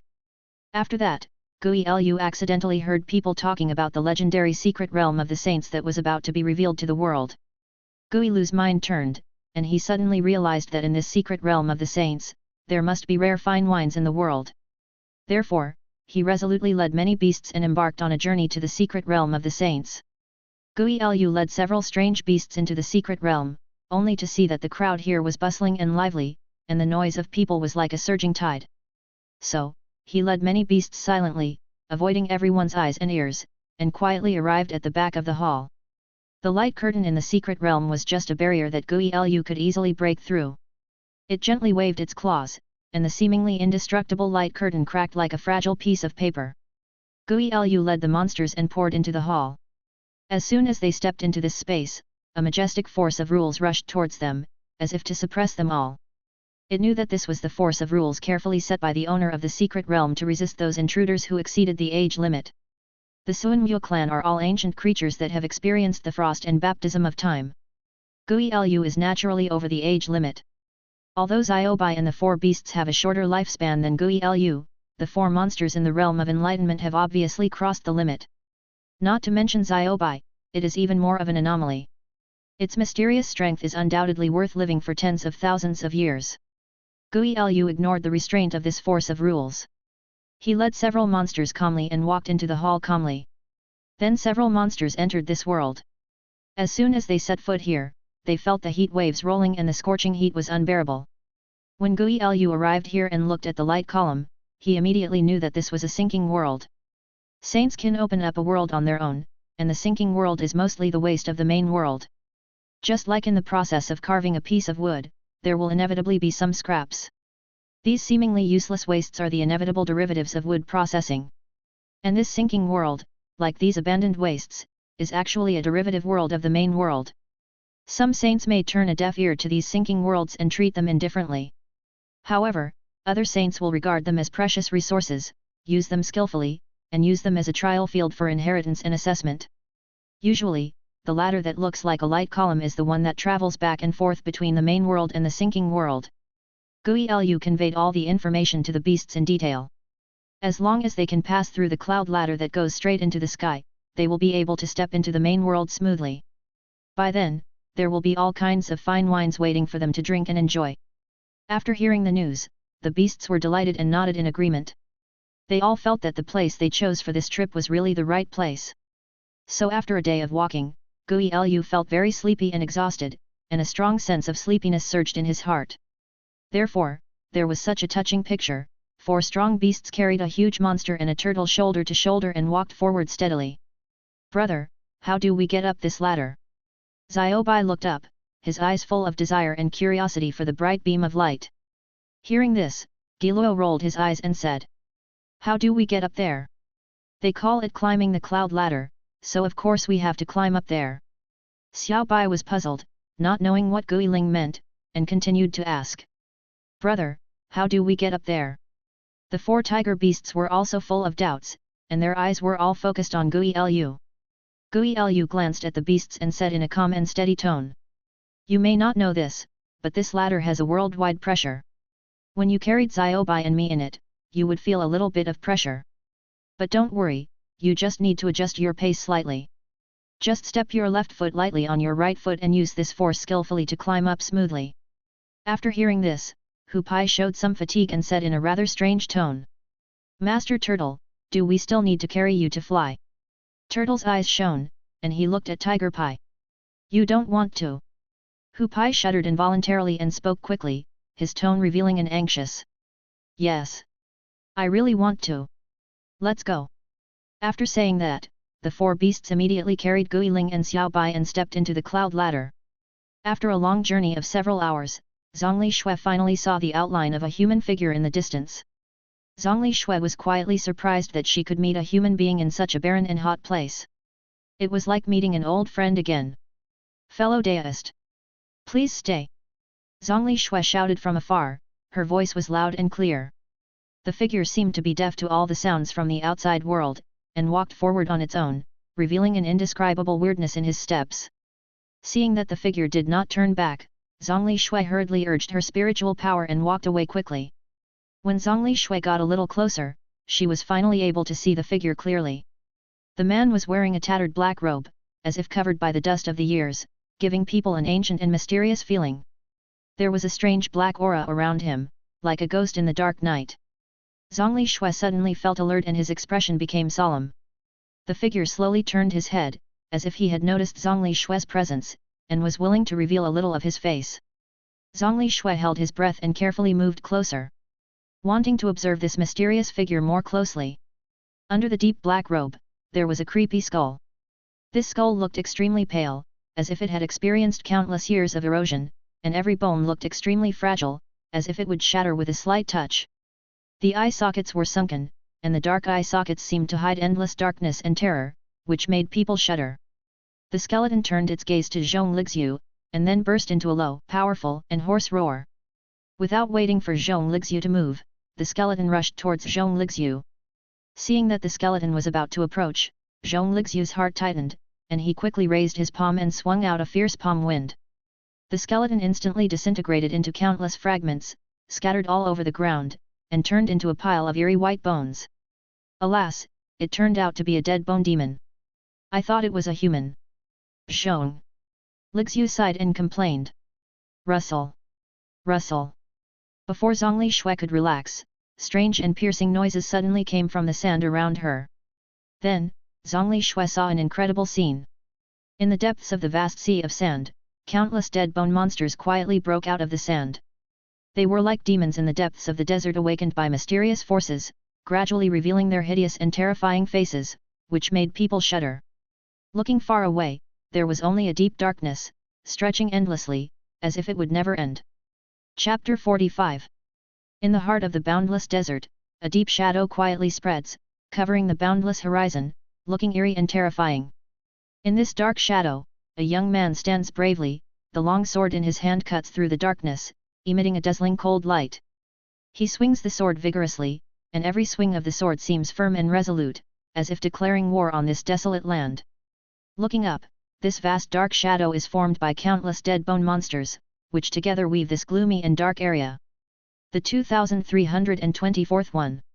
The 2325th. The 2326th one. With every word the young man spoke, he would decisively swing the long sword in his hand. The moment the long sword passed through the air, it seemed as if one could hear the whistling of the wind, and when it fell, it was inevitably accompanied by the scattering of broken bones. This person was Su Wuhen. At this moment, Su Wuhen was deeply trapped in the heart of a huge army formed by countless dead bone monsters. However, Su Wuhen, without showing the slightest fear, his eyes revealed great determination and courage. In the depths of this secret realm, once you encounter such a large army of dead bone monsters, no matter who you are, you will be afraid and choose to turn around and flee without hesitation. But Su Wuhen did not choose to escape. He resolutely chose the most direct and primitive way, which was to kill without mercy.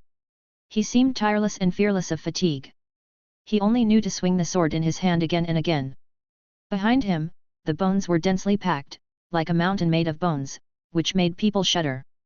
Su Wuhen stared at the sword in his hand and talked to himself. Destruction, I can feel your joy. The long sword trembled slightly, emitting a low and long humming sound, as if responding to Su Wuhen. Very good. Then let's destroy them all. Su Wuhen fearlessly took firm steps and resolutely rushed into the surging group of dead bone monsters. Just a little bit more. Just a little bit more. Just a little bit more. Su Wuhen could vaguely sense that the invisible shackles that bound his cultivation seemed to be quietly touched by some force, bringing a subtle sense of loosening. As this feeling became stronger, Su Wuhen's battle became more and more brave and passionate. Every time he attacked, a large number of dead bone monsters were inevitably turned into broken bones. A huge rock stood tall, and behind it, several monks sat in a circle, talking in low voices, as if discussing something mysterious. Deist friend, we just need to wait here, I firmly believe they will leave eventually. A monk said in a deep voice. But if they don't leave, what can we do? Another monk couldn't help showing a confused expression and asked worriedly. Then we will fight them to the end. I will definitely get those rare spiritual herbs no matter what. Alas, if these dead bone monsters were not all at the supernatural level, we could have rushed out without any scruples. Look, they are leaving. A monk shouted in a low voice. Everyone hurriedly looked out and looked in the same direction. They saw that more than 20 dead bone monsters that had been staying around a few rare spiritual herbs were slowly moving away in a certain direction. Seeing this scene, everyone couldn't help but show a touch of joy on their faces, and then they couldn't wait to rush out. Someone seems to be coming over there. A cultivator said in surprise. When everyone heard the voice, they all turned their heads and saw a cultivator in white walking leisurely, with a calm and serene look. He seemed to be unaware of the dead bone monsters around him, and walked steadily and firmly, walking straight towards the spiritual herbs that exuded attractive spiritual energy. It seemed that the whole world had nothing to do with him, and only those spiritual herbs were his target. Many cultivators witnessed this scene, and doubts surged in their hearts, and they couldn't help but talk out loud. Who is this person? Does he want to live anymore? Didn't he see those dead bone monsters? I noticed that he didn't pay any attention to the dead bone monsters, so I guessed that he probably didn't realize their existence. Look, he's about to be discovered. While everyone was talking, the monk in white had quietly walked to the side of the spiritual herb and was about to bend over to pick this rare spiritual herb. At this moment, the dead bone monster that had already gone far away suddenly noticed the presence of the monk in white, and suddenly let out a deafening roar and rushed towards the monk in white. Several monks hid behind the rocks and witnessed this scene, and they couldn't help but feel anxious. Alas, he died, and he also brought this dead bone monster back. What bad luck! That's right. In this way, we have to spend a lot of time waiting. It's all this damned man's fault. As the words were intertwined, more than 20 dead bone monsters rushed over in an instant. They approached the white-robed monk in an almost crazy manner. The eerie bone claws were raised high, as if they would tear the white-robed monk into pieces in the next second. Several monks who saw this scene under the cover of the stones could not help but make mocking sounds one after another. Haha, this guy really deserves to die. Now let's see whether you live or not. We have waited for so long for these dead bone monsters to leave. When the dead bone monster was about to touch the white-robed monk, the white-robed monk quickly drew out a long sword. With his sword raised, it was as easy as chopping melons and vegetables. Every dead bone monster was turned into a pile of bones under his sharp sword. In a short moment, more than 20 dead bone monsters fell to the ground, leaving only scattered bones. While several monks were communicating, they suddenly witnessed this shocking scene. They were all shocked, gasping for air, with expressions of disbelief and astonishment on their faces, and were completely stunned by what they saw. How did he do it? The dead bone monsters in the supernatural realm, one by one. Why is it so terrifying? Do you think this group of people look like the more than 6,000 people before they entered the secret realm? Don't tell me, judging from their clothes, they seem to be those people.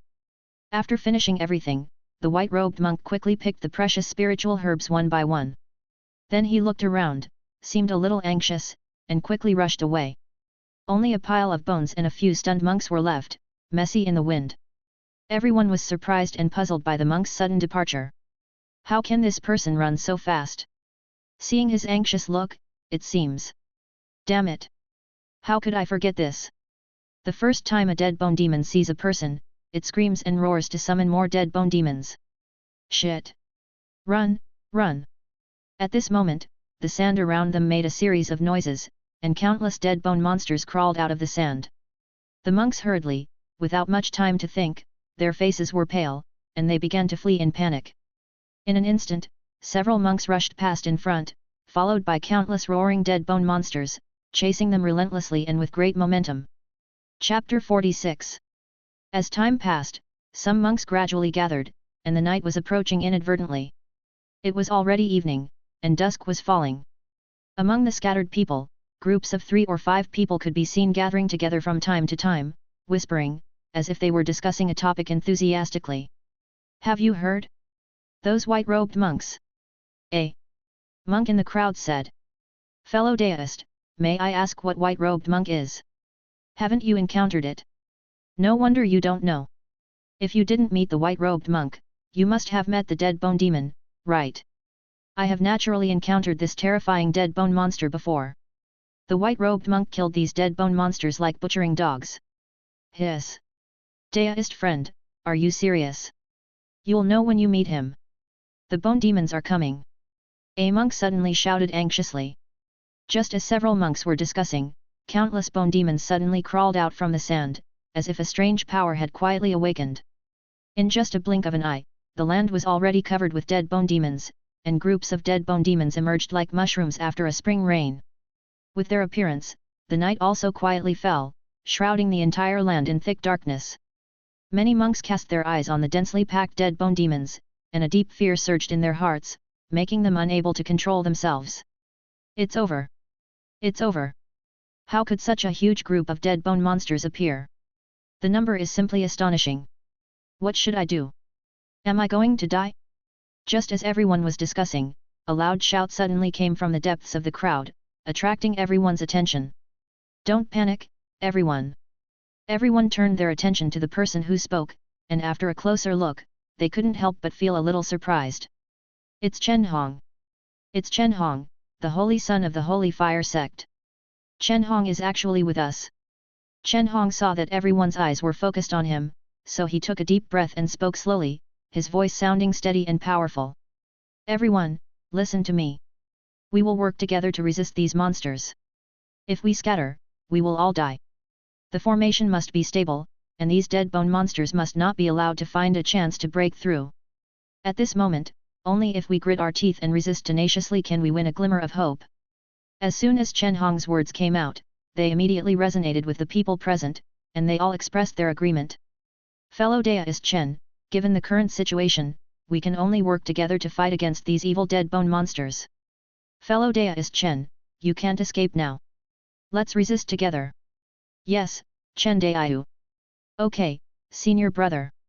As he was speaking, a large number of dead bone monsters were approaching, and Chen Hong immediately led the disciples of the Holy Fire sect to attack. After a long and difficult resistance, everyone was surprised to find that although these dead bone monsters were smashed to pieces, they were able to recover quickly in a very short time. Seeing this scene, everyone fell into deep despair. They tried their best to resist, but now half of them have fallen on this land, and the light of life has dimmed. Chen Hong was also in despair at this moment. Although he successfully entered the realm of magical powers, every dead bone monster here was in the realm of magical powers. Although he had the confidence to fight several of them alone, the numerous dead bone monsters in front of him made him feel desperate. Chen Hong couldn't help but smile bitterly, and his expression looked extremely bleak. I am still too weak. Am I going to die? Well, let it be. Look! Someone is coming. Hearing this, everyone raised their heads and looked at the periphery of the dead bone monster. They saw a group of monks in purple robes passing by quickly, so fast that it seemed like they were traveling 1,000 miles in an instant. Among them, the first one was a woman. It's someone from Zaiwei Pavilion. Great! We are saved! The monks who were surrounded by the dead bone monsters couldn't help but cheer and jump for joy. Their voices were full of excitement and excitement. Just when everyone accidentally discovered the people from Zaiwei Pavilion, the people from Zaiwei Pavilion also discovered them. Senior sister, look! There's someone over there. In Zaiwei Pavilion, a disciple spotted a figure in the distance and couldn't help but exclaim to everyone. Upon hearing this, Lu Ruyan quickly cast her eyes towards the group of people surrounded by the dead bone monsters, and a look of joy appeared on her face. Then she opened her red lips and said, "Great! Follow me to lead the group of dead bone monsters behind you over there."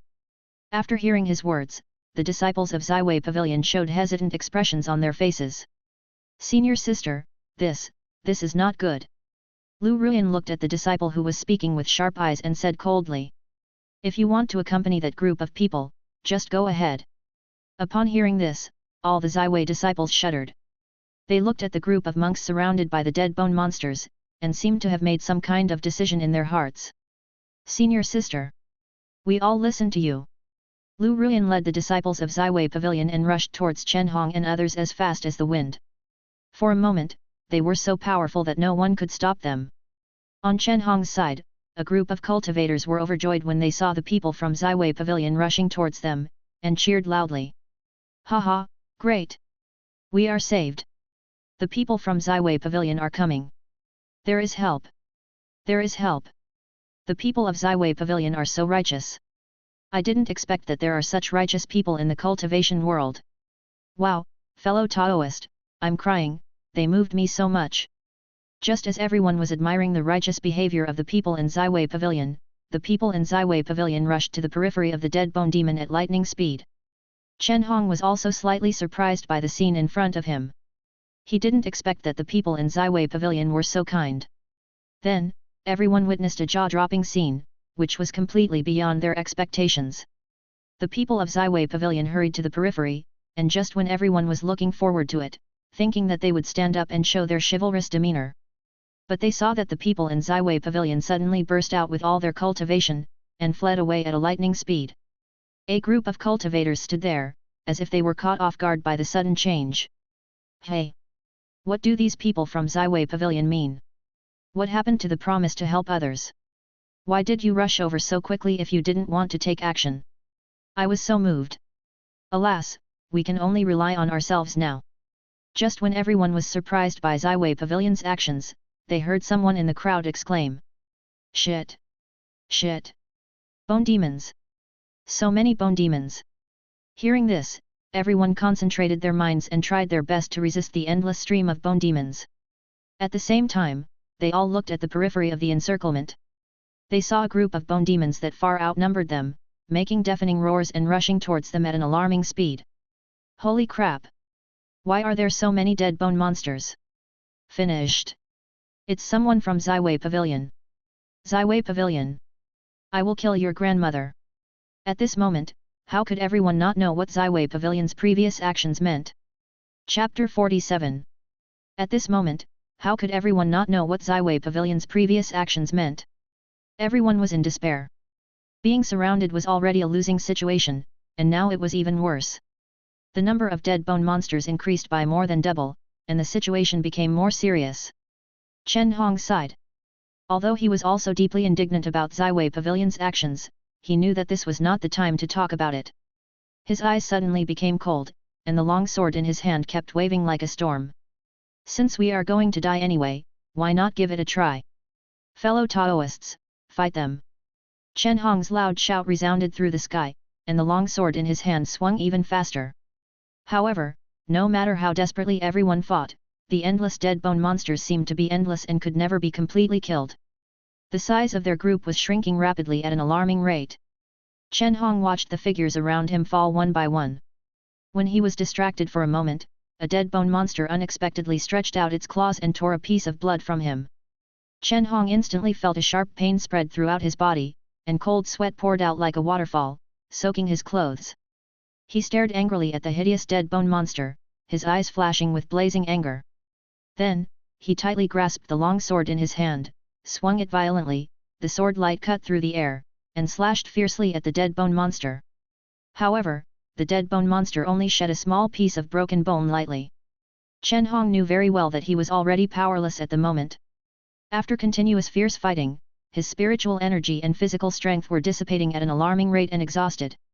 At this moment, not far away from Chen Hong and others, a group of monks in white clothes were gathered together, counting the spoils with laughter and joking with each other about each other's gains. Haha, my fellow brothers and sisters have gained a lot. I'm fine too, I just got a few imperial level medicinal herbs. Holy shit! Are you telling me that the Imperial Realm Great Medicine is okay? How about you? I only have 7 or 8. 7 or 8 plants of what? Imperial Realm Great Medicine. Holy crap! Alas, this is nothing, I just wonder what senior brother Yan Bin gained this time.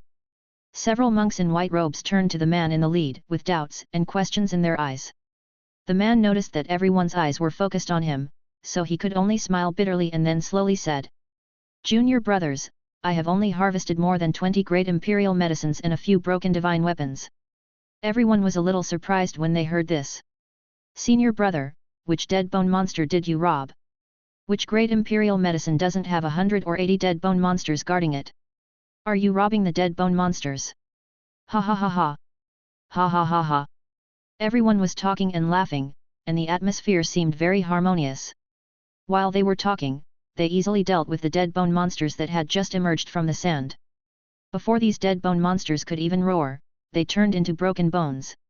If these dead bone monsters had not appeared, people who didn't know about it might have mistaken them for tourists who came to this secret place to enjoy the spring scenery. These people were exactly the disciples of Tianxian sect. They traveled along the way, and whenever they met other cultivators, they ignored them. However, once when they meet fellow disciples from the same clan, they will immediately put on a smile, approach them enthusiastically, have a good chat, and walk together. Along the way, they always move forward with a crushing momentum. Even if they encounter a large number of dead bone monsters, even if they are outnumbered and the power gap is huge, they are not afraid. If they are really unmatched, they also have a plan to deal with it. After all, running away is not a shameful thing. On the contrary, sometimes it is a wise choice to save lives and avoid unnecessary sacrifices. They fought all the way and finally gathered together with many disciples from the same clan in Yan Bin, and together they created the current team of hundreds of people. "Hey, there seems to be some movement ahead, senior brother," a disciple suddenly asked in surprise. "It's a group of dead bone monsters, there seem to be quite a few of them, and they seem to be fighting with others," another disciple said. "Ha ha ha! I wonder where this unlucky guy comes from." A disciple laughed. Yan Bin then said, "Brothers and sisters, let's go and take a look." Yan Bin gave an order, and all the disciples followed him without hesitation. When they got close to a distance, they could see clearly that this group of dead bone monsters were besieging some human monks. However, these human monks seemed to be reaching their limit and could no longer resist the powerful force. Their numbers were decreasing. Seeing this scene, the disciples of Tianxian sect had no intention of taking action. After all, they were strangers to these people.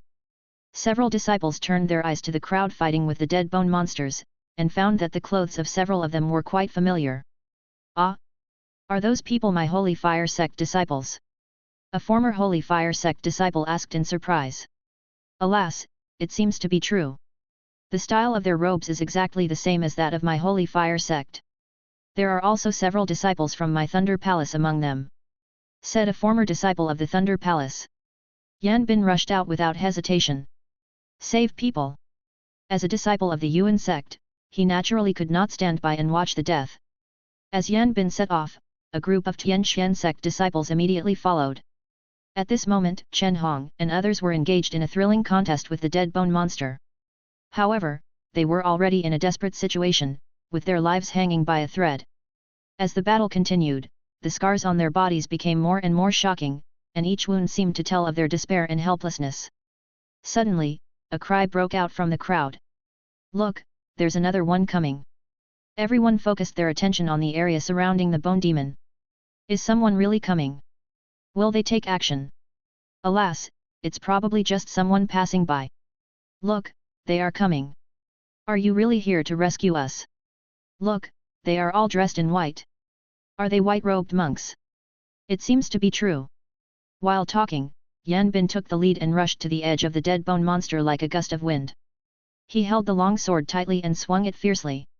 The sword light flashed and cut through the darkness. The sword light was extremely sharp and invincible.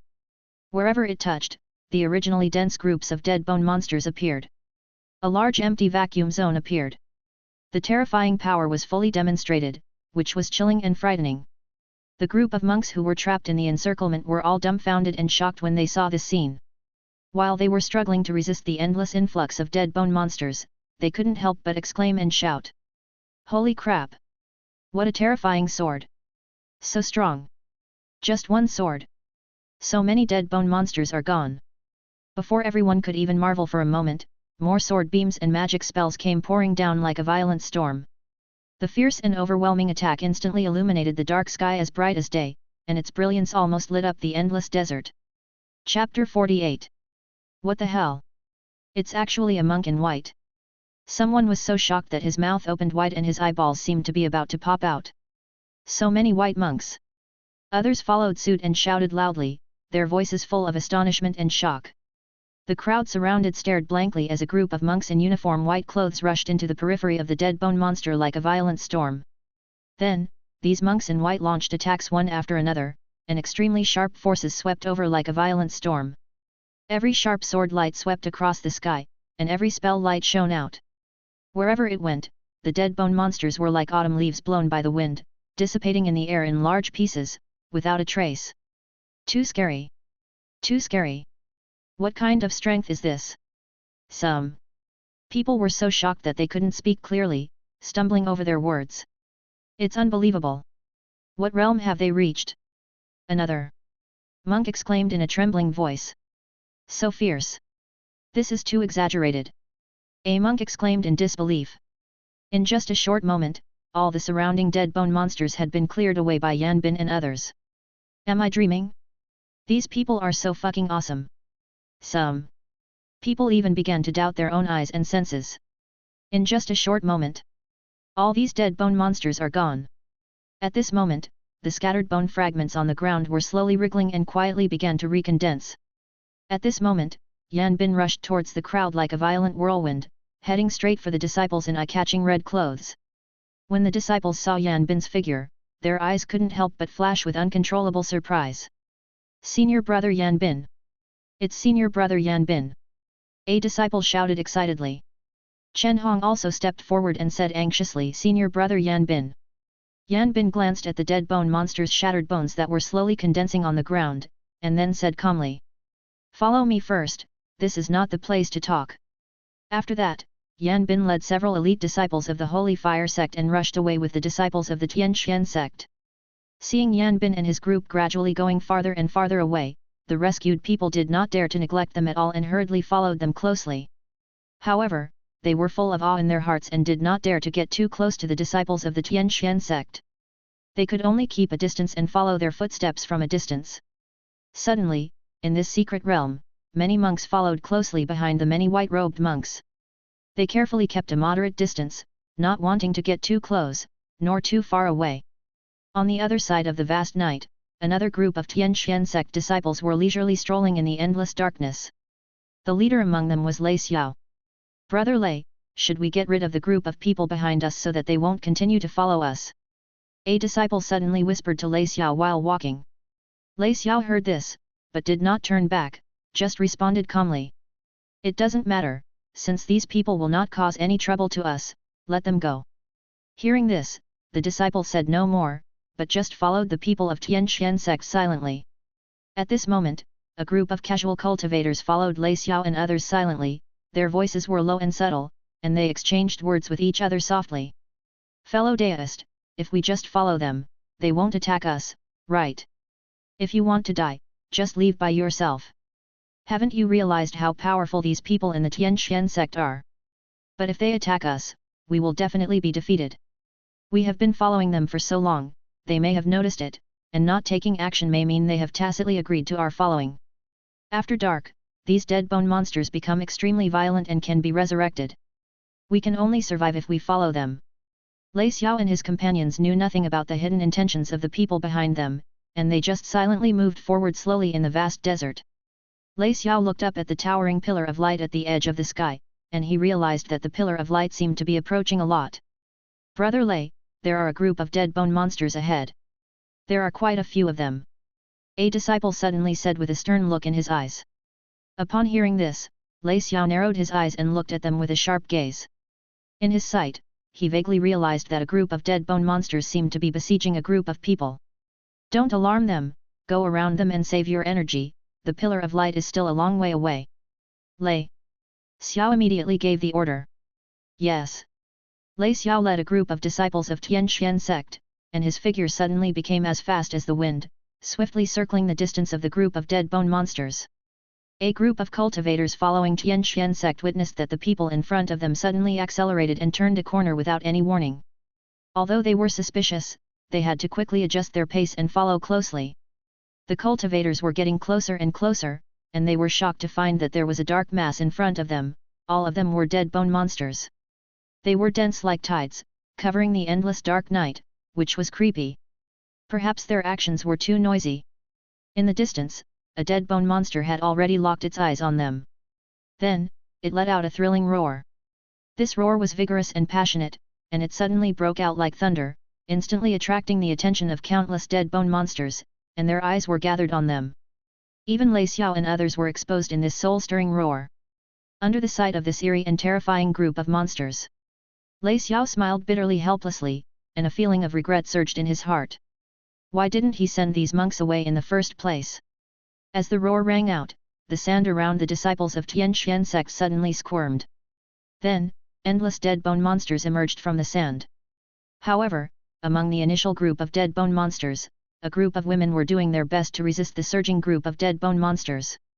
They were the Frost sect, which was mainly composed of women. Miao Ling Ai seemed a little out of control at this moment.